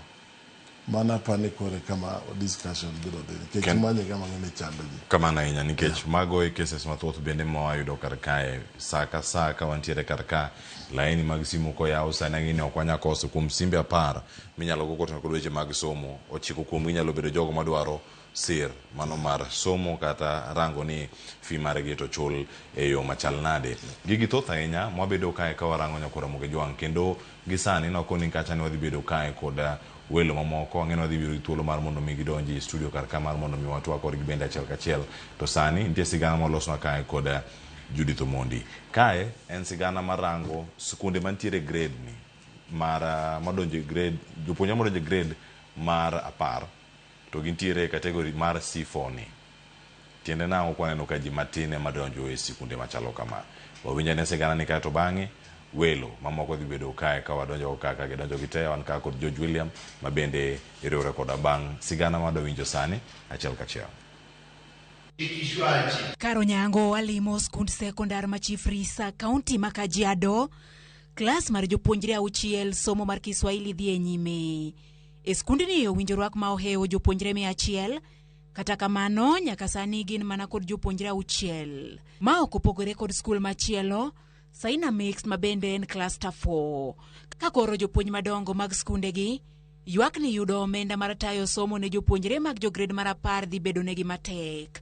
And without capitation, it will be very difficult to manage the schools with no resources, with minimal resources. And also bear in mind that constituting the classes will be a problem when we have very few students. They are coming in different pathways. Na kwa hivyo, even settling down is becoming a problem. Setting up the timetable, knowing who is going to take what, is becoming a problem. Maybe this, we are not even sure how many will come in STEM and how many will be admitted for social sciences. So we are worried that we will not get a number good enough to teach. E kaunti ma Kisumu, skund sekondar ma St. Mark's Obambo, japuonj maduong' koni en kod thuolo mar jopuonjre 500, kata kamano oseyudo mana jopuonjre matin ne 350. Wantie gi nafas ma nyithindo 500 to nyaka kawuono sani waseyudo nyithindo 350 kendo wan gadiera ni nyithindo wabro yudo mokalo 500. Obambo, St. Mark's Secondary School Obambo expect nyithindo mang'eny kendo wan e process mar neno ni wamedo ikruok nikech school yando timo maber kabisa e page mokalo. Adeko kuom kelo nyathi sikul nya onge school fees kendo nyathina noluong mabor mondo mi alok gigo nyobedo matek. Mombasa, report mar jopuonjre mapok oriwore kod skul nikech onge mar omenda pod neno. Renisha Dhiambo kaachiel kod Mako Tieno e kind jopuonjre mamoko pod olewo pacho. Pok adhi e skul nikech jonyuolna onge nyalo takia kata ka adhi donje skul kata ok adhi donje skul. I would like to appeal to all well-wishers kindly to support my education so that I may pursue my career pathway to be a lawyer in future. Tulienda interview ya hizi ma scholarship, wakatuoji, wakakuja nyumbani kuangalia, wakasema watapiga simu, mpaka leo hawajapiga simu, na pia tukapata scholarship ya pili yenye ilitoka elimu. Pia huko tukaenda interview, wakasema watapiga simu na mpaka sasa hivi tutawangoja. Chalma okopogore kod mar japuonjre Elias Mwangi mane oluongi Mang'u, kata kamano oloko nyaka Nanyuki High mapodo tame donjo nyaka sani nikech onge mar omenda. Nilipata 66 points kwa kidisia, nikaweza kuitwa Mang'u, but nikachange juu ya financial instability, nikachange to Nanyuki High. Mang'u alikuwa stable kitambo, alikuwa anauza this illegal drug called changa, and she was stable, alikuwa anatushughulikia till she started drinking, akaingia into alcohol, akakuwa addicted. Now she's not that supportive. Nakanga na sister yangu, at most tunalalanga njaa. Ma biro e kinde ma migao mar arita osingo timo apedha mar manyo jopuonjre mapodo leo pacho. Judith Omondi, Ramogitvlive. Nyakoro Ramogitvlive wije karkacha ntiere jopuonjre ma odiwo, bende wacho ni ohala ma jonyuolgi timo kethre kero gi kamoro matek. Akoni kani an gweno machielo ka mietolo mar mondo mi moso ralacha donje twak tir ni to nyaka sani atamalo 61 miwacho mag jopuonjre mosedonje grade 10 ni mai kwan maber mano nyalo bedo. George William oyawre kendo machiegni mantiere kar kae mbakoro mosechako awinja ne pachi mokwongo kimoso gandawa. Ero kamano atimo mos kuom donjo modeko traffic jam odwa nega oko ka atony mana gi ngima amor ni ngima. Amoso nyakwar Ramogi ni oyawre okinyi makawuono ka wadonje twak madhi nyime sani marango kaka grade 10 ok ochopo e skul atamalo 100%. To ang'eyo ni jalony motelona Dr. Juan ose wacho ni maber kaka sirikandni gi sirikende mokwongo nyime kanyo no setimo chenro mar neno ni nyathi ka nyathi mowuok e grade 9 donje grade 10 donje senior school. Ma transition onego bed ni en 100%. Mak mana ma Nyasaye okawo. To winjore ni thoth nyithindo pod ni oko, to gin oko nikech confusion manyecho bet e yiero skunde ma bende wasewuoye gaming'a, to kod mar ariyo koso omenda ma michulo go school fees. Adiera mar Nyasaye en ni wase bedo kawa penjo value mar basari ma wajumbe nigo, to governor ni kode, to kia woman rep ni kode, koro wasango basari ma ka no choka dichiel to chul dichiel gi sirikal mamalo to be ok diyud ka nitie nyathi madong' oko. Koro kapo ni josiasa maloso chike mag basari gi nyalo yie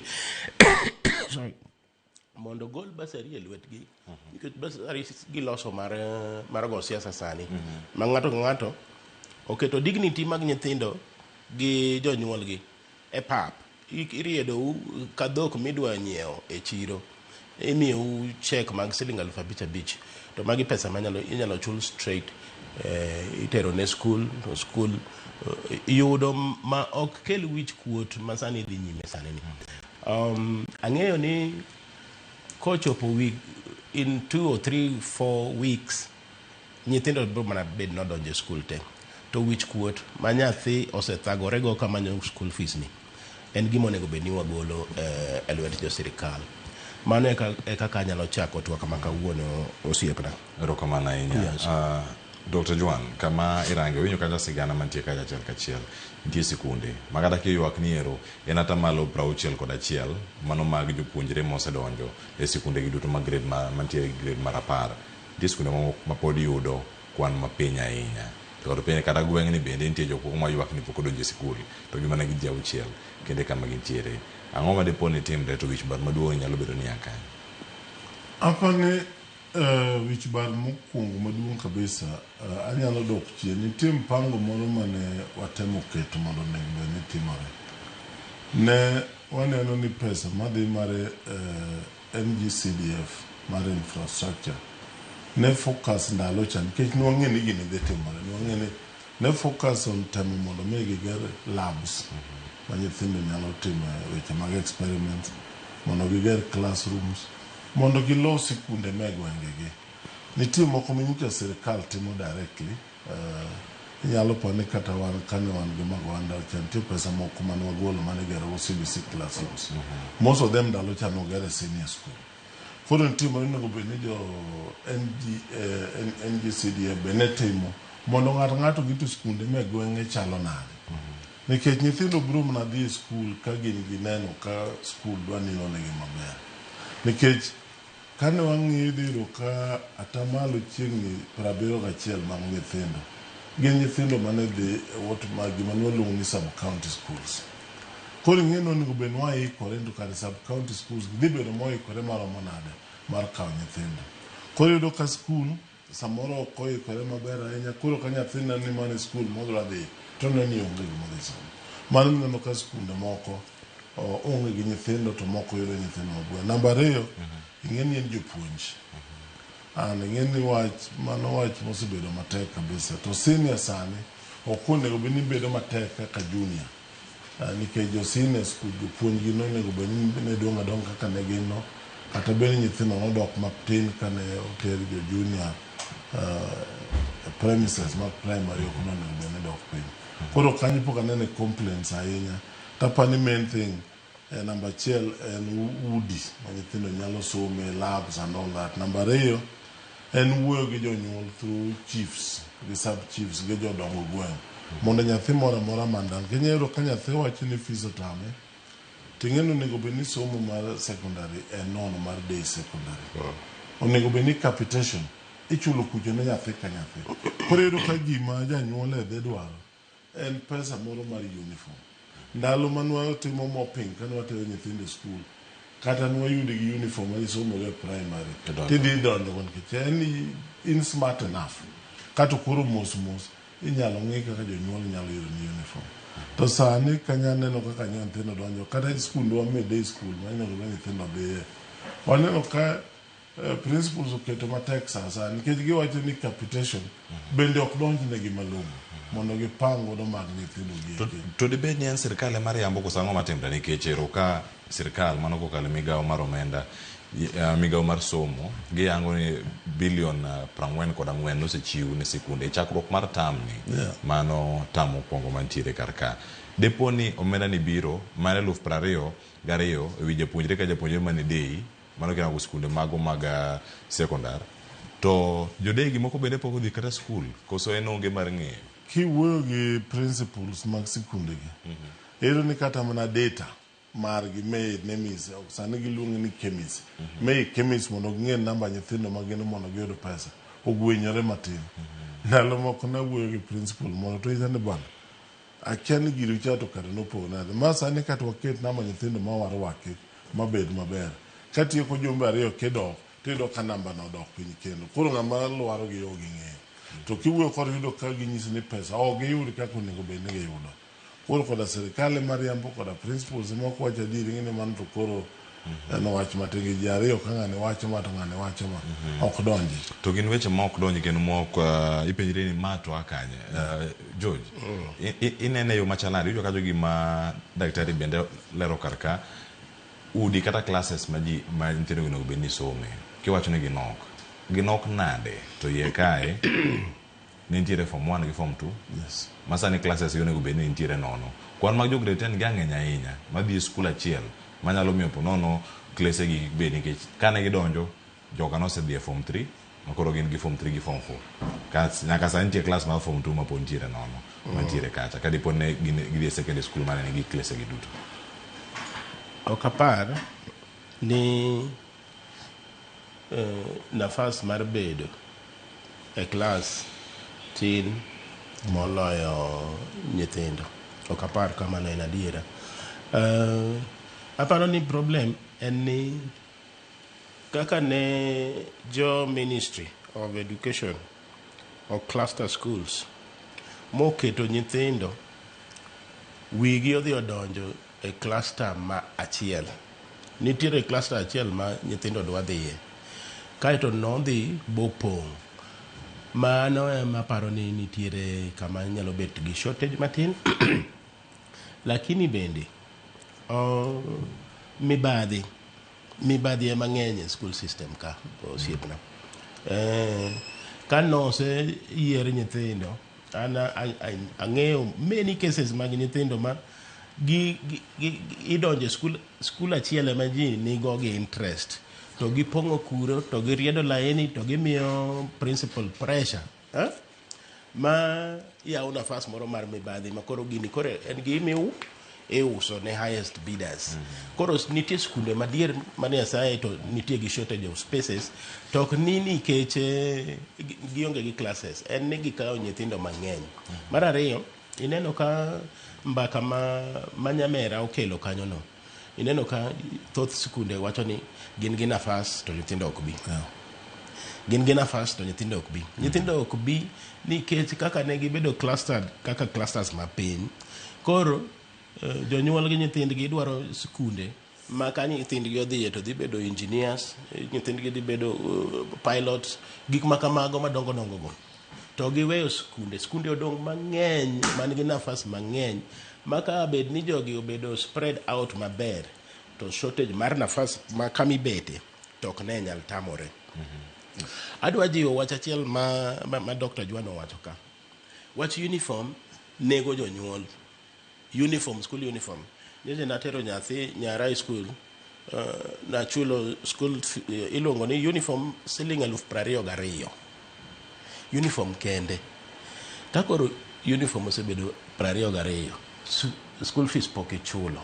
Ikiani enadi. Wach uniform ni onego wa address nikech jopuonje maran skunde ose loso cartels gi jo hand uniform. Giketo parents gi very very expensive uniforms. Koro mano en mbaka monego wagol oko kacha wawuo gi principals kata walos chike ma okoketo uniform malo moloyo school fees. School fees monego beni kongi chulo kapok ochuni gi nyiewo. In fact skunde moko naneno kan nigi uniform mara 40,000. Yes, 42. Koro 42,000 osebedo bech uniform. Idhi golo pesa michulo go gine ne kanye. Wachono aneno konego beni wa address. Kamana nitie gino ma Dr. Jwan damedo karka to nurange yo machalade wach uniform no nikech kinde mane utiere e ten migo mar somo. Ndalo mane wantiere ne apane ne wadwa kete matek matin. Ni gini ngeni nyaka bed coordinated kata usebedo kod network to gik mowach be nyaka bed clear. Kinyalo paro kane wan kata kama gone Professor the late Magoha, God rest his soul in peace, ne wuoyo kata Dr. Matiang'i. Ne gikete very clear ni kik riemb nyathi mobiro e school nikech uniform. Nanga mobiro godo nyalo somo godo kapod wamanyo kaka inyalo konye. Mano was very clear. To gima nadwa medo mabende timore ni nyocha neno kawuoyo gi principals moko, especially mag sikunde mag clusters mamalo. Teyudo ka the capacity nikech apani nyocha gidwa bedo gi nyithindo matin ka nyocha onge jo form 1. Capacity masani gikawo ni malo kabisa moloyo magisemiyo sirikal. Iyudo ka sirikal ndiko ni school dhi kawo nyithindo 700 for example. To kidhi to ginyisi ni gin another 200 to 300 spaces magidwa chiwo. Kwa hiyo kata nyithindo moko ma samoro nyalo dhi e classes mapinygi. Idhi to ka gidhi donjo e classes mamalo nikech joka nigi space. Kati ng'eni kisekawo to irwako nyingi e system, ting'eni capitation midhi miyi kata be manodok piny to dhi luwore gi namba ma in go noendo. Koro mano baneno katimore sani kidhi skunde mang'eny ma cluster namba 1 gi cluster namba 2 idhi ka gikawo nyithindo mang'eny saidi. Mateni capacity no gin godo, jopuonj be gin godo nikech josine nyoko bedo interfere mang'eny ahinya. Koro kanyo be ikelo tamo. To maduong' ni onego bed nyathi dhi kodhi matek to dhi e day school man kodgi machiegni. Kose dhi e day school to address principles mag day schools go eko kik oriemb nyathi ne wach uniform. Mana kaka osiepa George Williams owacho, an gi nyithindo moko ma akonyo manyong' dhi somo e day school machiegni gi kuma aye. Tero ka nyithindo gi kodhi sani ngini kata mana ilo ni game skates te mago kuri kungi chulo pesa game skate, chulo pesa uniform, kata gimoro tindo wuok e school ka ni rim. Ichulo pesa rim, ichulo pesa buge. Nikech fees midhi chulo ng'eni onge, ena pesa moro mar chiemo ma is normally about 12,000 per year. Koro yudo ka fees, koro gik midwa chula gik matindo gieki. Idwa kata loyo nyathi madhi bede boarding. So mano be tabu makora neno kuok gimo wacho report moro nyawa ayudo nyoro kanya wuoyo gi ng'ato. Nitie school moro in Nairobi kaendi ma unfortunately nyoketo nyithindo chulo nyaka pesa kata imiye buk, to buk mimiye ni buk ma sirikal okelo mondik ni not for sale. Kendo kete katon e bathe kama. Mano koro kuo marang'enge mabede ni jojo chao. Nya nyiso jogo ni manya kuter ka DCI mondo dhi obed investigated. En buk mondik maber not for sale, sirikal osechule, okele cheaply. To nyathi nyor ni buk biology, nyare buk yang'o, to nyathi be dhigo ting'eni nyathi ok nyal complain. It is unbelievable gik matimore sani. But hapa ni laxity moro do bede matin in terms of communication, in terms of supervision. Hapa ni gero mano waketo cha besa moro ne konyo. Yeah, but what is going on right mok bebe? Wacho ni jodonja titime atima mana kaka entie no masa moro wacho ni en kuo maonge de owang' e giru to kamerango gi kar kae. Pek mar somo mabede rango kar kae ting mamigepe gintiere godo. George William sani oganda wuo kendo imenyo e dhoudi. Nano kacha e kind Dr. Julius Juan kod jatend migao manosenindo Professor George Magoha weche manitiere kacha idhi manyathi dala ka en Kibera kacha dhi manya e gweng'. Nono jatend migao ka nitiere ground.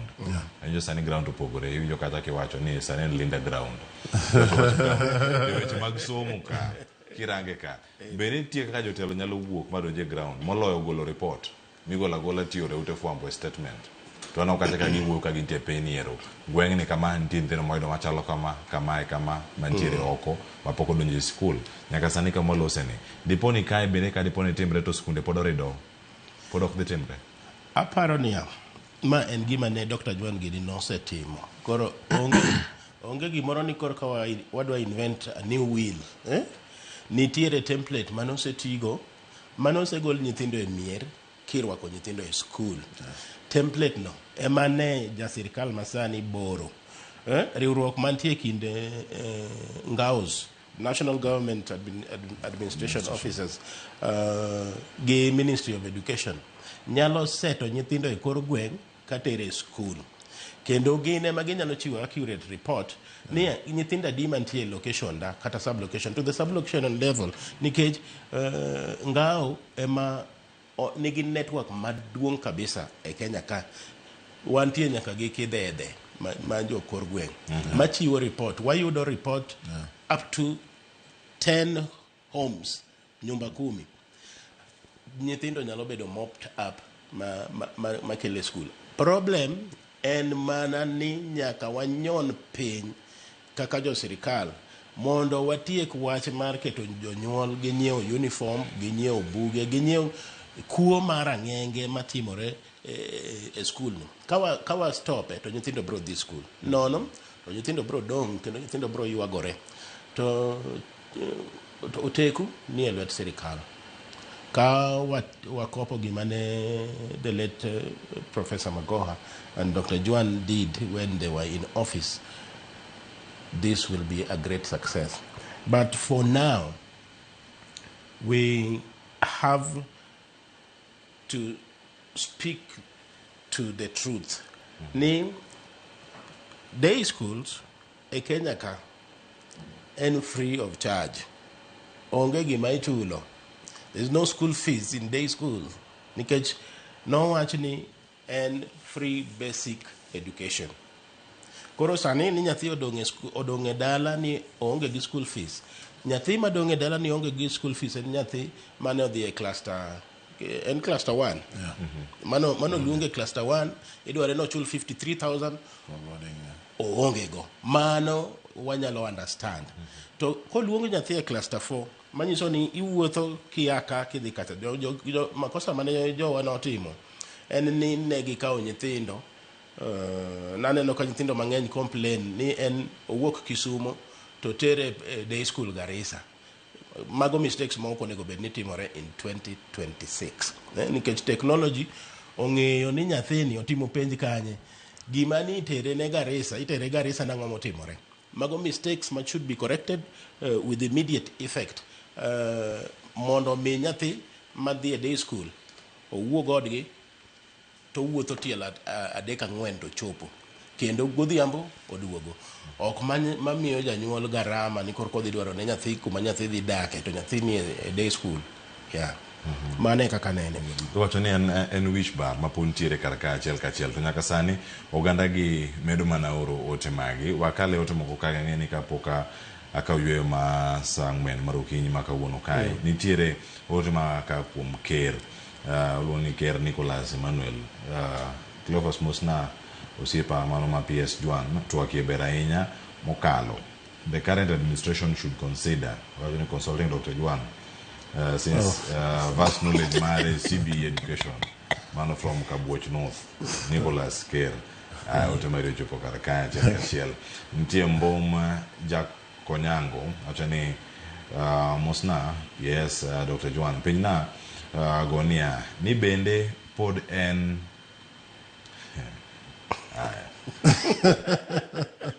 Penya kanya peji ne dewa dena mana waduok ka pod karaka achiel kachiel nitiere otemo moko ma pod donjo kendo agin mabiro motelo network okinyi ma kawuono kae iwinjo kanya kotenore kod dwaro mari madier mara dhi sumo paro netelo mara piny Kenya wawacho ni ero Velma Mola somo Cleo somo ni dwaro mana jok manigi pesa yawa be wananyal Benta Koth otema chelo donjo kane somo ni tek nyowuoyo ka to kitimo gimoro amora to pesa awuoro sibi kama nuwuok kane wan ka gi jok mane opare malong'o gima ne giparo be gimi kete tem Dr. Joanna wawi kama mondo mwa penji ge podi Nick Bravo kani entiere wacho Nairobi ndogo erokamana ahinya Brian nitiere machielo ka Ouma Rwea owacho kama to somo ni en yor kao pesa kuom jonyuol koso nikech jonyuol tiyo kod pesa moingo kaka giparo to kata sani jopuonjre moko poko dhi sikul ma Ouma JJ kata Triple J Ouma Triple J Marwea Kisumu Kano. Ochieng Peter Omino wacho ni an akia kama somo ni nuwuoke ojwango nyithindo awuoro ntie maneno kaka ntie wuok do kata ruok ne Barnabas Kebaso kendo en kodwa achiel kachiel e chenro ka achiel kachiel ka mantiere ka kapok kaka uyweyo masani ntie minyalo mana duogo gi kin magi mantie ka anyalo mana wacho mapiyo ni ing'e ni kata chon ka nyithindo ne dhi e form 1 ok apar ni nitie requirements masani mopogore gi masacha. Ne en mana school fees, ne en mana uniform, ne gina gik machal gi masani. Koro aparo ni requirements to pok olokre. To nitie gimoro maneno ka dhi mbele system man go sani ni. Inyalo paro ni there's a bit of nitie gonyruok matin. Iluongo ni gonyruok, laxity. Moro matin. Ok girido kanda. Ok girido kanda ne. Koro iyudo ka piny kucho principals gi jopuonj choke ma parents ok yud yweyo. Ok gin ka ginyalo. Aparo ni kanyo nitie. Ng'e ndalo cha nitie gimoro mane watimo ni a whole government approach. Kata cabinet kane waseloso paper through PSS modhi obedo cabinet. Tiyudo ka giduogo to gibedo gi a whole government approach mar mopping up nyithindo mondo dhi osom. Tiyudo ka en language ma president wacho, ministers te kuonde ma gidhie wache, PSS te wache. Koro yudo ka ji te dhi bedo gi luoro. Koro kata mana bas nikech sani yudo ka nyithindo wacho no le ok nyal dhi skul. To be senene kata MP moro kata moro achiel mowuok mowacho ni an kara ka in my constituency how organize mae kaka nyithindo magweng' wadhi somo. Kowuok to kwaneno ka nidi nyoro kende mawache. Sani ang'e ni kaka osiepna moko kawuonya oteso nyok bose pango kako dhi miyo nyithindo magweng' mok chandre mondo nikech ang'e notime ga very regularly. So nitie joma time in a very good way kendo time. Tadiri kineno kuonde moko kata kodhi onyisi kaka school classroom chalo ineno ka nyathi chandre. Iwuoni nyathi maonge gi MCA, oonge gi MP, oonge gi kuonde gi te gin pesa basari nitiere. Ndalo moko naneno ka the former governor ma Bungoma nen Wangamati. Naneno ka Wangamati oloso basari miluonge ji te kendo wuotho kodhi e udi. Governor ne wuotho kadhi e udi kuonde mane ok nyithindo chandre mondo make sure ni nyithindo dhi osom. Ang'o miyo sani ji oling, jotendwa oling titi e wach somo ni. Iyudo ka sani mana kaka iwache weche mag linda ground gi ne mineno ka koro dobedo matek to gi moko mabenye ineno. To nyithindo gi olewo to kine ka ng'ato wuoye. Ang'o matimore? Kanyo ing'eno dwa gwenya matin. Wach maduong' aja ma pontiere kar kae. En nduru ma igoyo. Piny mar Unyakura Mogejwang' kendo sani kaka uyweyo masani kaduogo ka thuolo ma dakika 55 madhi bedo godo e tielo mar ariyo en marango ni to ere kaka inyalo gol ji midhiero machalo kama. Siasa gore, weche mathoth gore. Ang'o miyo ji obuono weche mag somo sani kama walose ni ma ok mule kosirito mule ka oganda ochomo yiero maduong' mabiro higa manyien. Waka uyweyo ni Nyakura Mogejwang'. En saa 4 osekalo ka dakika 2 ka waduogo kar ka wadhi bedo kae kod twak mathoth kapod wantie ka kod welo kik idhi mabor.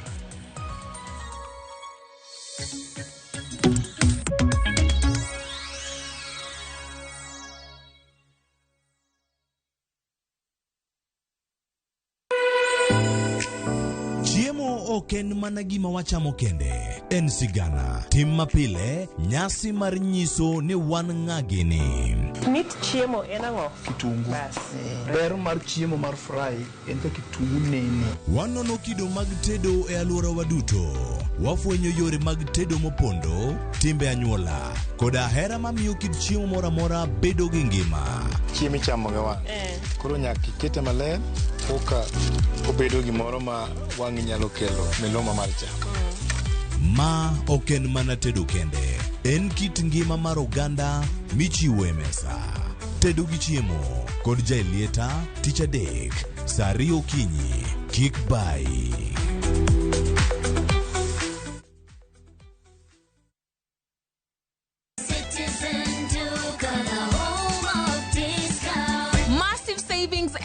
With Citizen Duca and Quickmart. Simply dial *487*5#. Shop, pay, and pick up your product at any Quickmart supermarket near you. Citizen Duca, the home of discounts. Citizen Duca, the home of discounts.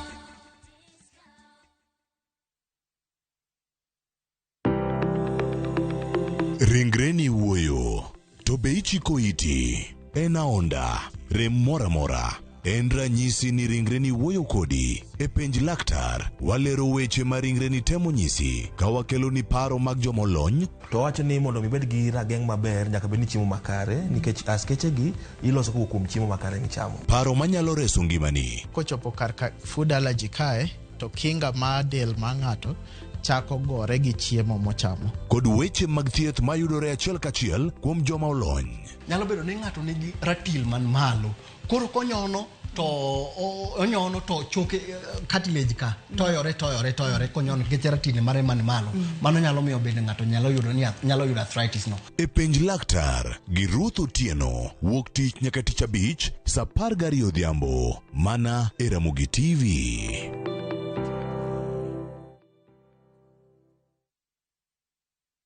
Are you a Kenya government civil servant no konaka emergency?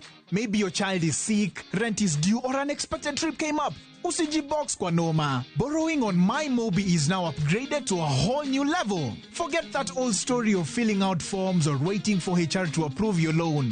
MyMobi is now instant self-approval. Simply apply for your loan, enter the code sent through SMS to approve the loan, and the cash hits your M-Pesa instantly. Sasa, hakuna mambo ya payroll imefungwa. Sort noma zako anytime, any day. Whether it's a weekend, holiday, or the middle of the month, MyMobi is open 24/7. Dial *531# and get up to 20,000 shillings to sort your emergency. Repayment is easy. Pay early via M-Pesa or let it be deducted from your next payslip. The choice is yours. No paperwork, no drama. Ni wewe tu na simu yako. With MyMobi, now you're in control.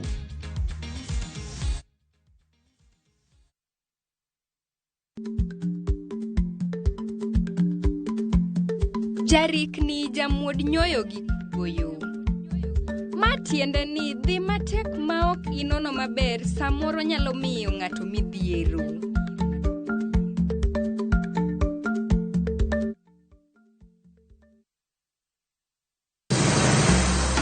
Isepenjori e sigendni mayudore kuonde ma waluongo ni pachowa. Kapuonjani nobiro nikech gwenyruok e kind owete. Riwri kodwa mondo wanon sigendni mabeyo mag kuonde ma wadakie.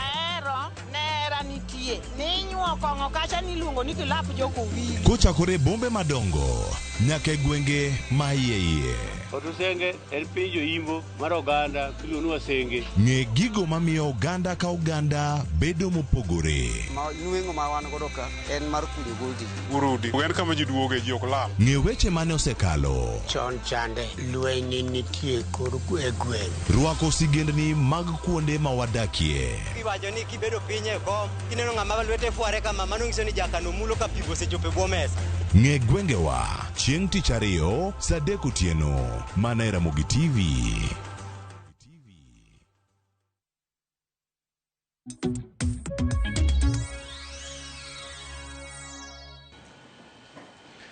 Machini kendo nyako Ramogi jwangen moro mara ni podi kete karkai chenro ni mara mbaka romo morango ka grade mara par ni to achiedh nade mane yegi tirango gi eyo mane mano ka morango karkai telo ni kapoko wachopo bende dakika 30 tok sangwen ka kamonga ka wiyo machielo wakawa ni thuolo mano mar winjo gi kuku mare iwacho ni paro mano mawuok kuom jopiny ma bende oro te magi wayudo thuolo mano mar somo gi kae achiel kachiel bende nyakura mo jwang thuolo ni angwan ka kod welo ma bende pod wan wodi su kar kae Dr. Julius Juan jalonyo mag somo ma bende nen PS mane migawono mano mara somo kachiel kod ka George Williams men jalonyo weche mag somo medo kolo kendo warangi achiel kachiel ting maga jonyuol ting mag jopuonj ting mag sirkal giduto ichoro gi eyo machal nade minyabedo kaka iwacho ni kae to ng'ama kamae ema noninde tich an kaka George Williams etelo mar ariyo mar mondo mi wachak kodi kendo ilernwa ne kor ka kori kaka inene gin midhiero mopogore opogore makwako sikunde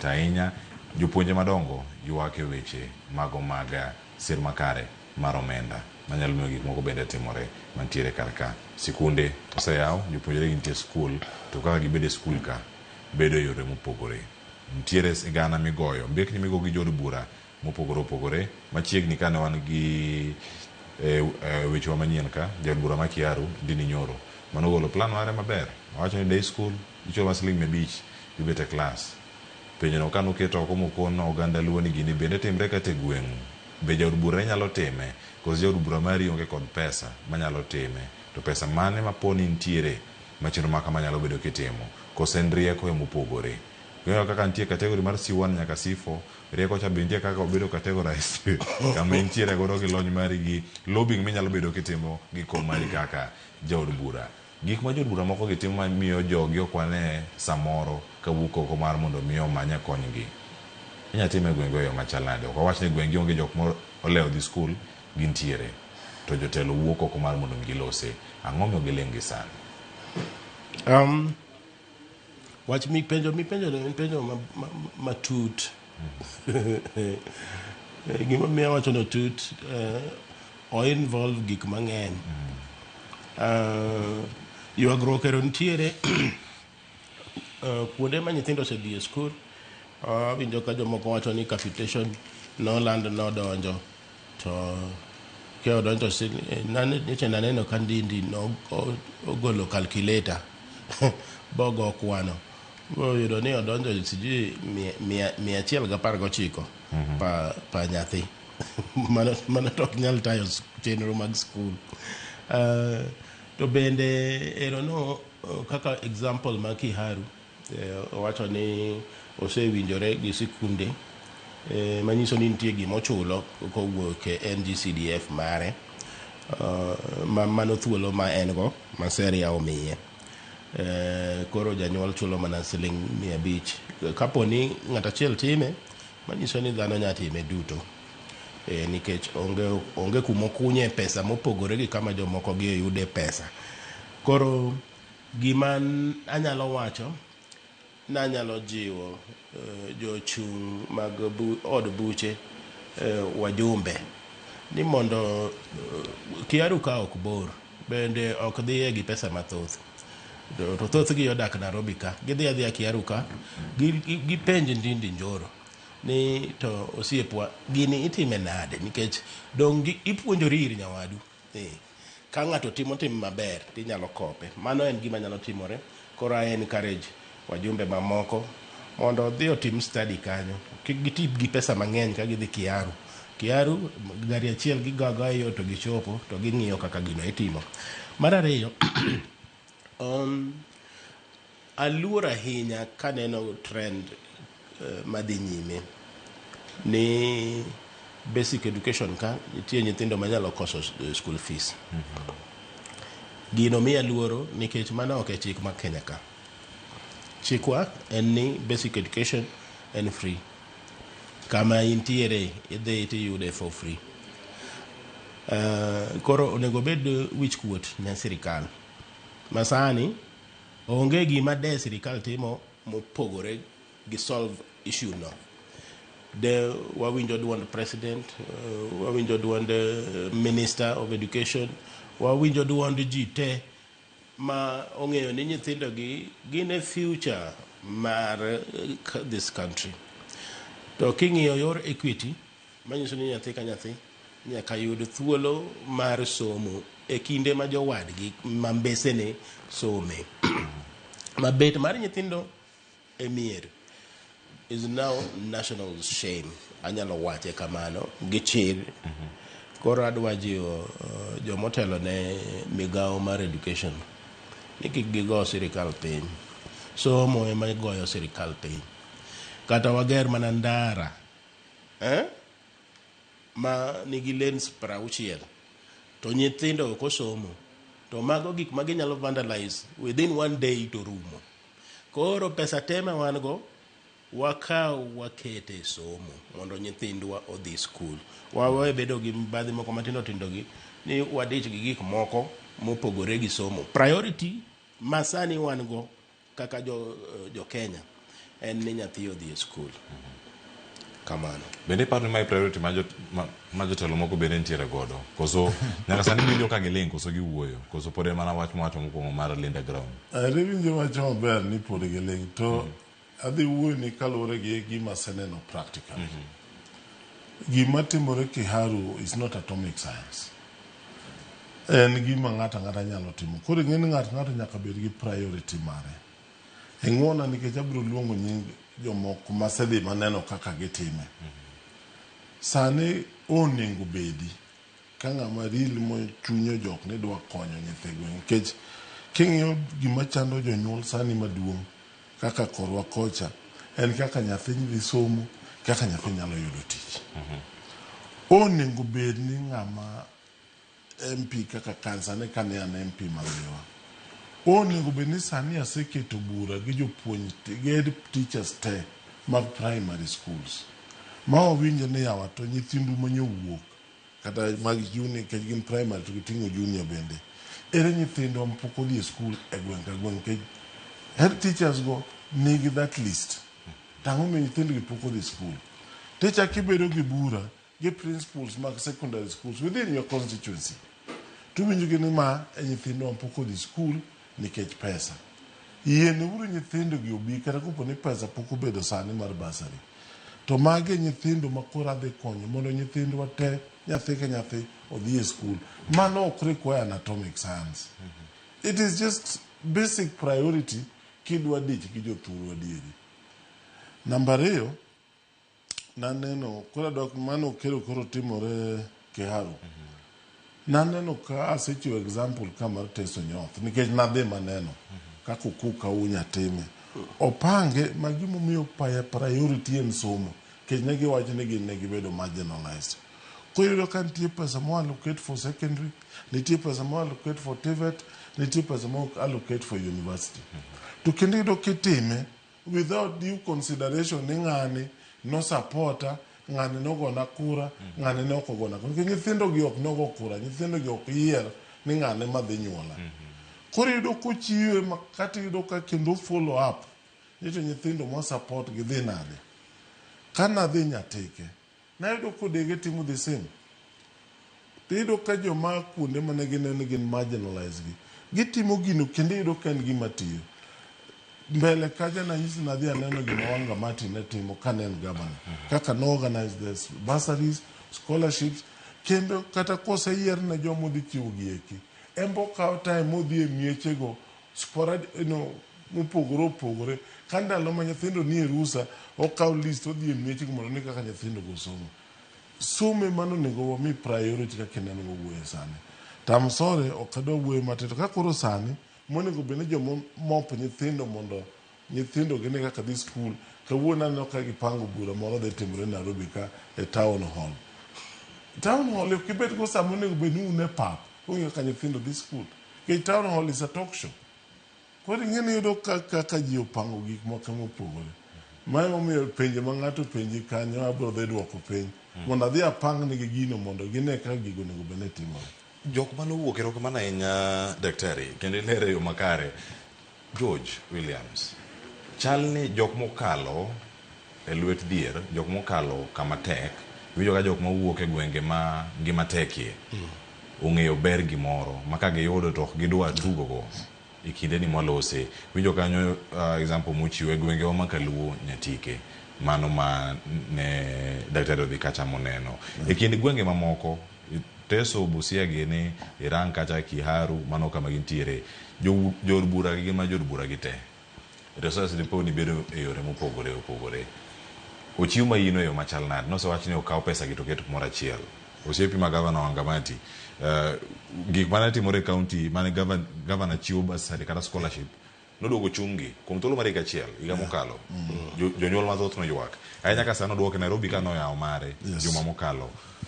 Ewo ni thuolo machielo ma omenda gino oketi kumoro achiel to bende sirkal oikore mar keto kumoro achiel mago mag basari gi mokwongo mondi MCA tinde akeni chiwe nitiere MP machiwe governor ni kode rais bende ni kode riwruoge mamoko bende nitiere kama opogore opogore kato bang'e nitiere agulu ni mano mar CDF kama gintiere nitiere governor scholarship bende omenda gi thoth inya tim gi yo machalane moro mi kik wane kesa bilagi nyathi ok dhi skul nikech onge mar omenda.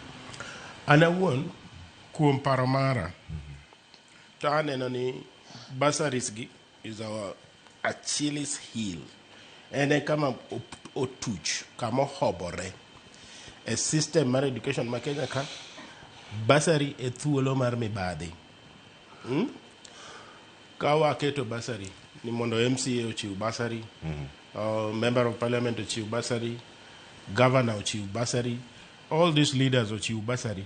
To basari michiwo ni en basari mowuok e exchequer to owuok kucho kaka nyiche ne budget ma Mbadi no somo last year.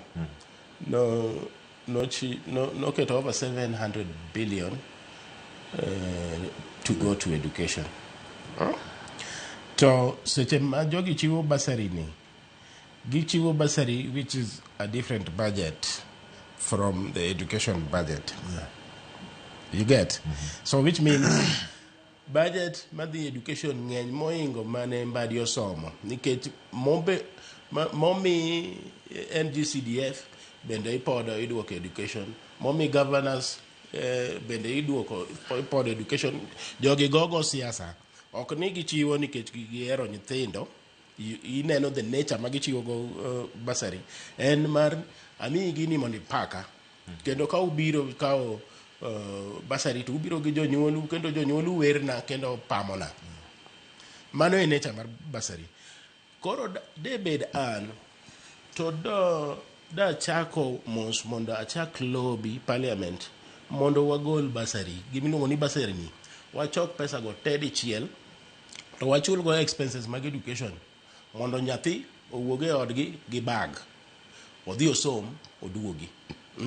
Ma onge requirement moro ni koro kidwa dhi luwo mjumbe mondo omi 7,000 kata 5,000 mondo idhi chul go school fees. Tang'eyo ni nitiere kaka mano en gima tek. Nikech ma en gima wajumbe oseng'iyo go ma ok inyal gole e lwetgi. Koro gima itimo en ni wa ensure ni mjumbe kama mjumbe ma golo basari otim basari kaka jomoko time ma benefit jogweng'gi. Nikech ing'eni representation en mar jogweng'.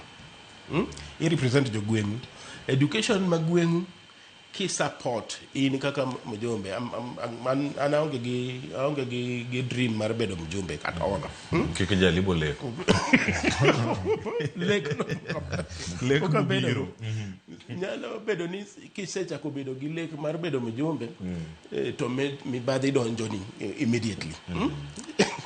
Mibadhi mar bedo ni an gini adwaro mana ni mondo konya an awuon. Koro gima anyalo paro ne jo Kenya nikech mbaka mwagoyo ni wago mbaka mar puonjo jogweng'wa. Ne momiyo wawuoyo gi dholuo mondo jogweng'wa opuonjre. Kiseyiero mjumbe mikete, an mjumbe ma gweng'wa iluongo ni Jared Okelo. Dhumo kisungu seriously. To tich botemo tiyo kaka dhano. Ok anene gi mibadhi moko mang'eny gi. Ka oyudo thuolo mar chiwo basari ochiwo, mar chielo sikunde ochielo. Mage ok gik mane wayiere ne. To wadhiro Okelo ng'eya. Wadhire, we push him so that he is not just seated. Support mar duondwa ema miyo oa malo kodhi timo gimoro nikech ong'eyo niya joma noyiera oketa tesre kendo ok abi yweyo ka ok atimo negi kaka negi yora. Mano e kaka summit. Kamane kamentiere akiaka beleko sebiro ni usoleki ntiere godo to lek sani koro sai lek koro sani koro in reality on the ground to gima osiepo wacho is very true. Adhi Nyando when I was PS maseche moko adhi school koka gocho ne MP ni bwana ane skundi ka chalo kama and I was very impressed. Same applies to gima naneno Rarieda Kutinda mono timo. Ineno joma dwani mondo chunygi gidwani mondo gikonyo thurgi. Ok ni wagone jogo campaign. Ten gima naneno when I was working. Nikech natiyo to waningini oko bed office. Watiyo to nwadhi oko. Oka luo kende manonene gigo. Ase kwano ni nadhi nyaka ndalo mane the current CS Muvuria when he was the governor of Kwale. The work manoido kotimo kuno on education, you can't believe it. Mane gigera wonderful TTC. Nikech negi ng'iyo kidhi area monti moro kanyo mar Samburu kise baro kichomo Kinango ibaro gi Samburu kichomo Kinango na wuotho kuonde go tido joma dwa tiyo ni jothurgi adieri more or less probably nikech kaka wacho ni kia kamido ka gigo tabu nitiere titemo saidi but it may not be the case nikech aneno ka jomoko wacho ni joma Northeastern pesa gichoko to gibiro gigedo go Nairobi ka. But umba do request you kaka jo media nikech seche modhi oko waneno ka unyisowa kaka gigi nyithindo machande to kane kutuo mone jogi nicho bung'eyo ni nitie pesa within NGCDF minya yudo go bursary within your constituency. Ang'eni MPs bide wacho ni pesa no gi control, but you know as I do. Koro dwani gi mbu nyisogi ni konyruok ginya yudo county, konyruok ginya yudo ka MP mondo nyithindgi odhi osom. Mano be nyalo konyo. Yeah. Kiwache kanyo achiel kachiel. Nitie wach moro ka madani mondo mi warange kendo achako mana kodi kendo Dr. Juan. Waluso kaka wacho ga 100% transition. To gin gik moko adek mopogore. Wan ka gi transition, mano dar kiwuok e klas achiel kidhi machielo. Kaeto wan gi wacho ni retention. Bedo japuonjre ni e klas kata e skul. To mogik mar completion kata mar tieko. Ang'o miyo ma ino imiyo ga mana 100% transition kae. To retention kod completion ka wakia ka jok mano yudo 61% transition modonjo grade 10 dhi chopo nyaka giko mare koso diere ka gidhi weyo kalore kod nok mag gik moko mane tamo jok moko riwre kod gi mondo gilos ata malo 100. Aparo ni kang'iye kaka wan kana wang'iye transition is the first step, and a step mokwongo ni nyathi nyaka wuogi dhi e skul. Kato kose dhi skul ting'eni mondo mi odong' e skul kaka kunde moko iyudo kaka an kana dhi Tana River nayudo ka nyithindo wuok leo ka kodhi e skul nitie ndalo moko mama wembo chiek. Koro nyithindo dhi kwanyo mawembe to dhi uso. Koro ok gidhi e skul. Koro mano miyo nwatiyo gi jo chife mondo kar jonyuol golo nyithindo ne dhi kwanyo mawembe to jonyuol okwany mawembe to usi to kel ni nyithindo gima ginyalo chamo e skul. Kato nitie gimoro be mane was very strong during our time. Nitie gimoro ni school feeding program. Ne skunde ma kuonde modok piny matin makata korwa koja kata suba ni time gi kuonde mineno ka ngima tek kaka saneno ka kuonde makoro dhok thoe nikech piny adok ne wang'iyo chiemo to bedo delivered mitere ne nyithindo e skundego. Kata kae wang' moro nadhi Samburu kidhi tiyudo ka salang nyithindo mudo nyoyo gi nyuka. Mano nyalo ke chiemo kende ma nyathi dhi chamo. By the way, gima nwayudo ni ndalo mapok wachako chiemo chak chiwo to nyithindo ok bi skul. To kaka nwachako chiwo nyuka no gi nyoyo to nyithindo ne biro kendo chiemo no ema miyo gibiro skul. Kata kidhi nwatime kata slums ma Nairobi, ma Thika kata ma Kisumu. Mago te nwaketo under the school feeding program. Kendo sirikal ne golo pesa to kendo nwa supervise kaka gigo bedo procured kendo mondo retention odhi mbele. To be very honest, okang'i kako dhi sana. Nikech alka gima okawe kendo pod okete county. Nairobi ka warange en dishi na county. Koso ng'ato wache ni odishi county. Bende chiemo entiere kar kato irange yore mopogore. Success rate mar gigi duto kama gintiere kata performance depend kum jok mage. E stage mane, stages ariyo manual adek ma warango kar kae George Williams. Inene korka transition ka, retention kod completion ka. To past performance be nya bedo kata kirango ni to osebedi kitime yo machalnade ko sen serikal mok nya timo benchmarking kod jok manokadho. Joma nigi namba manyalo wacho nwa success rate at the honors of students, the Ministry of Education gine wegi nyithindo nyaka nyithindo badhi e private school te gin mag Ministry of Education. Koro namba wanyalo yudo kure. To kaka nene aneno ni success rate mar transition nyeche ne ber kowuok grade 6 kadonjo JSS ero koro wuok e JSS kodonjo senior school. To resewinjo kosechako yumba iwacho ni 61% ema ose transit up to today. Manyiso ni namba moro ma more than 30% poko transit. Kaka wadhi ng'eyo ni retention margi chal nade. Mano is a function of quality assurance ma Ministry of Education. They gibro wachonwa kaka odhi completion rate koro wabro ng'iyo seche ma koro gichope klas 12 ni nyithindo wuok adi. Najagone gaji mbaka moro which was very simple. Ni kane Kibaki obet president, moyawo school ni free education, nyathi nodonje klas 1 nyathi adi kenyalo paro 1.2 million. By the time mane nyathi ni chope klas 8 nosechopo 1 million. Manochope form 4 nosechopo 1,800. In 12 years that cohort 400 nolal. No penjo one again. Kwa statistics one again. Ka free primary education huko ngelwet Kibaki ka itie ko class 8 pero ji million achiel. Ka form 4 chopo 1,800. In fact, can that cohort graduate 4 years later? You don't. Akani 167,000 no graduate from the university. So the loss tonitie. Don't give me the work system are many. Some of them onge control mar sirikal, some of them onge control mar japuonj. So at each level nitie ngama nigi a level of responsibility. To tekni wanyalo ng'eyo kuonde ma nyithindo gi nitie te. We can account for them. Mano wanyalo nyiso stochgi. To ka ok wanyalo account for them, ni wan wang'eyo mana jomo dhi e university gi jomo dhi e TVET ka ji osewuok. Kaeto jomodong' to koro nyagri gi tekri. Kiwacho ni mano chal maroch mentiere. Sasa romo sang'wen gi nus na ka wiye masani ka duogo mar mondo mi achak kodi kimiwa paro bende mantiere kata ka kiwacho ni retention ka machal ni obede matek kata ka sani ji thuthni mondo mi ji odonji otim 100% transition ma sirkal gombo ni bende nyalo rit nyithindo gi obede sikul nyaka giko mare. Wakaw yweyo waduogo bang' kinde manoko.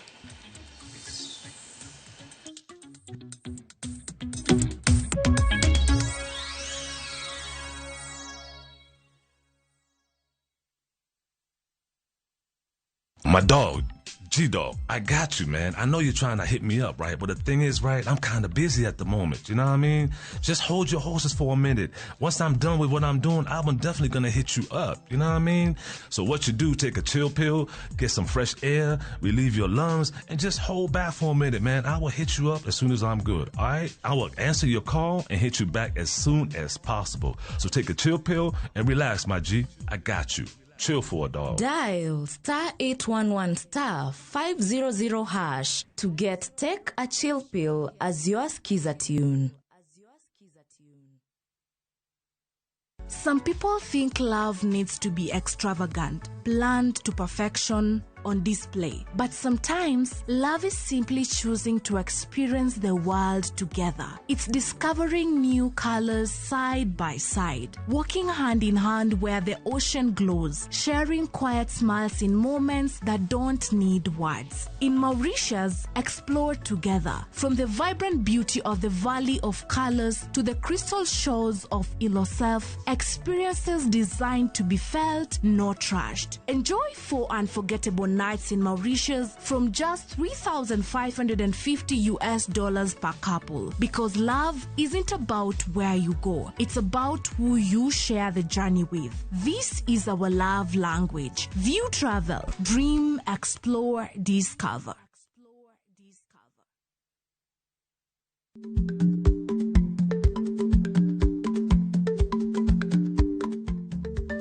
Dhako muol kadonjo, matiende ni bedo ni ng'ato ling' e kinde ma owendo ok ofulo ni omuol. Samoro en kod kido mamoko.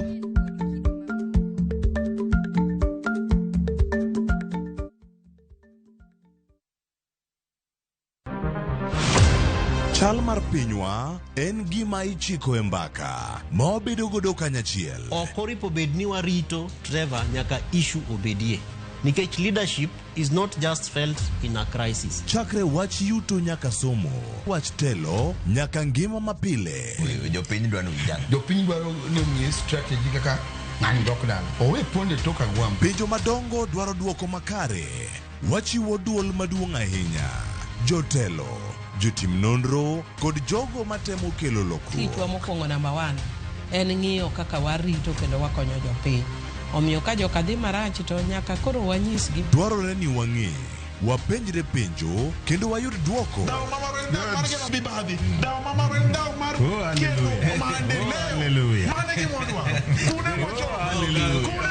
Riwri kod Trevor Ombija, tich adek, saa 3 otieno, mana e Ramogitvlive.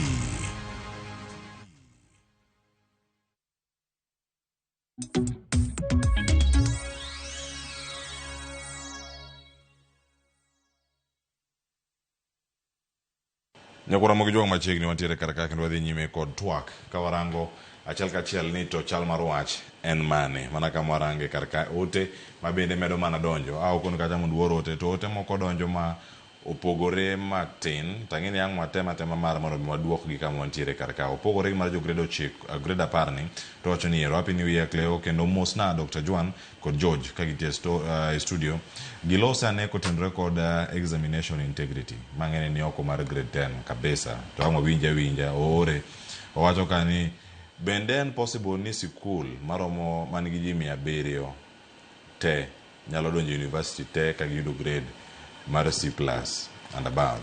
Machielo bende owacho ni what does that scenario hold for the future man of our people and country? Manyinge Leo Onyango ka en Kisumu.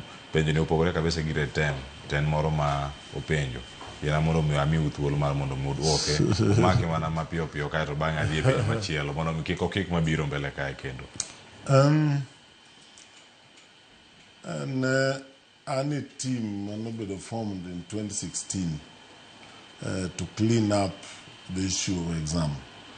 Kendanya Lawacha in 2016, I'm in charge of setting of exams. Because no the system no new another kwa campaign. Toka wuyo ge principles sani kata ge samoro nyithindo mokalo tinyo ka ginyisi ni wadok kuma ne waaye. Kato gimoro bege wachene inyo ge kanyo. Sama japuonj odhi in part of gik mabiro consider ni to kola ma koro en jopuonj to en jonyuol nikech gigo bitiyo gi pesa. Jonyuol bende golo pesa mondo gik moko mano otimre. Tadieri mondo mi aduoke moka wacho weche mang'eny kiwuoyo gi principles moko sane to ginyisi ni kuma ne waaye kane mapok wachako timo clean up ma 2016 ema wadokie. George. Ka ok iwuoyo gi ng'ato, ing'eni Dr. Julius Juan nigi networks mane owe koselei the ground, ochalo moi. Iwinjo ko kwano jopuonje bo owuoyo go. Koro en owinjo ground moloya. An to koro go theory. King'iyo normal performance curve jothurwa. Mano puonjwa ka watimo statistics matin to en rakuom kama to kiyudo ka obedo skewed to the side to nitie gimodhire kuro gimodhire koni onyalo bet mibadhi onyalo bet mibadhi to nyalo timore ni nyithindo riek ahinya mano be nyalore lakini ibro yudo ka adier mar Nyasaye en ni nitiere kaka lwedo moro nyalo kale mar konyo giyo e chumbi okotimre kamano. Koro kamano ahinya. Koro kamano ochope kata kano wakawo yweyo daktari aduoki kende to wakae. Mana kamano jo Julia mowe ka wakawo yweyo. Nolosi weche mag retention kod mano mara tieko sikul. Kama chena nitiere kod kaka serni onego bene donjo adieri ne jogi mondo mi oket nyathi e sikul. Aparo ni maduong' kane wayudo ndalo chan watimo study moro to wayudo different scenarios mopogore. Kane dhi kuonde machalo Central tiyudo ka nyithindo machuo ne lwar kawe skul molo manyiri. Tiende ni nyithindo dwano donje weche mag ohala matindo. Ohala go be moko dhi donje within a short time to bende gichamo gidhi donje thing magilal. So mano nwayudo kotimore. Kane wadhi kuonde kaka nagoni mbaka an nadhi Tana River mondo odhi ayud kaka nyithindo nyalo somo. Koro kane wadhi Tana River be nayudo ka opogore matin. Iyudo ka nyithindo dhi manyo kaka ginyalo chiemo, kaka ginyalo konyore. Kane wadhi malo yo Northeastern, to kendo nwayudo ka nyithindo machuo wuok ka gidhi konyo jonyuolgi, kaka saneno koro chieng' moro dwa wuok Northeastern kae ni manyo jo World Food Program oselando. Tedhi yudo ka kendo koro jo nyithindo dhi chako wuok gi jonyuol ka gidhi manyo kaka dhoge ginyalo kwayo. Mano momiyo nwachako what we call low cost boarding schools kuondego eko, mondo ka jonyuol dhi manyo kuma chiemo dok nitiere to nyithindo nyalo dong' e skul. To gima duong' mane konyowa, mana pod apane kata sani pod nyalo konyo, en ni directive nyaka wuogi kowuok, ok adwa wacho ni ot mamalo, to kowuok interior, kanyiso chiefs te ni kopo ni gweng' oyud ka nyathi monego bedie skul wuotho e kor gweng', you will be held accountable. Ibiro pimo maber ahinya gimomiyo mano timore. Kopo ni mano timore, tiyudo ka chief dhi miyo authority mako yudo nyathi ma ywe dala to nyaka dhi e skul, nikech bedo e skul motieko certificate no dhi bedo very important. Machieng' moro nyalo kora dhi godo technical training moro, samoro gikia, samoro jonyuol be kia. So aparo ni an this collaborative work mar jo Minister of Education gi jo Interior is inevitable. Kendo nyaka tim, kendo pronouncements go nyaka bedi. To nyithindo bede skul matieki. Which is very important mondo mi gitieki. Yeah. Iwacho ni en ting' mar ji te, kama nitie mana ni giwuoka. Nyithindo giwuok ok e udi kendo gidhi e skul. Nitie jonyuol moko ma nitiere sani e gwengewa ma waloso, kendo gineno chenro sani gi Ramogitvlive. Nyathine osetieko grade 9, en owach nyathina ni odhi otim ang'o? Mechanic. To en mechanic ma skul kata ma course moro mitere, itere Jua Kali. Apprenticeship. Kobed Kisumu, odhi osom mana koneno gino ma jok moko bende timo Jua Kali kacha. Nikech owacho ni mokwongo en oonge gi geno mar nyathino donjo e skul sama gintiere. Inyalo rang gi e yo machal nadi, nikech sani wacho ni ero kata chenro mar Nyota imiyo jok moko ma ponono da chako ohala. Mano chenro ma sirkal bende dhiro sani. To moko noweyo skul ka gintie kiwango moro mantie piny koni. Moko bende itere trainings ma moko kama gintie. Kero gi kama chal nade, pek ma osemi somo. Samoro ng'ato wacho ni ndhadhu mar somo e piny Kenya osedok piny. Magi dwaro en mana kaka inyalo yudo pesa. To ka gibiro Nairobi ka, giwacho manyo pesa mokelo gi Nairobi ka. Onge mwandu magi ka mar ng'ato gi gowi kata mo olos pesa ne to wuogi. Mano tij ohala mantiere. Ginene moloyo wach mar dhi skul. George. Nyoche ne osiepna moro wagogo mbaka to wachona ni there is social capital gained in staying in school. En ni kaka imedo bet kanyo e kaka joma usomo gogi umedo ng'eru ma ginyalo bedo oinga mari e ndalo mabiro. To joma usomo calculate ni basic education up to grade 12 ema mi social capital no maber. Koro kapo ni nitie janyuol moro mobet kamoro mosego kwano ni en koro dwando tero nyathi e Jua Kali ka nyathi otieko grade 9, nyathino pok ogather enough social capital. Koro ajiwa mondo gitudre gi jogweng'gi, jotelo, mondo oyud thuolo mar miyo nyathini odhi nyime e skul. Ok ochuno ni nyaka odhi e boarding school. An awacho gania boarding school in my view en gima onego bed ni en private. Ma onego bed ni dhi mana e boarding school king'eyo ni anyalo nyalo. To more than 80% mar population onego bed ni dhi day school nyaka gitiek basic education. Koro kik nyathi kos ma ok odhi e skul ni no luonge e boarding school. Ka en janyuol ma winjo duondwa sechegi, to ka boarding pesa mitero go nyathi ni e boarding school otami, ter nyathi e day school machiegni kod dalau kanyo, kik iwe nyathi dhi e jua kali nikech wach pesa mar boarding school. Mano advice manyalo chiwo ne janyuol mawinjo duondwa sani. Erokamano. Dr. Juan, ndalo ni pod tiere koso? Nitie kama jojo kelo madonjo mamit kabisa. Ni bedo ni ng'ato somo nyaka klas 12 ok tami dhi gohala. En mani bedo skul no mang'eny no endi medi rieko makor kata kidhi gohala tigoye gi angul mopogore. Nikech sama in kanyo mana kaka wach iwuoyo gi ji, interact gi ji, ting'eni wach mar somo ni endi ok en na somo mar buk kende. To Nyasaye bende nochwewa ni wiwa dongo kaka wamedo dongo. Matiende ni that the developmental stages mag nyathi. Sama koro in between higni 14 nyaka 18 midhi tiyo kata klas 12. Tiro ka wiyi be medo dongo kendo buongo ni be medo tegno. Kendo yudo ka gik misomo mi interact godo kaendi dhi konyi maka koro ya kanyo kata kidhi gohala tiyudo kigohala manyalo pogore matin gi ng'ama ne okotemo kata man. Nikech ohala be kidhi goyo tidwa ni yud pesa be kidhi loso to nitie kaka kidwa ni pang kaka kidwa ni ti kode kaka kidwa ni time. Mano somo makelo.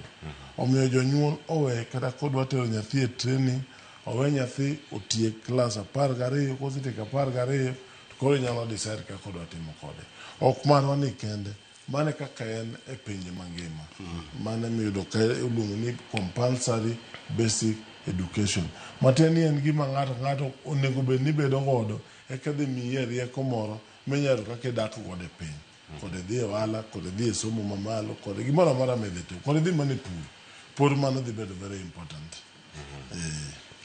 Weche thoth ahinya ma pod nitiere kar ka iwacho ni ka en siro weche mag somo wacho ni oyawre ahinya. Antiere kae kod japuonjre ma to ote machielo wacho ni githoth akoni kanyo ni gibiro kege mopogore opogore mano timo penj mar KCSE mano grade 2024 to certificate mare pod omoko e sikul.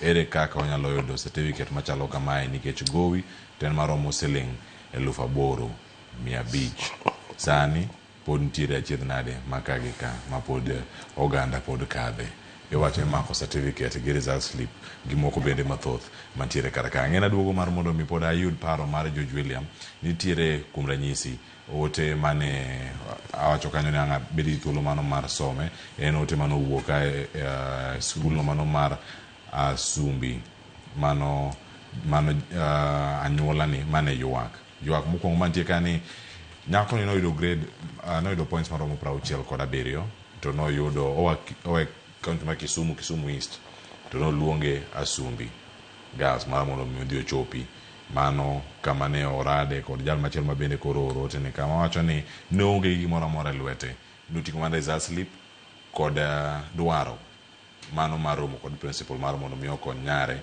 mondo yud admission mare sikul no. Okone ni principal ne bura moro ok dhi yude.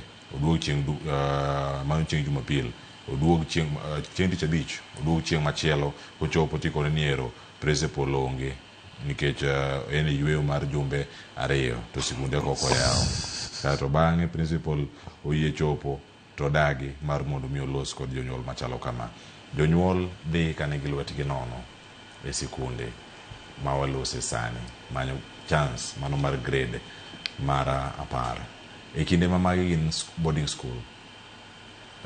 Mae mara achiel kuom ranyisi mag sikunde ma bende jonyuol ma nyathine no okalo 67 points ani kirango en 67 points out of 72. Japuonjre ne okalo ahinya. Oluonge e skul no bende ma en national school kendo en top school ma yudore alwora ma Nyanza.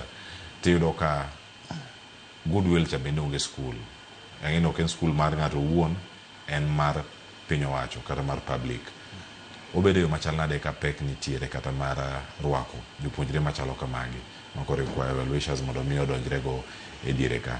Kesa bilani George kadi nitiere gi thuolo mar handle dirange nade. Dr. Joa an mana onge gi rieko mar duoko. An kaka nene mano ine ma in gi experience. Namba 1 okaw route mane janyuol mowuok Kisumu East moidho mtoka gi nyathi modhi Asumbi kendo chako dok kendo chako duogo. Asa neno ka janyuol nosetiyo gi almost 4,000.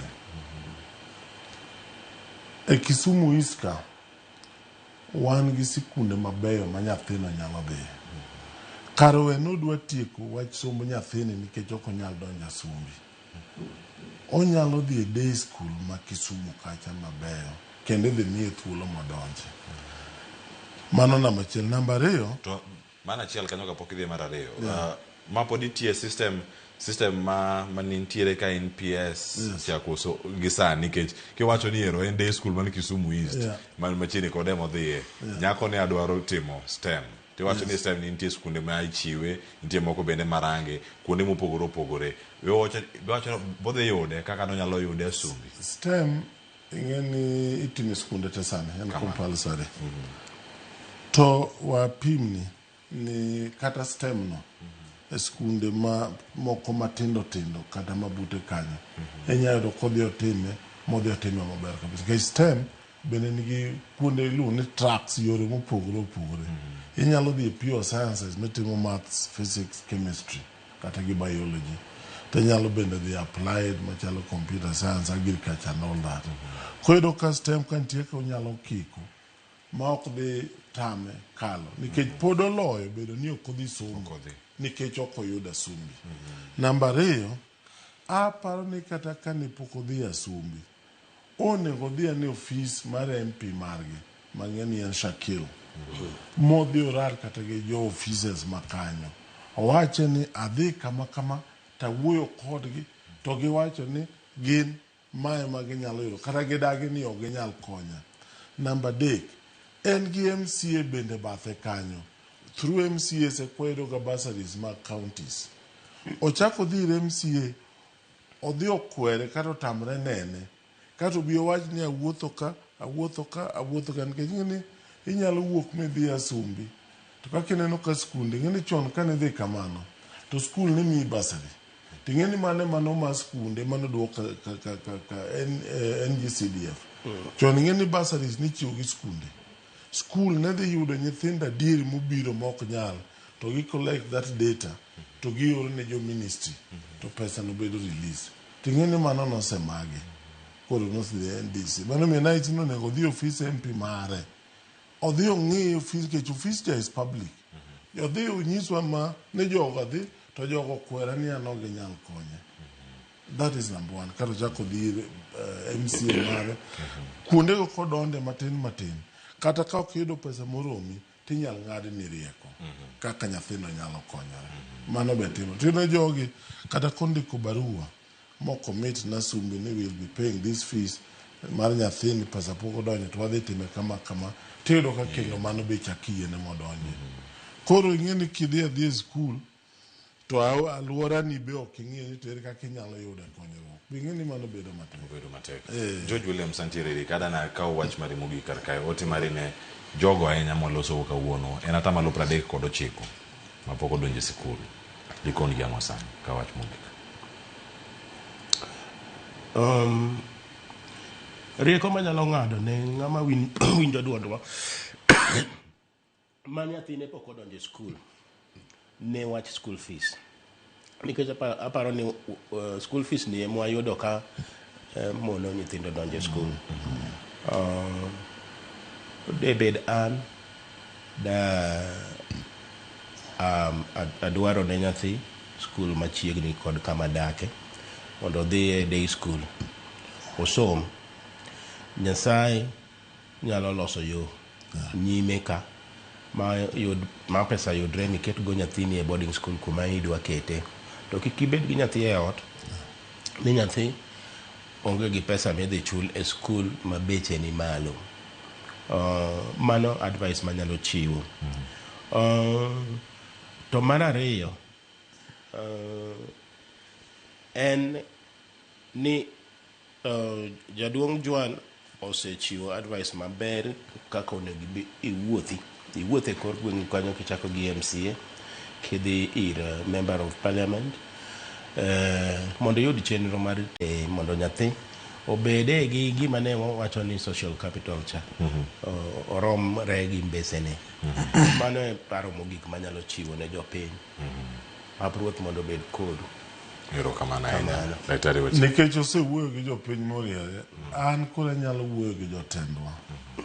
Nikech adieri pesa mar basari nosogelo skunde motere NGCDF.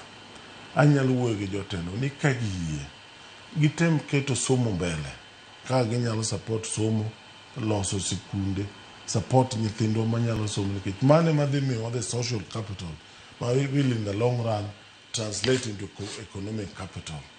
Mane gima duong' momi neno ka koro adhi kama ni tuo macha. Ni magi gik makadhi to jomdi wabro yie ni kare pogruok nitiere ne ng'ama osebede sirkal mong'i ka sirkal tiyo.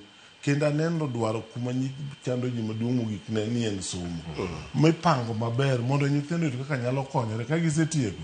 Tibedo be ng'ama cherre kod mondo ikony nyithindo mondo kaka ginyalo yudo tich. That is extremely critical. Koro jotendwa kuyie kata bed mane sani ging'iyo kaka wach siasa ringo, gidoge wach ywak madhi mbele mar somo mondo nyithindwa oyud kaka nyalo konyore. To nyis ng'ama nopenja penjo cha, an e pap. Kendo gibiro yie. Erokamano. Iwacho ni giwe linda ground. Gilinda masomo. Gilinda masomo. Erokamano George Williams bende kombedo kodo kinyi ma kawuono kae en ote ma wayudo kaka wuok kuom Thomas Agutu owacho mos makende imos na kanyo Dr. Juan kod Williams ni na gombo biro ahinya e studio to kayudo thuolo mar chopo nikech mago manok nyal geng' wabiro tude chieng' machielo kapod wantiere kodi kar kae. Erokamano kuom dwaro bende mar chopo e studio kanyo ka intiere kaunti ma Nairobi. Mane makelo e giko mar cheno nyakoro Ramogi Jwang' nantiere ka kod jowetewa Sharon Ong'aw kod Joyce Oduor are okinyi makaono sa 12 sa nosekalo dakika 55 tok sa ang'wen oduma dakika 5 kama otieke cheno mar mbako romo anyinga Cleophas Oluoch jakisomo kanya kwar mokeo nyaka sango warado odiochieng' makiny kwakelo cheno mar upiny kod mbako romo ikete mana kar ka oriti masani.